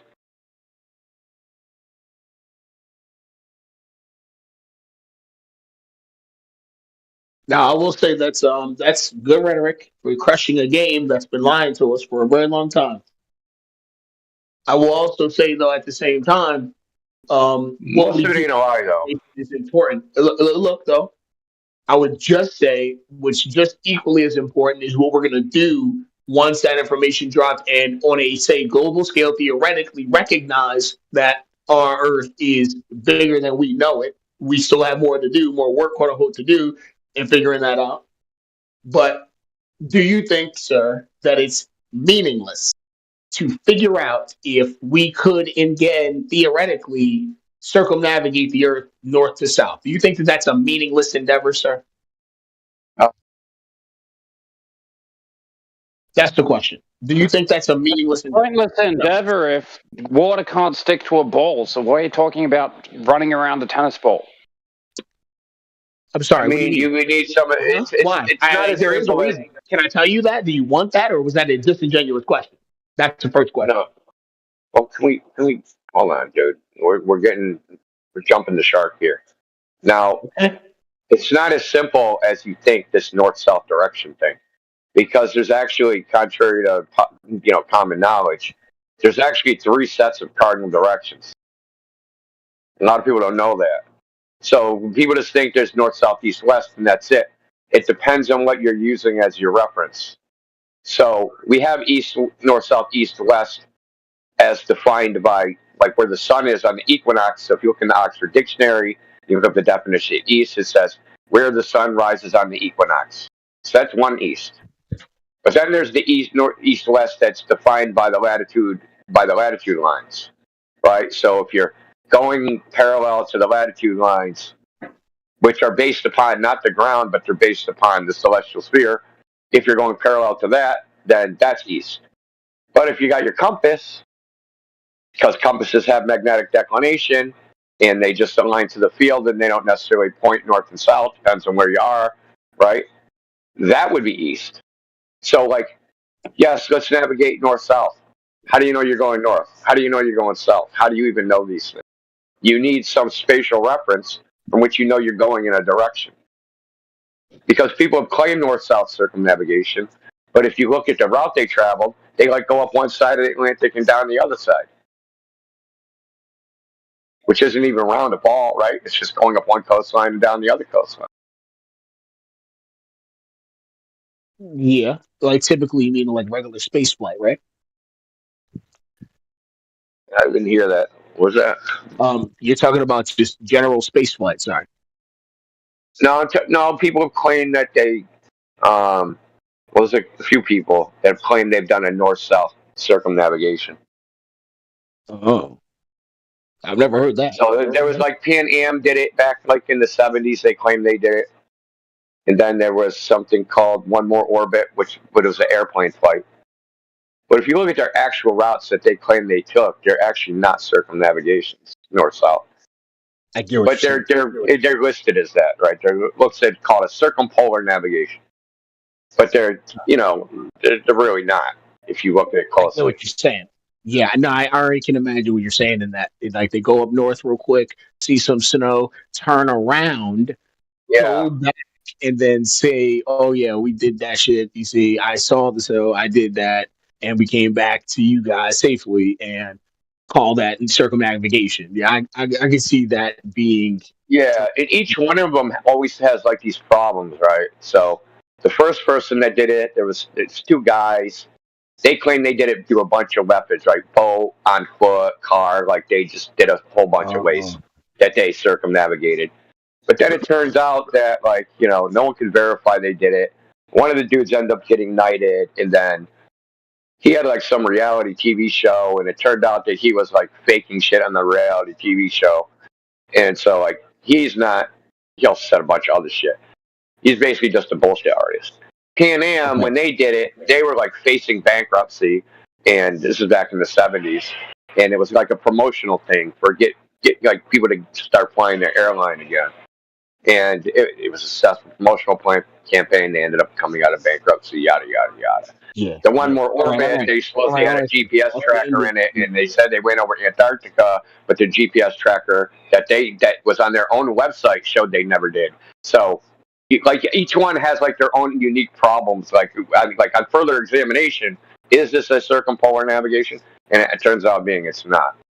I'm not saying it's not useful, but I mean, there's just problems. It's not as straightforward as you think, is what I'm saying. I get what you're saying. I get what you're saying. So yeah, thank you. I can see that's awesome. Let's wait. I'll be back to continue something like this. I'm gonna go ahead and seduce my wife. I love you, and I'll be All right, back good here luck in to a you, second Ed. as always.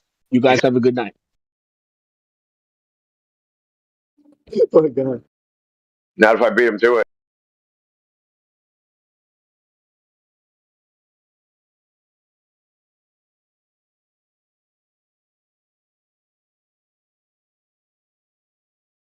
That was actually pretty hilarious.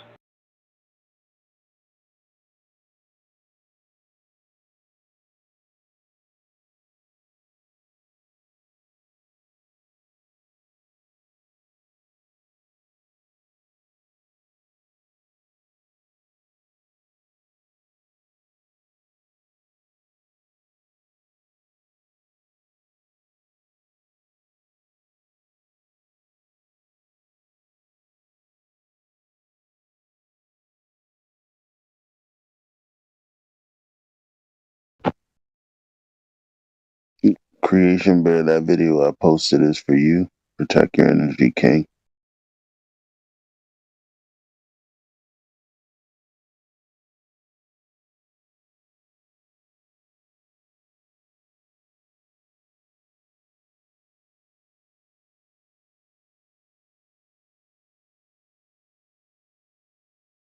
Yo, India, there has to be an edge, man.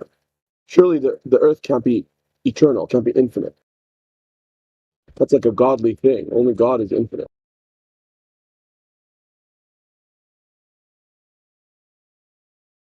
I know you're talking to Indio, but whatever the extremities of the Earth is, we only utilize the navigational portion of it. I think his point is it's irrelevant to talk about the edge, especially when we're trying to figure out whether the Earth is a ball or not. The edge is like completely inconsequential.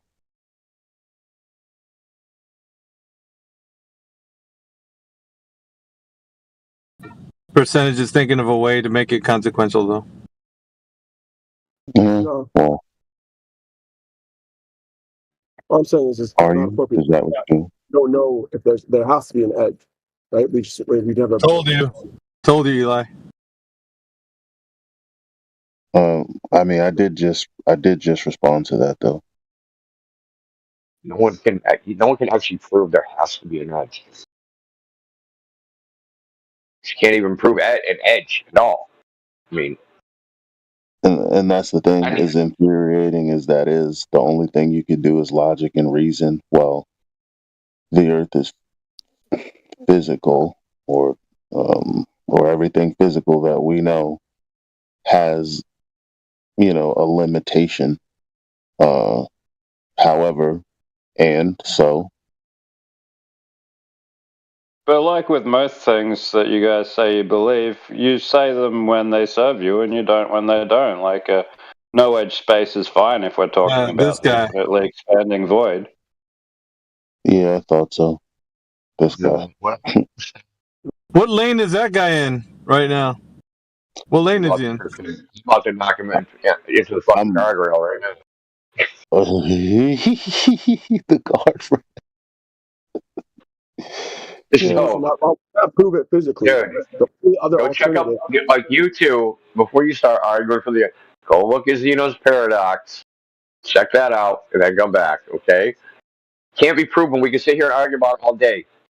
You can't prove the necessity of an edge. I can't prove there isn't an edge. We'll be here all day just arguing it because it can't be proven. It was proven that it can't be proven.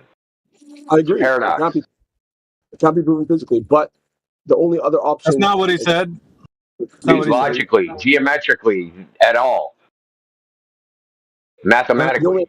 Hold up. The only other logical outcome is that it's like pantheism, that the Earth is God. Yeah, that's percentages B in his bonnet right there.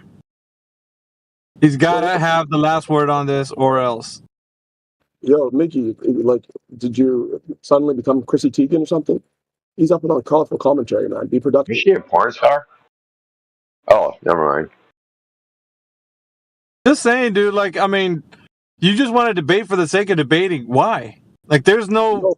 What's the end? What's the end game percentage? What is it? Honesty, truth. The truth is. About what? You saying something that you think is true? Justice in the American way. How are you? Okay, so truth. Is it true? The statement that you make is it true? Yes. How do you know? Because the Earth is not God. Okay, that's a negative. Why are you not affirming? I'm saying it's a true dichotomy. So if Earth is not God, no, it's not. I mean, it's not a true dichotomy. Listen, dude. Like, you haven't proven the affirmation of the thing you're making the claim to. So that's the truth. That's the truth. When you lay a claim down and you back it up with evidence, the claim, the veracity of it, anyways, is provided with some evidence, and you can do that. Now, with what you're saying, can you provide the evidence? No, you provide the negative. Yeah. The positive is that the only thing that's eternal is God. If we're saying Earth eternally exists, eternal plane, then we're saying it's godly. That's not the case. Okay, wait a minute, dude. I'm saying you can't figure out whether it's discrete or finite, right? Finite or not finite. You can't determine it. Yeah, it's indeterminable. That's the thing that's got your noodle baked, is because you want to determine it and you can't. That's the problem. That is what India was talking about. And if you thought Some about it things for a you'll little never bit, know, percentage, dude. Sorry, I hate to tell you, it's just some things you never know and can never know. Okay, so I do know this based off of my faith. Okay, I don't like. I agree. We can't determine it physically in the real world. We can't like prove it. We can't demonstrate it. I agree with you, but it's known to me through my faith, and we know this logically that the oh, Earth wait is a not. minute. No, man. Like, you can't go that route. Yeah, you You can't can't do keep that. on saying it's in your body in some noodle crap stuff like poisoning the well with weird stuff. Man. Well, logic and reason is intrinsically tied to our physical and natural realm. So, if you can't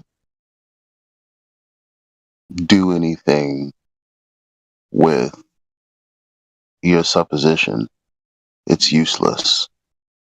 But we, because Pretty through logic and much. reason, know that anything that like the Earth displays causality, nothing about it is eternal or infinite. And so to How say did you that determine that? How did you determine that?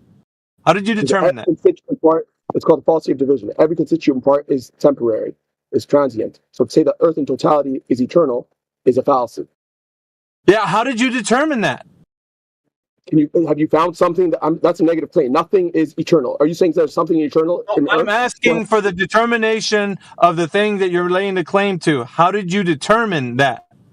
I know, but me saying that nothing's eternal and you contending it means you're implying that there's something that's No, eternal. I'm not What is saying anything. I'm asking for your determination because right now it seems like you have already determined that it's the case. How did you yes? So arrive there? How did you arrive there? everything transient means nothing's eternal. If you're contending it, that means you're implying something is eternal. If you keep on going in I'm circles, not saying anything. You're putting it back on me. I'm not saying anything. I'm only asking for you on the ability for you to determine something. You've reached a conclusion. How did you do it? Don't turn it back on me. It has nothing to do with me. It only has me asking you how did you determine what you've figured out. You've obviously figured it out. How did you do it? The way I determine that nothing's eternal is because we have any single thing that's eternal. Everything we have observed is transient.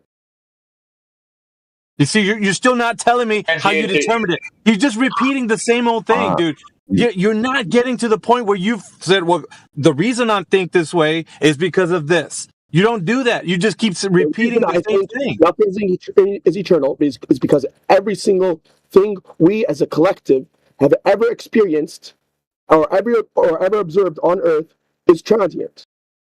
Is that like not enough for you? How did you determine that? No, through our observations, our real world observations. There's nothing that we've manipulated, touched, come in contact with, encountered anything that is eternal. Okay, well, think about this. Can you destroy water?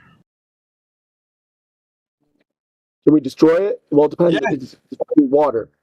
Well, destroy it. I mean, completely take it out of existence. We can disassociate the particles, but we can't. Okay, then. Okay, so what you say is temporary. Well, obviously, then it would not exist anymore. But it's still here, and it could change states, and it doesn't matter what state it's in. It's still here. Yeah. If we dissociate the water and turn it into oxygen and hydrogen, it doesn't matter percentage. It's still here. Now, is it? It doesn't matter. It's still here. It could change forms, but it's still here. Yeah. Okay, so you're saying matter is eternal? No, I'm telling you, you're trying to prove something is temporal. We got things that are temporary, right? Obviously, the things that are tangible. Well, I'm telling you, water's pretty damn tangible, and it doesn't matter how you try to destroy it. It will not exist. It will always continue to exist in a different form. Yeah? Yeah, the oceans kind of are probably the way that they've always been, which is interesting. I'm only telling you that because you seem to think that there's some way that you're going to be able to say that things are temporary. Really? Because it seems like you can never take water out of existence. It'll just change states. It'll continuously change states. Out of existence and turning it into air and Let me say something real quick. Percentage, you inadvertently proved my point. So you made the statement that everything that human beings have ever observed has been transient. Is that the eternal experience of human beings? So that would be eternal, right? No, because human beings aren't eternal. Oh God. Oh Jesus! So even the transient human, so the experience of human beings is transient, right? It is. And we have an experience of other things also being transient. So we could never actually know if things are eternal in the first place because we are transient. And That's if what it I was was saying. eternal, we would have transitioned in some other state. We'd be gone before we'd ever know it was eternal in the first place. That's the point of this. Is it always leads to some self-referential paradox, circular logic, or contradiction. There's no way you can slice it, dude. It always ends up. See, this is, you said you based it based upon God. Is the mind of Allah eternal? Yes, Allah is eternal. Can you know the mind of Allah? Nope. Not completely, only by what He's. Yeah, but I mean completely. When I say know the mind, I mean know it completely. You know his will, his intentions, all that stuff. Assuming that No, those not categories completely. even. See what I Okay, what I so heard. What I heard hold on. Let me was just. Can I just finish? Just finish this yeah, go one ahead. point. The point is, there are some things, even within your own worldview, that you're never going to know. Okay, and you have to try to figure out what are the things I can never know, so I don't waste my time inquiring about them. Where the edge is and what the fucking sides of the world are, dude, is one of those questions. You're never going to know. You're never going to figure out. You're going to play fucking. You're going to spin in circles, like forever and ever. No, not while I'm living as a human. I won't figure it. I won't know. But I agree that when I'm a soul, Save it for your deathbed or something. I don't know. Yeah. Well, but that's not what Indio the point. said did bring it full circle. If I, as a casual observer, I would go, "Oh, that was a good point." There's at some point the conversation should be concluded. Like if you have an inquiry or a statement that should be understood, we've literally reached the conclusion of all there is to unpack on this particular case. How Speak for yourself, man. far are I don't you know if willing there's a to mic drive on. it after the point? Too much You ever meta. seen Like, why are that you Rick mic? and Morty episode where they split time percentage? Which episode? You ever watch Rick and Morty? No, I don't. Oh, okay. So there's an episode where they split time, so they like create like alternate universes, and then the cartoon shows them like there's like little boxes, right? So like there's three of them arguing in one box, and then the next box they're arguing saying the same thing except they'll be slightly different, right? So they violate time, and a time cop comes and is basically like, well, Rick's like, I tried to put it back together. He's like, you can't put time back together while you're standing inside of it. And like asking where the edge is, right? Like, what is the earth embedded inside of while you're inside of it is like, you can't do it. You would have to be outside, right? You can't be in the space it's in to figure out the boundaries of that space. You can't be in that space. You got to be outside. You have to reach the outer bounds of that space. I absolutely agree.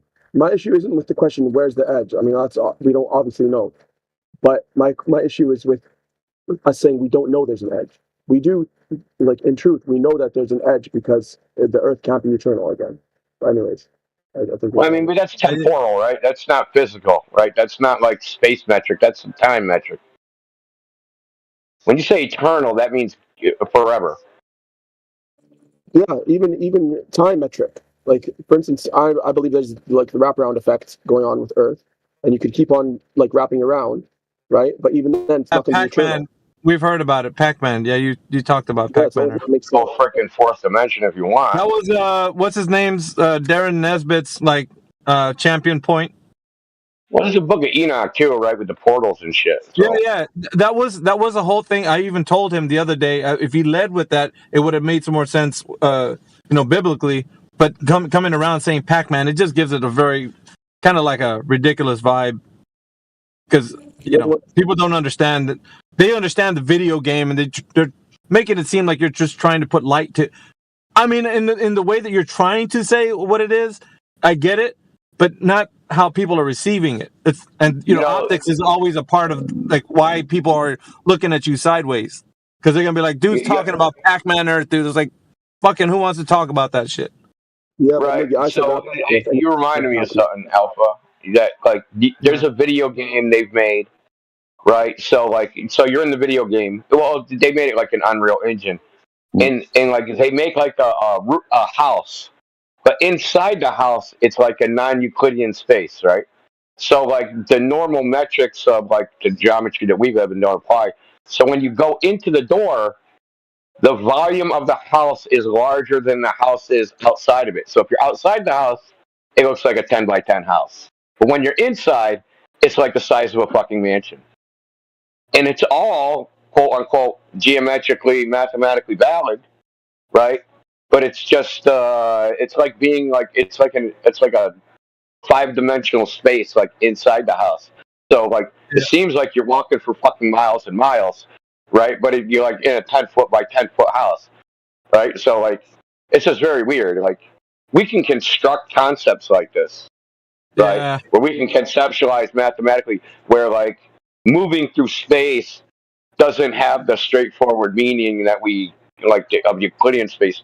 But to me, that's just like I don't know. I'm not sold on this shit. Reification. Wait, the word you're looking for is reification. I get it. I mean, it makes sense in the level that we're in here, because it's like, how can you parse out the fabric of reality when you're inside of the fabric of reality, and the only thing you can understand is the five senses, the things that we can actually tangibly interact with. When you go outside of that, you'd have to go philosophical on your ass. You know what I mean? Like, there's no other way. Like, yeah. And I think that's what percentage is trying to do. At the same time, speak to the empiricists in the group, and it's like, dude, you really. I mean, I don't know. There needs to be a. And I mean, all of human history has talked about extrasensory perception, right? Perception of things that like aren't in the normal five senses. And I doubt there's any culture that has not talked about this. And to just like casually dismiss there's me, in my point of view, is there's stuff going on. We can't really sense it good, right? It's almost like being blind, right? You know what I mean? There's people that are blind; they can see like barely. They're not completely blind; it isn't black. They can see barely, so they can see like you know dark shapes and shadows and shit, and they can move around in the world, but they can't really see. And I think that there's a part of reality that's like that for us, right? We can kind of sense it and know it's there, but we really can't see it, right? So we're like stabbing in the dark, for lack of a better term. Yeah, stuff like consciousness, feelings, like there's a bunch of things that fit in that basket, but at the same time, like it's open like your third eye and shit like that, right? I'm sure you've heard that, right? Open your third eye. Like yeah. that's an I mean, that's like an analogy because because all we have is our senses. How do we describe something that's outside of our senses when all we have is our senses to use as an analogy? So we say things like open your third eye because that's all we can use as an analogy. It's all we have. Yeah, but the difference is with this thing is like I gotta get going, man. I'll be listening on here. All right, man. Like with me when I'm talking like go ahead. speculation. People speculate these things exist. Some people claim it and stuff like that. But this is logical necessity that they drop around Earth because it's a logical. It's deductively the only option with the real world observations that we have. No, it's bad logic. You can't deduce something without all known variables. Like how you gonna do that? The real world observations that we have debunked any projection, any flat Earth map that people can conceive without wraparound. You don't conceive a map because a map is not the terrain. That's a reification fallacy. Any map that's because we don't have an actual map, we just take globe Earth projections and use them as Well, the globe Earth projection is just made from flat Earth measurements, but the measurements aren't going to give us a snapshot of the Earth in the form of a map. That's reification. My point is, it doesn't matter. Any map that we make, any flat Earth map, will be broken without your wrap around Earth because of the real world observations that we. Whatever, dude.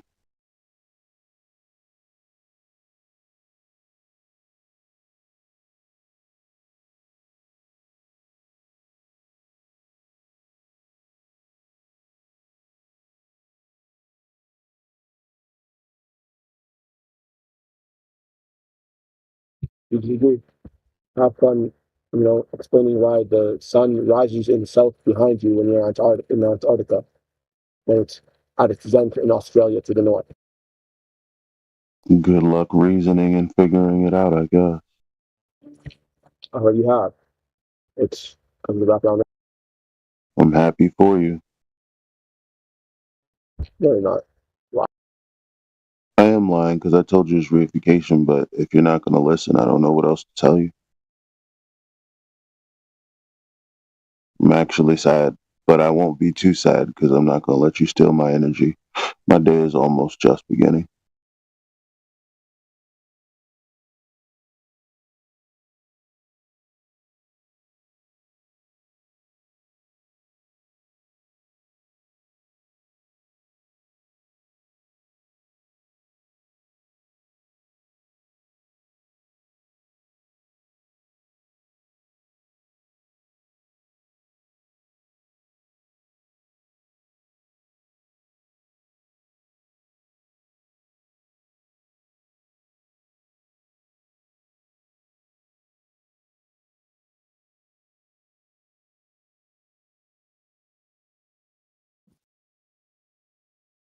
Are we live, chat?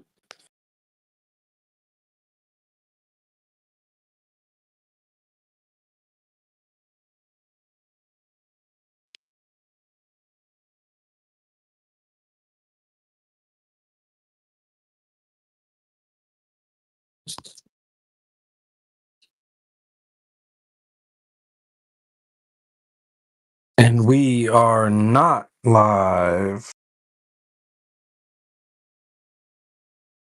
Chat.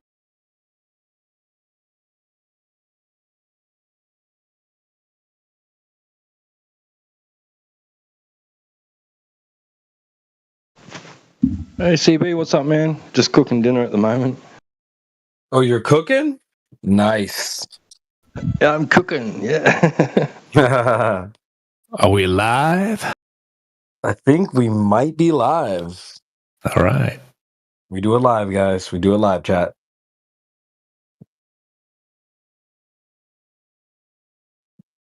There we go. Honestly, I don't know how you guys do these late nights. I'm so tired. Oh, and it's like some of you guys, it's like 3 hours ahead. It's like early morning or late night for you guys. So shout out to you guys, man. Nobody has more stamina than the flat earthers, bro. Shit's crazy.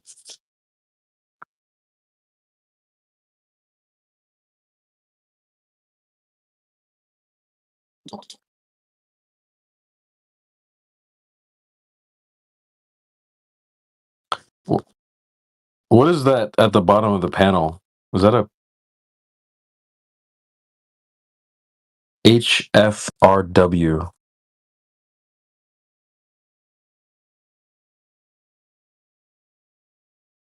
Does anybody, you guys talk to that person? Oh.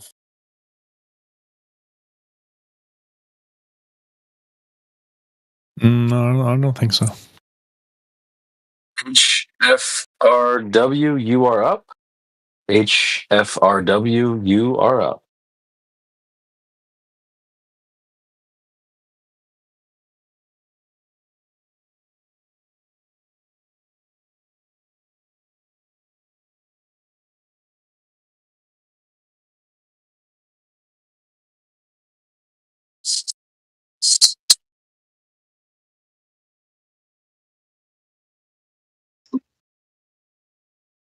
Yo, yo. Yo is in the house, guys. Damn a W in the chat. Two L's in the chat. What about Derek? Yo, hold on, Steve. You gotta check this out. Oh, just wait a sec. All right.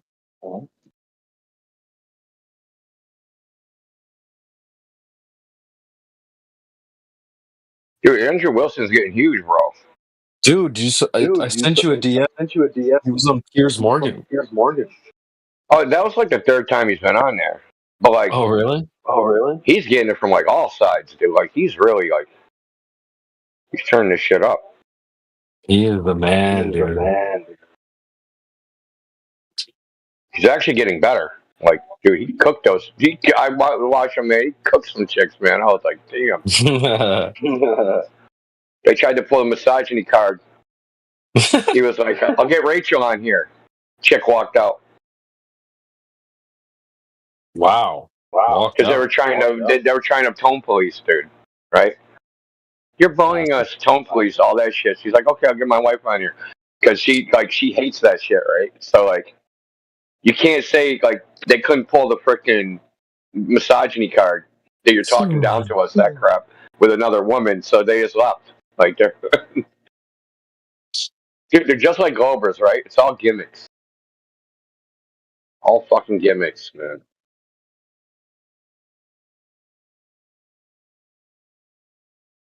Is that on YouTube? I'll try to find it. Oh, the one I watch? Oh yeah, hold on. So this is you and T Dub and who else is in here? This podcast. Oh, snap. Yeah, you're a featured guest. Let's go. On the Marco.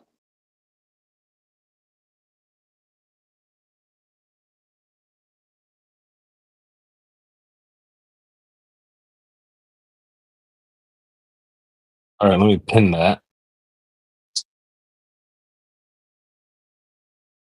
Yeah, the guy was like, what about the other planets? And like all this shit, dude. Mm. You're like new perspective uploaded it to his channel. You were like Nice. holding it down for like 2 hours solo, man. Yeah, you know we be cooking. Oh wait, did you say I'm on it? Yeah, you're on this too. Oh god, how embarrassing!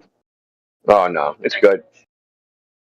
Well, good It's looking out, calm. dude. See, like the one I uploaded right before this, I uploaded it like the day before, I think, and it was really fucking contentious and bad and fucking audio chaos. So like, I got to upload a calm one, dude, to counteract that one, because like,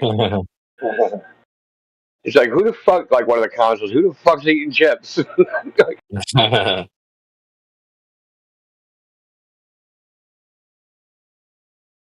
Yeah, good looking out, man. Shout out to you. I didn't even realize we're hitting Spotify and shit. That's cool. it's on iTunes too. See, we also have psyops. That's cool. Yeah, I'm gonna start doing more and more of them because I've really been like slacking off. Either CB or Indio, can I borrow you or one of you for VC1 back at home base? All right. Yeah. So either one of yous, can I see you over there, please? Yep.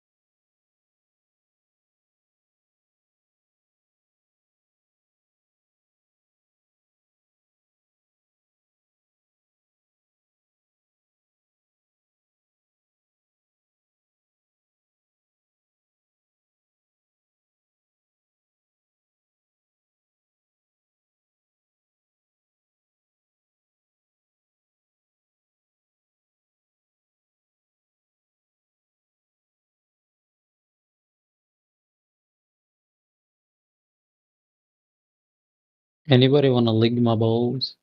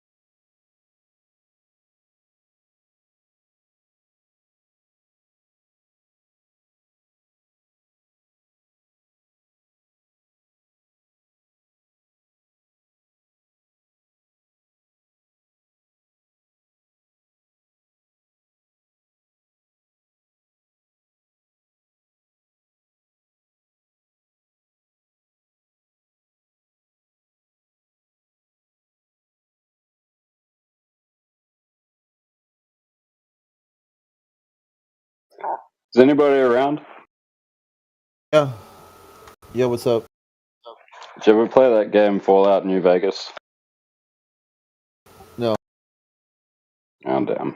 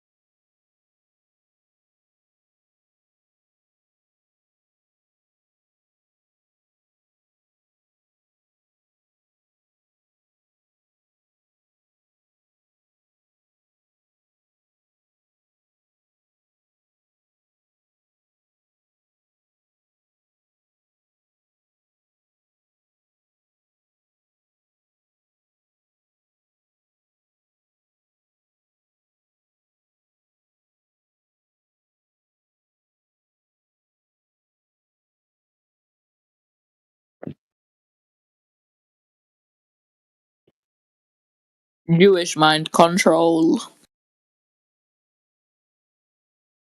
It's the Jews, guys. It's the Jews. Kill the Jews. Kill the Muslims. We need the world to be Christian again.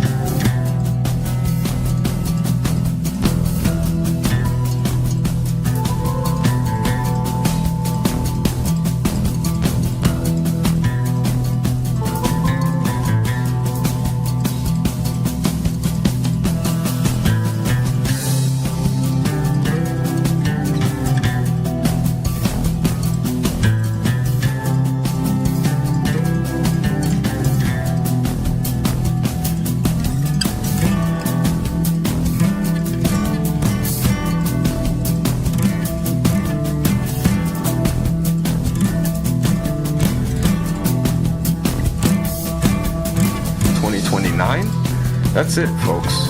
That's all they have. Okay, so yeah. Okay, so when they I implode didn't on make the rules. themselves, They did. okay, so when they implode on themselves, doesn't that make it more of a realm of pseudoscience because now they are having to stretch into realms that they can't even explain themselves? Nah, I fear, success in this venture, and then they get to twirl up reality around people and bigger things, and So then they create so they're creating reality in a false manner. Would you agree? Yes or no? Yeah.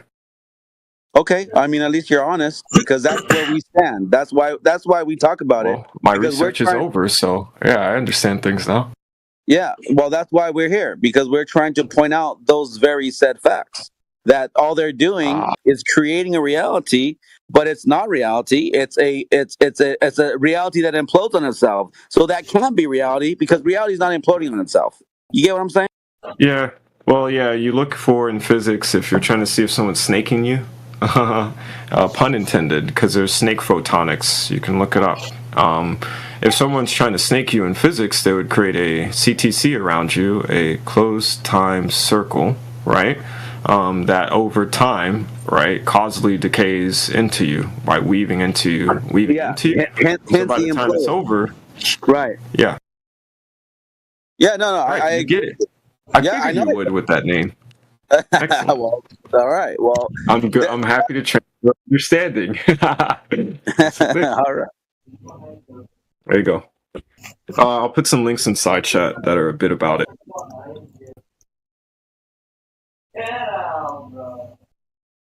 Hey Nude, how you doing? Glad to hear you. And Apocryphon too. You guys have been talking. What's up, Jamesy? How you been, bro? I've been doing all right. Hey Nude, about the observations of the sky, do you think that it could be more like a mechanical construct in place that we're looking at from our perspective on the ground? Is it like it could be a light show?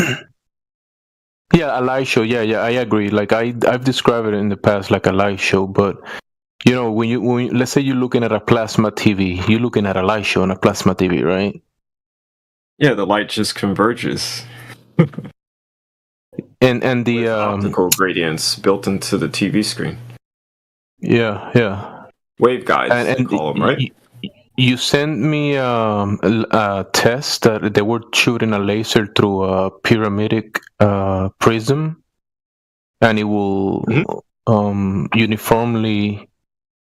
It will kind of like project the light uniformly on a surface, which is pretty interesting. Here, let me put a cherry on top of that one real quick. Yeah, the light show. Okay. When it concerns what I sent you, here, let me see. Yeah. All right. So the new iPhone. Not the new one. If you search for iPhone Prism patent, you probably should hit it should hit first second link of blog, like Max something whatever. You can look up that patent. That's a very new advanced technology. That's almost a metamaterial. I'd call the prism that's in the iPhone a metamaterial. It allows time differentiated light manipulation inside the prism. So essentially they can cause different aspects of light to converge at different points, reconverge, and thus do the fancy calculus the iPhones can do now.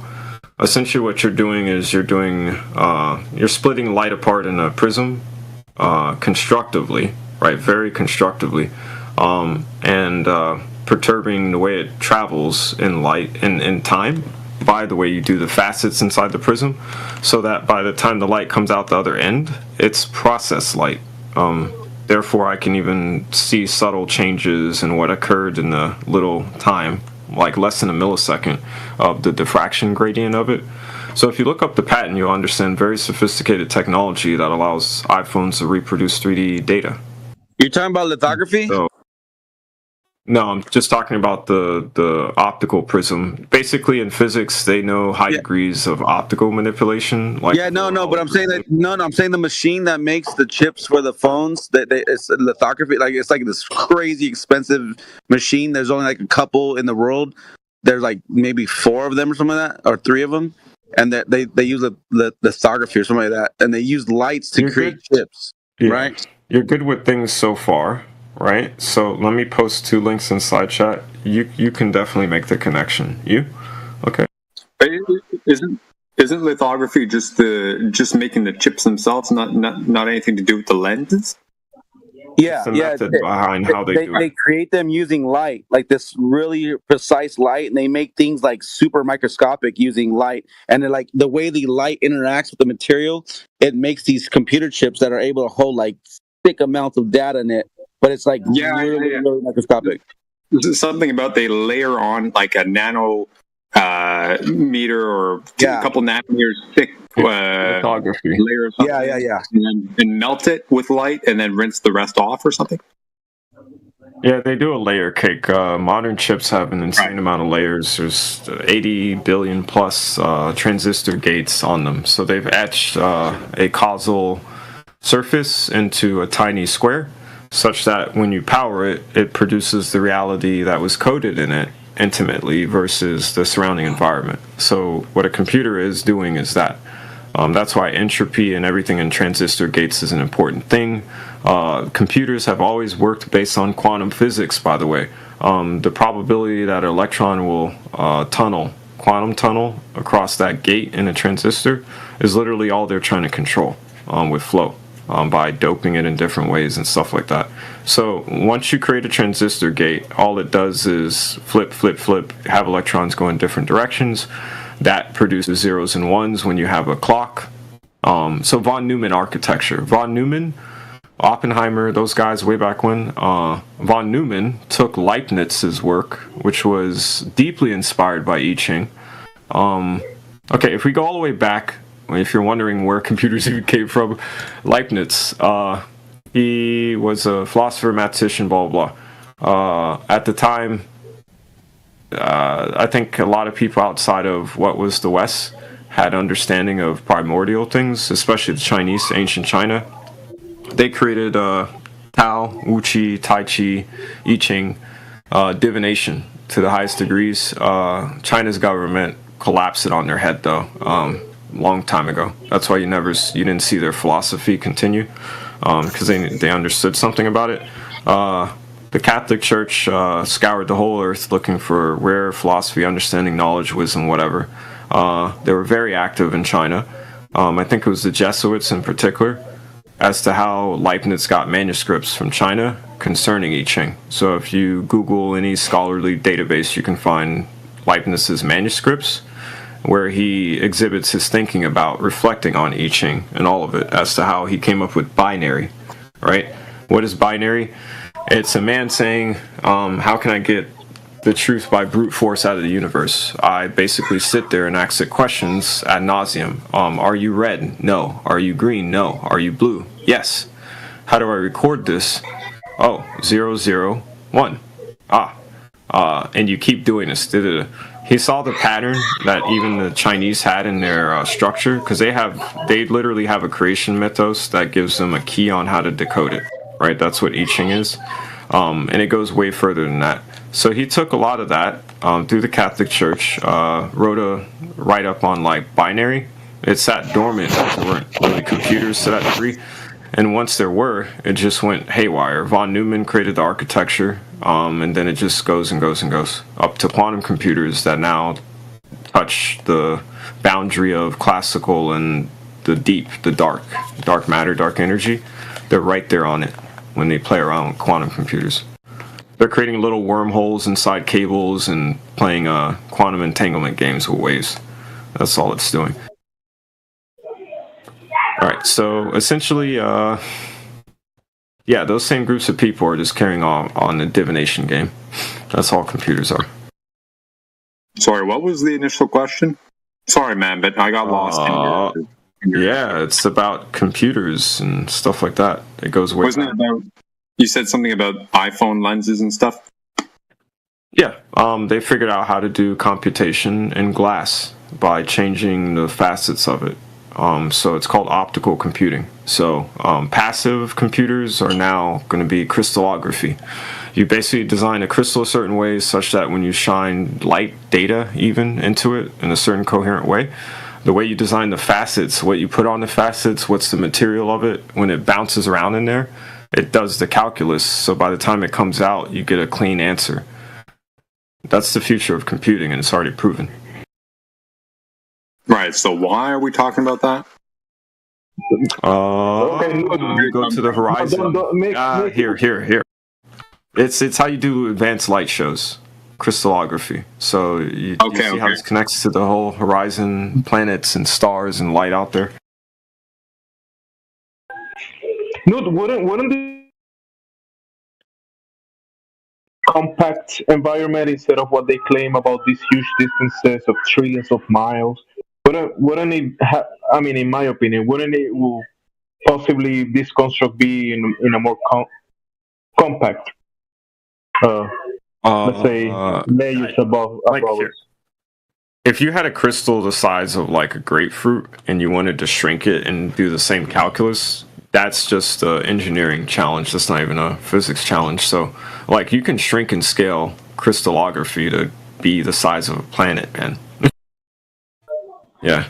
The inhabitants here, like Earth, with us on it and all this other dynamic, if you wanted to get rid of all of us and produce the same effect from far away, like if you looked at Earth, it would look the same way, you could create an ornate crystal that would produce, like, the results like that. But if you zoomed in,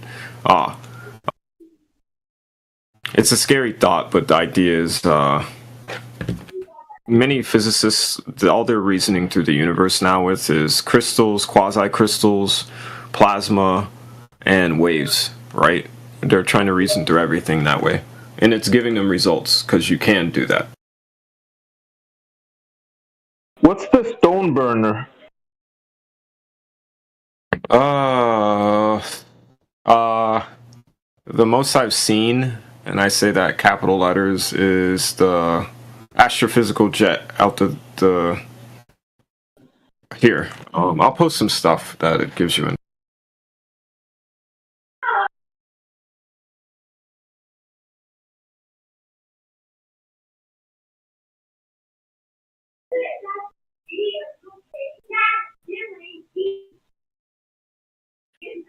Everything you're discussing, by the way, is all done on a flat earth. Just want to remind you.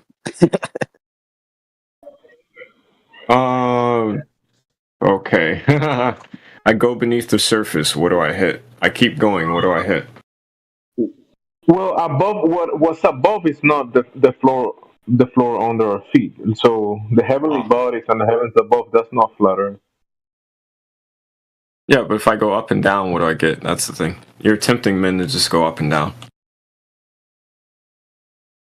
Yeah, I'm just saying that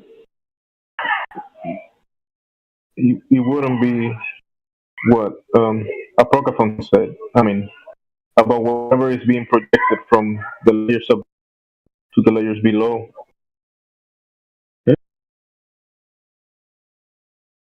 You wouldn't know what? Let me complete this picture in side chat about the stone burner. Maybe you'll see it. Okay.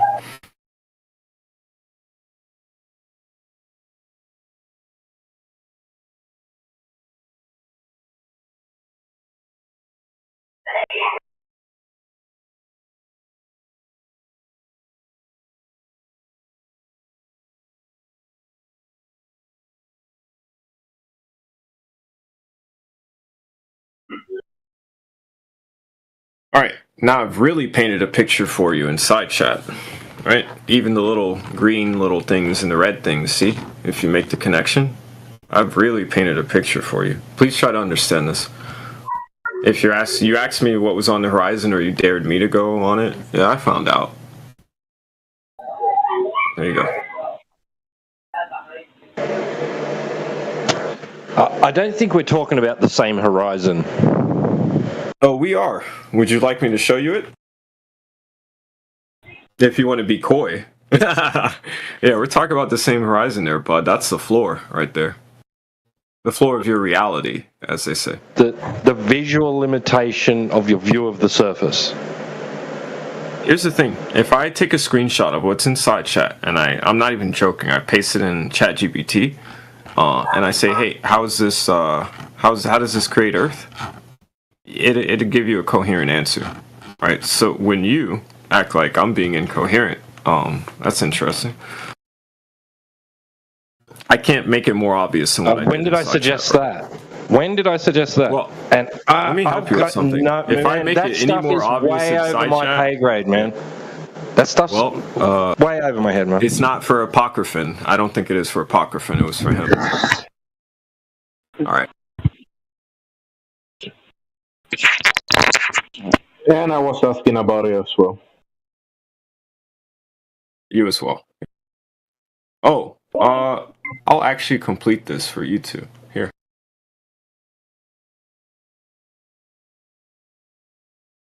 So right at the very beginning, I believe you said that the horizon is a thermodynamic barrier. Am I correct in what I heard? Yeah.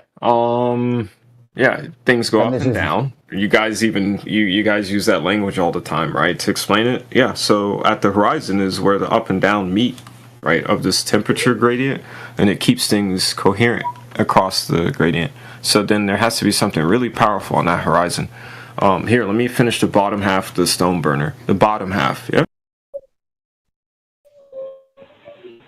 The Bene Gesserit have nothing on these people. What do you mean by horizon? Let's get that straight for a start, because I don't think it's the same thing. He is. He's talking about the same horizon. Wait, great. What he's talking about. Wait. So, right, the one I just, you see that picture I just posted? You see the guy's hand right there on the screws? It's right there. You see that thin line? There you go, bud. Since you wanted to see it so bad. Now, I did explain the stone burner above it. I didn't explain the other half. Yeah. Right. Yeah, you lost me. Mr. Explain what the hand means coming out of the horizon. Yeah? Yeah. No, you explain it. I explain things a certain way. Please try to use your mind to see it. Give me a second. Where do you see a hand coming out of the horizon? Yeah. Give me a second.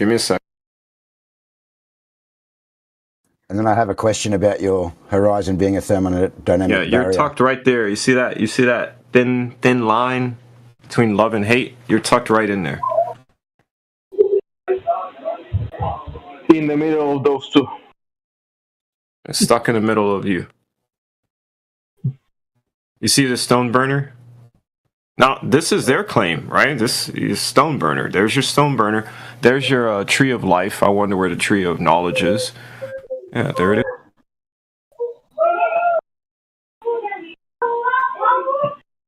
The light above it all. I wonder where others are going. You see? What's below? Ooh.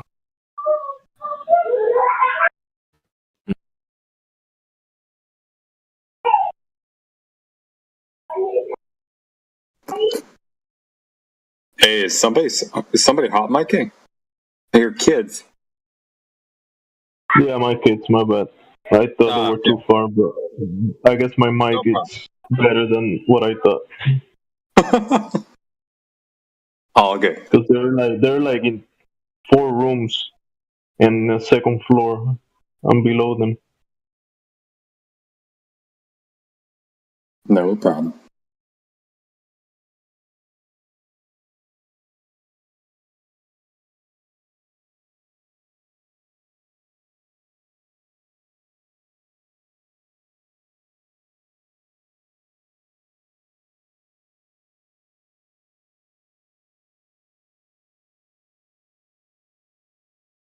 So these Fermi bubbles, how were they detected?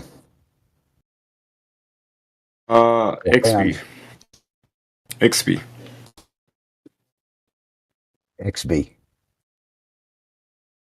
Yeah, they use a triune lens to eavesdrop on that powerful gamma ray. Yeah, that's how they look at it and decode it and make sense of it. I'll link you to the page. So they used this walker a inside gamma ray telescope, basically. Yeah, you notice the 3 lenses on it? It's inside chat. Oh, here, let me show you how that links even to the prior links up there. Let me cover this. And then that gamma ray telescope. Where's that located? I had to archive some of this stuff because I noticed it was getting deleted. So here, let me post a screenshot. Wait, what's the right? Stuff is being deleted? I'm trying to copy paste. What's being deleted? No, I'm saying some of the thing like this you're not going to find on the internet. The website's offline. But here's a screen. Yeah, thanks. I'm trying to save what you sent me because it's relevant to some of the topics I look into. Notice the alma mater up there. It has relevance the way it's presented. All right, so there you go. That's how they're doing it.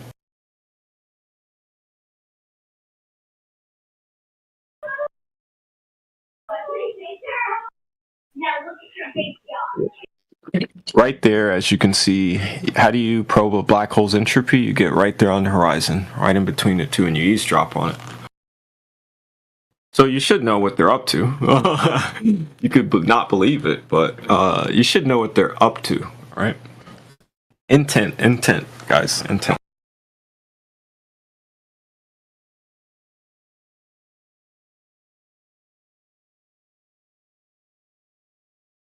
And sincerely, thank you for the challenging concepts, right? I think we're in a different place of interaction. Thank you for the challenging concepts because it caused me to look into things a lot more. So I have some of you to thank.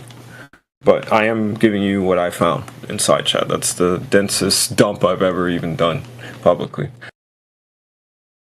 So I hope it has value. I hope you find value from it. Oh yeah, this is interesting stuff.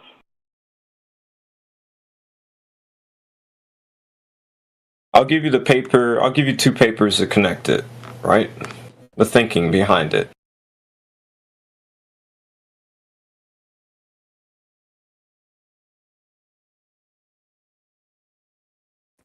I wanted to go back to your thermodynamic barrier for the horizon, if we can, eventually.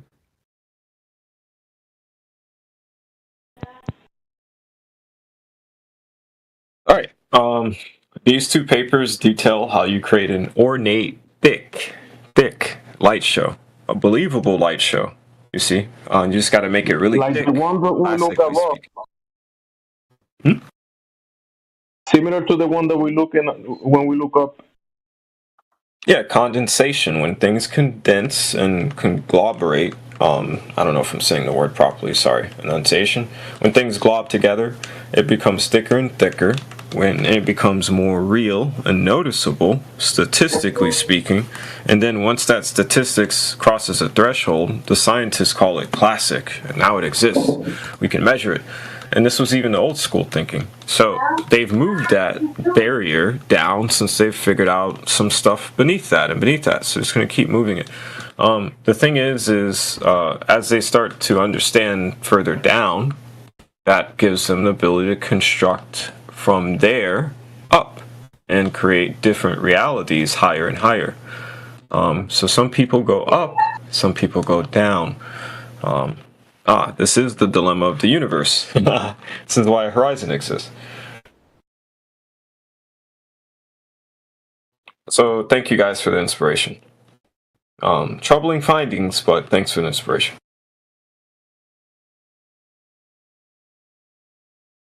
So be careful of people who build big structures above your head that put on an advanced light show and trap you.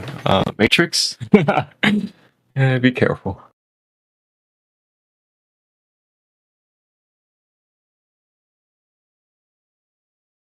At the end of the day, we still treat everything as flat and stationary. Just want to throw that out there.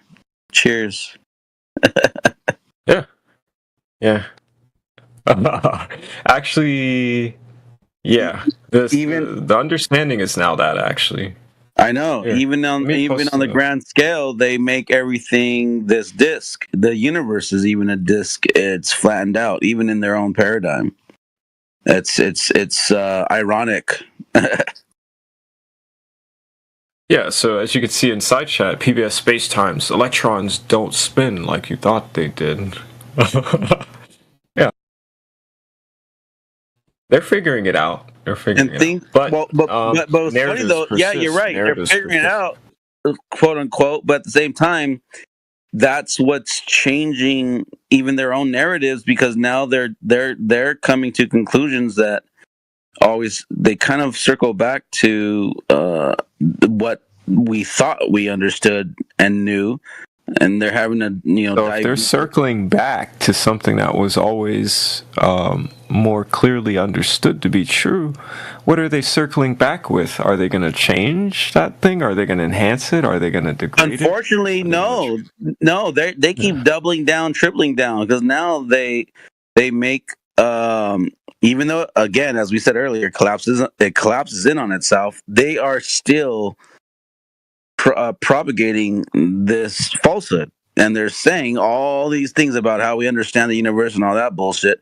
But at the end of the day, they cannot technically prove even their own theories what they're saying. It's all mathematical. It's a mathematical construct at the end of the day. They could quantize it all they want, but it's still just them grasping for straws, trying to make sense of the story that they've once been told. You get what I'm saying, right? Well, okay. If they're not concerned with making sense of the story up there, way up there, because they never really expect that anyway, they probably would be digging down as far as they can go so they can plant a seed and grow a tree, a willow tree, a quantum willow tree over your head, and paint a narrative that way. Maybe they're not really looking for the truth, they're looking to construct a new truth. Now they have the ability to do it from the quantum level up. Yeah, but all those cosmologists, none of them are flat earthers, right? Huh?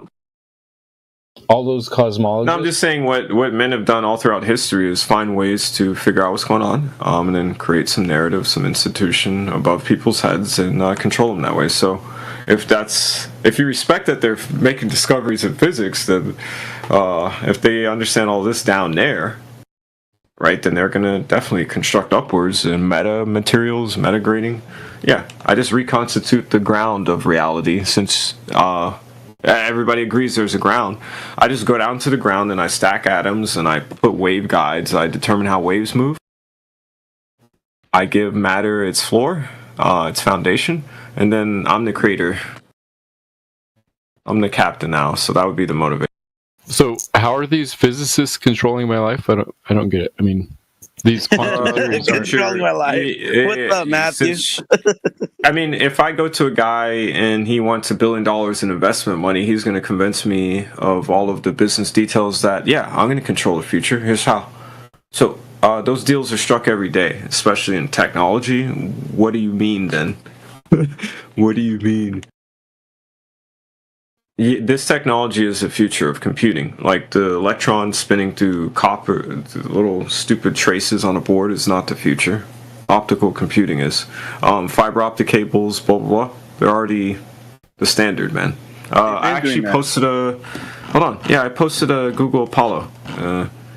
You know anything about that? They use meta materials and optical waveguides to do routing and switching at the highest rates. Right? So you see that crossover plane and stuff like that? I know how that kind of stuff works. I have an EE background. So my conception of all of this is way more exotic than what meets the surface, bro. If I can control light and how it collides with different spectrums of light, I can constitute any reality, actually. That's obvious. Is it not? No, it's not obvious. What is your background such that it isn't? Because that's obvious to any person who knows physics or sorry, just common sense. Like, a physicist isn't going to control who I vote for example. They're gonna wait. What? Okay, no. Physicists make discoveries, and then men with far more ambition and intent take it and they do something with it. Scientists don't ever do anything but discovery. But the institution that they work for, and then the people who fund the research, then the capitalistic pursuit, that determines the thing for sure. That controls your life. What? Like crypto? Hello? Isn't it worth like $3 or $4 trillion? Where did it come from? Nobody knows. What was its intent? Nobody knows. Somehow. I call BS to stuff like that. You see, you don't. Yeah, crypto is a way of transferring value without having to rely on a central authority. So, who created crypto? We'll walk down the road right now with this topic, and I'll watch you. NSA. All right, niggers. Earth ain't flat, nigger. Fuck you, niggers. How about that? Fuck. Okay. Oh, well, you got right to the root of it. Oh, I didn't have to say it, you did. Okay, so $3 trillion is worth now. We can skip that. I guess you already said it. It's worth $3 trillion now. You said people don't control you. $3 trillion is a lot of control, especially if you decided whose hands it got in through social engineering and this and that. Yeah. So you're saying that Bitcoin controls my life? Single bitch on that nigger. You have no clue what you're talking How about. this First of starts, all, this is- second of all, you a dumb nigger. Third of all, two of you. Yo, can somebody get this racist monkey out of here? Oh, whoa. You guys getting called It's probably the same one. It just started when I started this topic. That's kind of funny. Yeah, but can we start about the real topic now? Come on. How flat Yeah, is wait. zero? So, how does $3 trillion not when people? Wait, not you, right? When it's floating How around flat is society, zero, when you mate? should- we're just trying to wrap this up. Don't try to perturb it. Settle down, Nick. You could say Settle wrap it down, up. bro. All right. So, do you not understand how $3 trillion is like more than many countries' GDP? Yeah, that's a lot. Right, it's split up amongst a bunch of different owners who have their own agendas and their own lives, and so $3 trillion is just a number of value that's out there, split up amongst a bunch of different. You said somebody created it, not me. Did you know that the majority created the of protocol. crypto? Yeah, the majority of crypto, the actual money value crypto coins, they're in whale accounts and wallets that infrequently move. Same with dollars and same with gold. Yeah, they were like that from the start. So hold on, all the monkeys who are out here buying 10 rollies and all the other stupid crap, which actually is controlled, because if you went to work, right, and actually did the right thing, you could not compete with some 20-year-old playing bozo games on a computer with some fake thing that never existed to live a life and buy the things you worked hard for that he didn't. Yeah, and that's even the new culture amongst Zoomers. So it seems like they control the whole generation with it, bro, and you just weren't paying attention. See? $3 trillion, that's the purchasing power of like all African. So they just created a new class of people and they dictated the culture and nature in which they got rich. It was through Nike shoes, meme coin trend, all this other. Wait, a hardworking man would never enter into such foolishness. Oh, So hold on. So there's validity in what you're saying, and I agree with you. But let's bring this back to what we usually talk about in this room. So go ahead. Yeah. Anyway, all right. Well, it seems like similar institutions, so the party should be getting going now, anytime now, probably by this summer. Crash the economy out, and then they get to play video games with physics, right? Let's get back to physics. Let's get back to physics. Is there any physics that you can address personally that would back up the all claim? of it's inside chat. All of it. Okay, so I know you posted a lot of stuff, but now just speak it, just say it. What physics do you believe that it would prove heliocentric model to be a concept that is valid? There's validity to it. Well, I don't want to get okay. So, if Earth were a flat plane, it's just the things I post sometimes give me a lot of levity. You see the last picture I posted? That's your flat Earth. No. If you were to, you see how Are you talking about a light computer? Dude, you're talking about making a computer with light? Breathe. I don't want this cut off because this is not complex. I'm trying to keep it dead That's what simple. you're talking about. You're making a computer out of light. All right, good for you. Okay, thank you. Yes. Okay. Yes, you claim I saw Earth your is photo. flat. I take a flat surface, but I make it exotic. I make it a metagrading, like you see in side chat. This is real. They've created this in labs, so we don't have to play video games here, right? And what happens when you shine light on this versus like a mirror, right, or whatever? It's gonna behave. You can get it to create letters off of light. You can get whatever causal outcome you want to occur. Okay, so now you have this foundation for your own self-explanatory, purposes.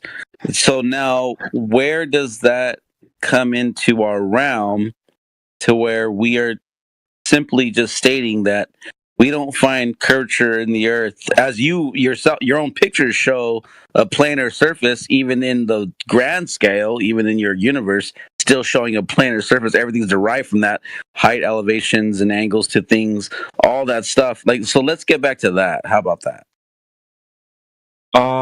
What's the elevated angle? Where do you The elevated angles. Remember when you're talking about a light show? Remember you're talking about a light show in the sky with Gemsy, and he kind of brought that up. So like everything about everything in the sky would be still talking about these like angles that we're going to create the lights from our position going back It would be to distorted.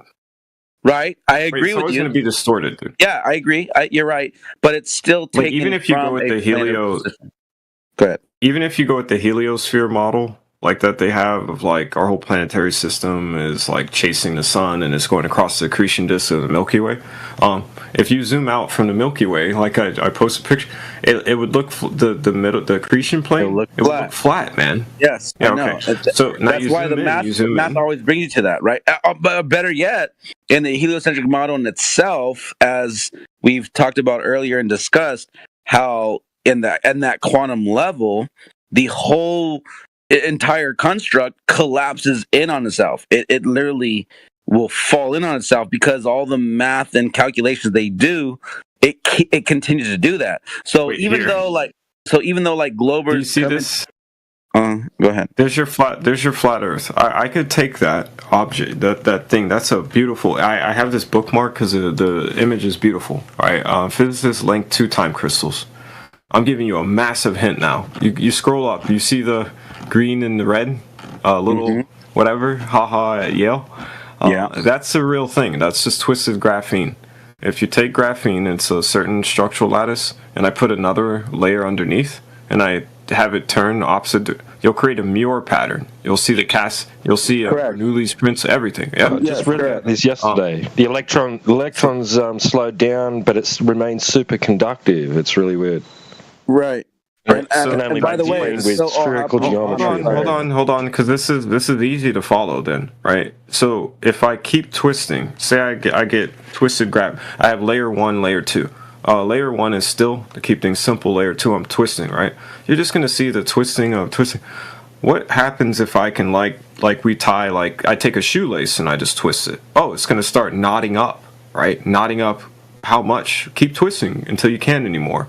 This is twister physics. This is spinners. This is everything they're doing now in physics is that. So they do get that space-time is twisted up to have twisted geometry that might appear spherical. It's distorted. All that is taking 2 time crystals and you can make Space-time is a mathematical construct, Newt. What are you trying to sell it for as if it's a physical item? What are you on? What did you just interrupt me to say? Finish what you were trying. Because you're talking I'm not shit. lost with this, man. I have a master. Like when you talk to me like I'm some bozo, like I'm definitely not that. But like, carry on. What were you saying? Oh, so you're not a bozo? So tell us how your physics proves shapes.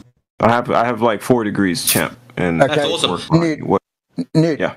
What are you saying though? What do you say? It's not appeal to credentials. What did you just say to me as a result? Like, you think I'm going to take you seriously if you're saying nonsense with that background I have? Newt, he's just pointing out that it's all mathematical. That's what he's pointing out. But go ahead, AJ. You said something to say? Well, of course. That's the whole point. That's the whole point is that it's just math. Like, it agrees with what we know. We know that. Yeah, we agree with you. We know that. We agree with you. But go ahead, AJ. Yeah, so, I mean, if it's just math, it's not reality, and I think this is where Matrix was trying to go, but there's a couple of things, and I'm definitely not at your level, Newt, I can tell you that, but I've been listening very carefully. I tried to make it accessible. That's my level in side chat. Boom. And I've been reading what you've been posting, and I've been making a few notes, and I just wanted to run through a few things that I had issues with, not just that it's a mathematical construct as Matrix, and that I've put it. So the first thing I wanted to try and ask you about was the horizon, and I think that T-Dub was interested in this as well. The horizon being a thermodynamic barrier, So what was your reasoning for that again? Entropy. Entropy, yeah. Second law of thermodynamics. So obviously it's a high enough law. It's just if I graduate up the stack of causality, George Ellis, top-down causation, right? If I go up and down the causal ladder, if you even try to go down to quantum physics, you pass through thermodynamics. Quantum physics is literally the negation, is the realm where thermodynamics doesn't rule. to the extent it does in the classical realm. And that's why, but with that being said, though, Newt, that's why it collapsed in on itself. That's why even mathematically, it doesn't even make sense within its own paradigm. Oh, zero energy, dude. Zero energy. Yeah, exactly. That's the dark matter, dark energy. Exactly. That's why, though, because mathematically it implodes.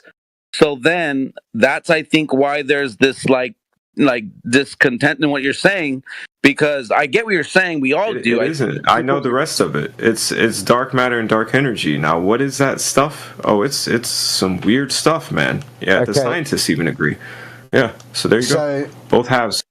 I would argue that it's not a thermodynamic barrier at the horizon, and like T-Dub said, that it's just a limit of our vision according to the conditions of the day. Because a thermodynamic barrier, and we're going to go into light. I want to talk to you about light as well, because of your last post in regards to, you said, well, here's the evidence for the globe, and you were talking about, let me bring it up again, hang on a second, I've got to click on the post. That was metagrading. Yeah, the thing is, electromagnetism is a spectrum. In that, let's just go back to this thermodynamic barrier, because as far as I'm aware, a thermodynamic barrier is a physical boundary that's going to prevent the transfer of energy. So where is this physical boundary that is preventing the transfer? This is the thing about twisting physics, is if you had the ability to go beyond this earth and this realm, that is whatever, this barrier, you would hit just whatever you want to call space, right? Out there's really nothing, man. Like, we can somewhat all agree, scientists too. Okay, now if I wanted to put something out there, I have to carry it from Earth. If I did carry something from Earth out there, I'm not going to even subscribe to what would happen. But if I wanted to get something out there, if there's just a little bit of stuff out there, right? And I wanted to change it, I would have to start twisting something to attract it. I would have to start spinning and stuff. Yeah. So what is twisting? What is it that is twisting at the horizon that's forming a barrier? Something twisted incredibly to create all of this in the first place. That's the thing. So if you want to go past the barrier, you got to twist through it. Okay, so Newt, just real quick, do you understand That's why I said I was going to get an exotic drill to do it. I'm familiar with hold on, just real quick. Okay, Newt, just real quick. You understand, though, that one person's horizon is one man's, like, right above, right? You understand that, right? Like, I get what you're saying, but you do understand, though, that what you're saying is a limit is one's full potential, because at our horizon, if you were to go stand at my horizon, you have a whole world above your head, your whole sky structure, all that.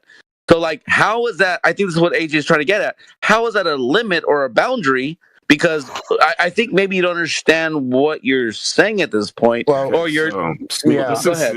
We go back to the conversations that led up to me having the conversation with Quantum Eraser.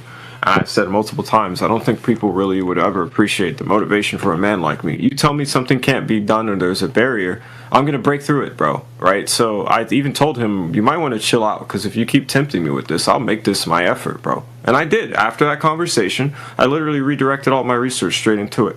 I literally even got parts of my research I've never put in any system, because it's air gapped. I just put all of the crap in ChatGPT, DeepSeek, Grok. You see what I'm saying? And that helped me close the gap. That helped me close the causal gap. All there is ever is a causal gap, my man. Theoretically, though, this is all just like hypothetical, theoretical. Until somebody does something that makes it real. I guess since you tempt it so much, you just need a demo or something, like a real world demo. Yeah, I guess you'll just get that. Okay. Like what? So Newt, I wanted to continue. You don't want to listen to reason and how it works? I could just. So let me get this straight. Where we're at, there is a physical thermodynamic barrier due to something we don't know what twisting. Wait, why would we? Okay, so the sun, or whatever. Okay, no, whatever. I'm just asking a very simple question. I don't want to get it like 100. I'm getting right into it. I just want to clarify. Hang on. What I want to clarify is that you have so far a thermodynamic barrier, which is the horizon, which is caused by something twisting, which was I believe your words. We just don't know what.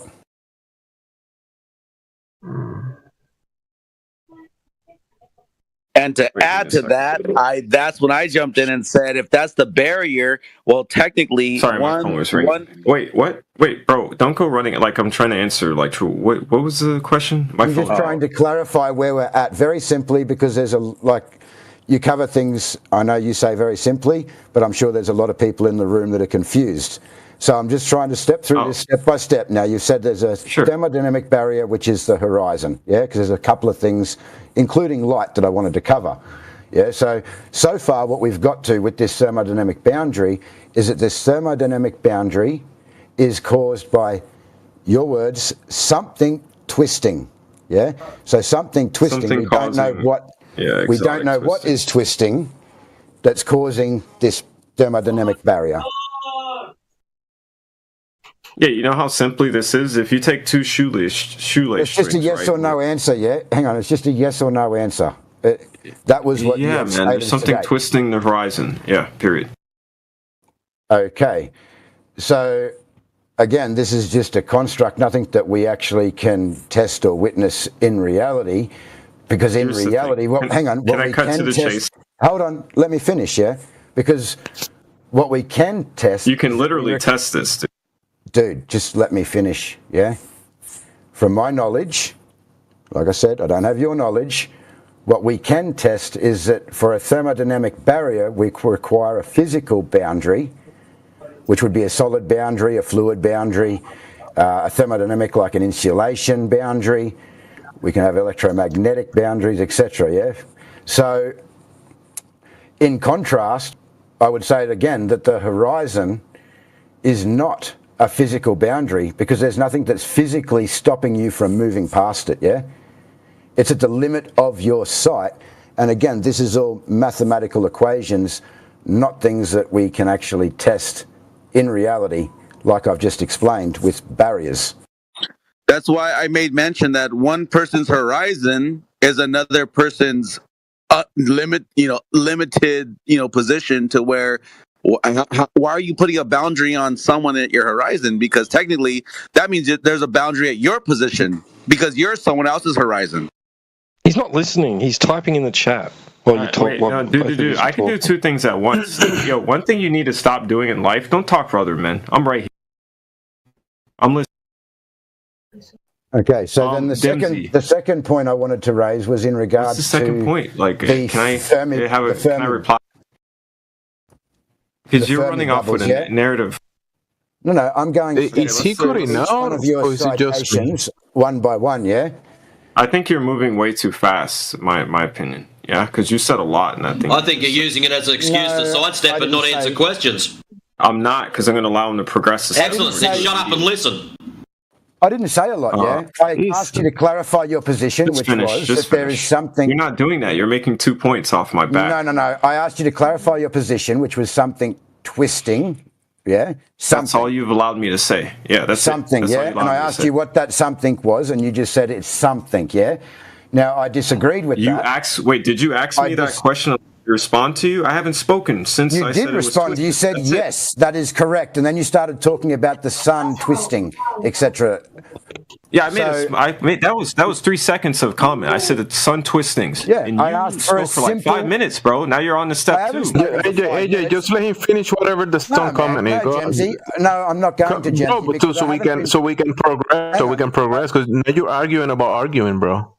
No, I'm not arguing about arguing, Gemsy. I asked him for a clarification. He agreed and said let him finish the sun to see it. I want to hear it too. He agreed and said yes to that clarification, that there's something twisting that's causing a boundary for me again at the horizon. All right? Okay, finish your comment about the sun. All right, hang on. All I wanted was that simple yes or no answer, yeah? Listen, I was talking before you jumped in. I was talking to him, so just stopping it. Yeah. Just let him finish his reply about that at least. Hang on. Yes, Gemsy, you're not understanding though, my friend. Yeah. I have sat here and listened. I feel like this would be quicker. Hang on. I have sat and listened for the last 2 hours to Newt speaking, I've listened to all of his citations. I have been reading them and going through them. I've been writing down my notes here. I think that there's a lot of people in the room that are confused with what he's been trying to explain. So now I'm trying to break it down much simply and just ask simple questions. Now, I've been trying to go back to the horizon because I think it was just what I think has been happening, or the way what I feel has been happening, is that Newt has basically just spent the last 2 hours making statements about how these things work. Oh my God. Without too much clarification, yeah? Now, T-Dub tried to clarify on the horizon, but again, it was just skimmed past. It was dismissed, yeah? So all I wanted to do was ask the one simple and clarifying question, which was that Newt had stated that the physical boundary at the horizon is a thermodynamic barrier, and that thermodynamic barrier is created by something twisting. I asked him what? He said something. I then rebutted that, talking about a physical boundary that we know is required, yeah? And that's where we were at. Where he tried to jump in with the sun, it was to explain what this something is that's twisting by relating it to something that it's not. But go ahead, guys. If that's how it is, I'm out. Yeah, as far as I can see, this is the very problem with narrative. You've married some deep conception of this without telling people whatever you think's out there on the horizon. And instead of me... Oh, nice of you to speak for someone else. I thought you had a cry about that a minute ago. I don't cry about anything. You were fucking crying about it. You had a cry when someone else spoke for you, and now you're speaking for AJ. Congratulations, you're a fucking hypocrite. Stick your degrees up your ass, mate. For someone who's so intelligent, you're not too fucking smart. Yeah, you done? See? And I got out of my system, you did too, and he did, so we're good. Probably the wrong person to be a smartass to. You've been gibbering on with horse shit for the last, I don't know how long. I've been here for the last 10 minutes, and you haven't said anything of worth. So give me one good fucking reason why I should unmute you.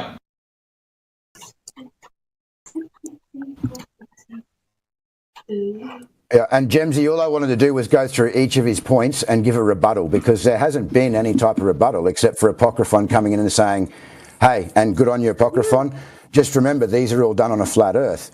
Hey, just remember this, yeah? So yeah, we know that. He's just been here speaking for the last 2 hours, basically telling everybody how it is, how it works, dropping citations. So now I want to go back through each point and I want to rebut each point, starting with the horizon and the thermodynamic barrier.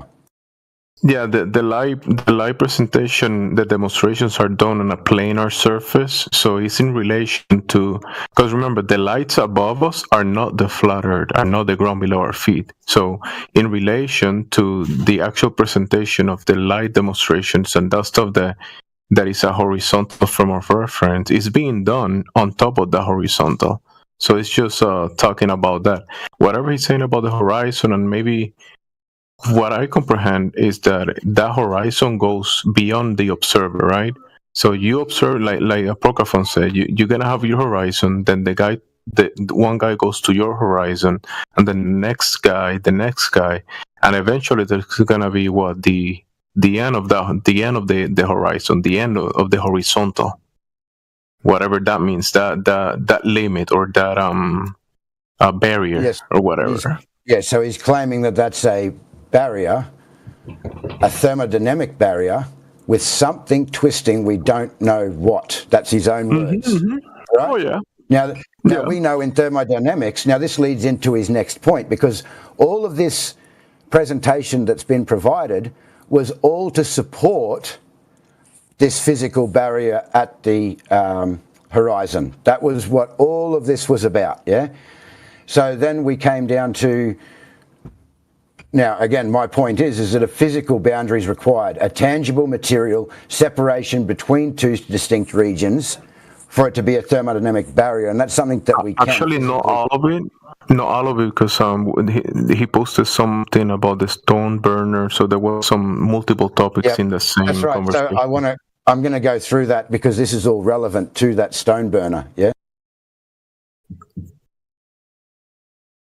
The coincidence of that is the prism, there is a pyramidic shape that is it gives this kind of like uniform illumination that we kind of see of the luminaries. Obviously, I think there's more variables, but there is some interesting demonstration when it's done on top of a flat surface or a horizontal.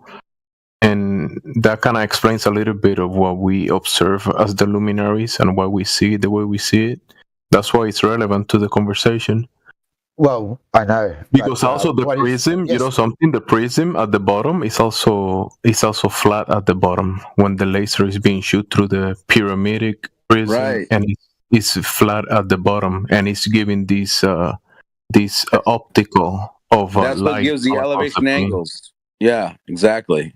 That's what So gives. this is relevant. This is the thing. The thing is that I get you, AJ. A lot of people don't get it, but if you look into it, it kind of gives kind of like a perspective of from where you're looking from certain demonstrations, but obviously we're missing the outside perspective. So it's just showing some demonstrations of how light behaves and passing it through prisms. It circles. Hey, Gemsy, it's it circles. interesting. Gemsy, it circles back to what's been coined the personal dome of vision. Like it literally just circles back to that.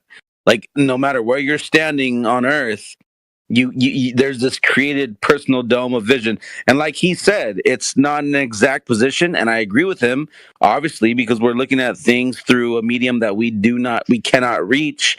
But at the end of the day, it goes back to that personal dome of vision. So horizontally, if you got a huge checkerboard, right, where the rook stands and the pawn stands and the bishop and the other rook on the other side of that checkerboard, if you put lights above them, they all have their personal perspective of the things that you place above them. And that's what it comes down to. But mathematically, he's trying to interject like how it creates this universe. But technically, it's all from a plane. No matter where you're standing, it's still a plane. And that was my It's kind of funny original. because one day I asked Quantum, is the moon flat? He told me it will have to be.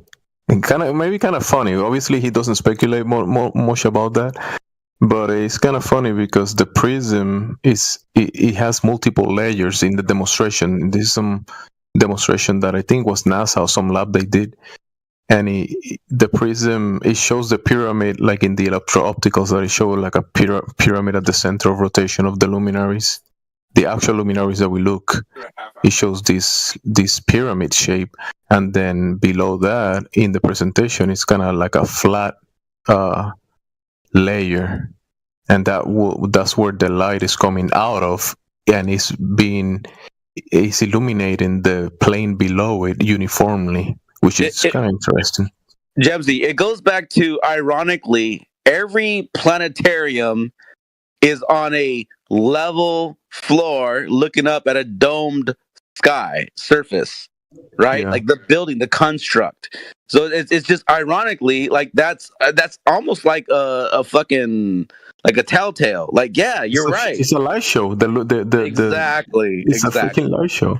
It's a light show from your position on a level ground, the way you see things being projected onto the sky above I literally detailed that before I got muted. Yeah, I know. I know you did. I painstakingly went through the key points of some of my understanding that I've never posted publicly and just put it in side chat. All to have somebody say I yip yap for 2 hours. All to have somebody in side chat talking to me like a high school dropout. And then this.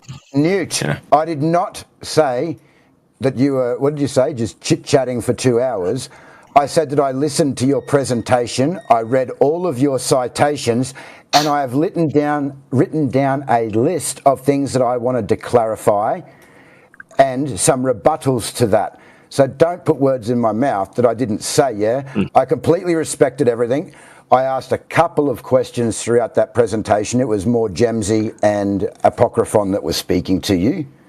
I asked you to clarify the Fermi bubbles, which is what Gemsy is speaking about now, and I asked you to clarify how they viewed these bubbles or how they came across this, yeah? And you said that it was a gamma ray telescope that's used.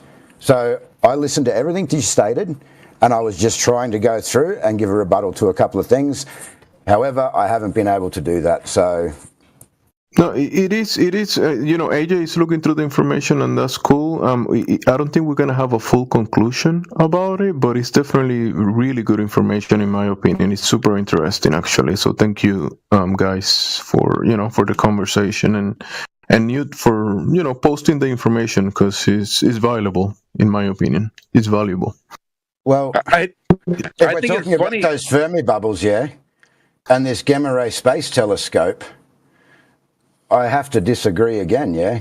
Just like I disagree with what you're speaking about in regards to the horizon, because this is a space telescope that's in space and that discovered these bubbles in 2010, yeah, which was NASA, which is supposed to be believed to be the remnants of past energetic events from black holes, etc., from the center of the Milky Way. So, again, I've got issues with thermodynamics for there to be these space telescopes in the first place discovering these Fermi bubbles, these gamma ray space telescopes. So, again, AJ. it comes back to...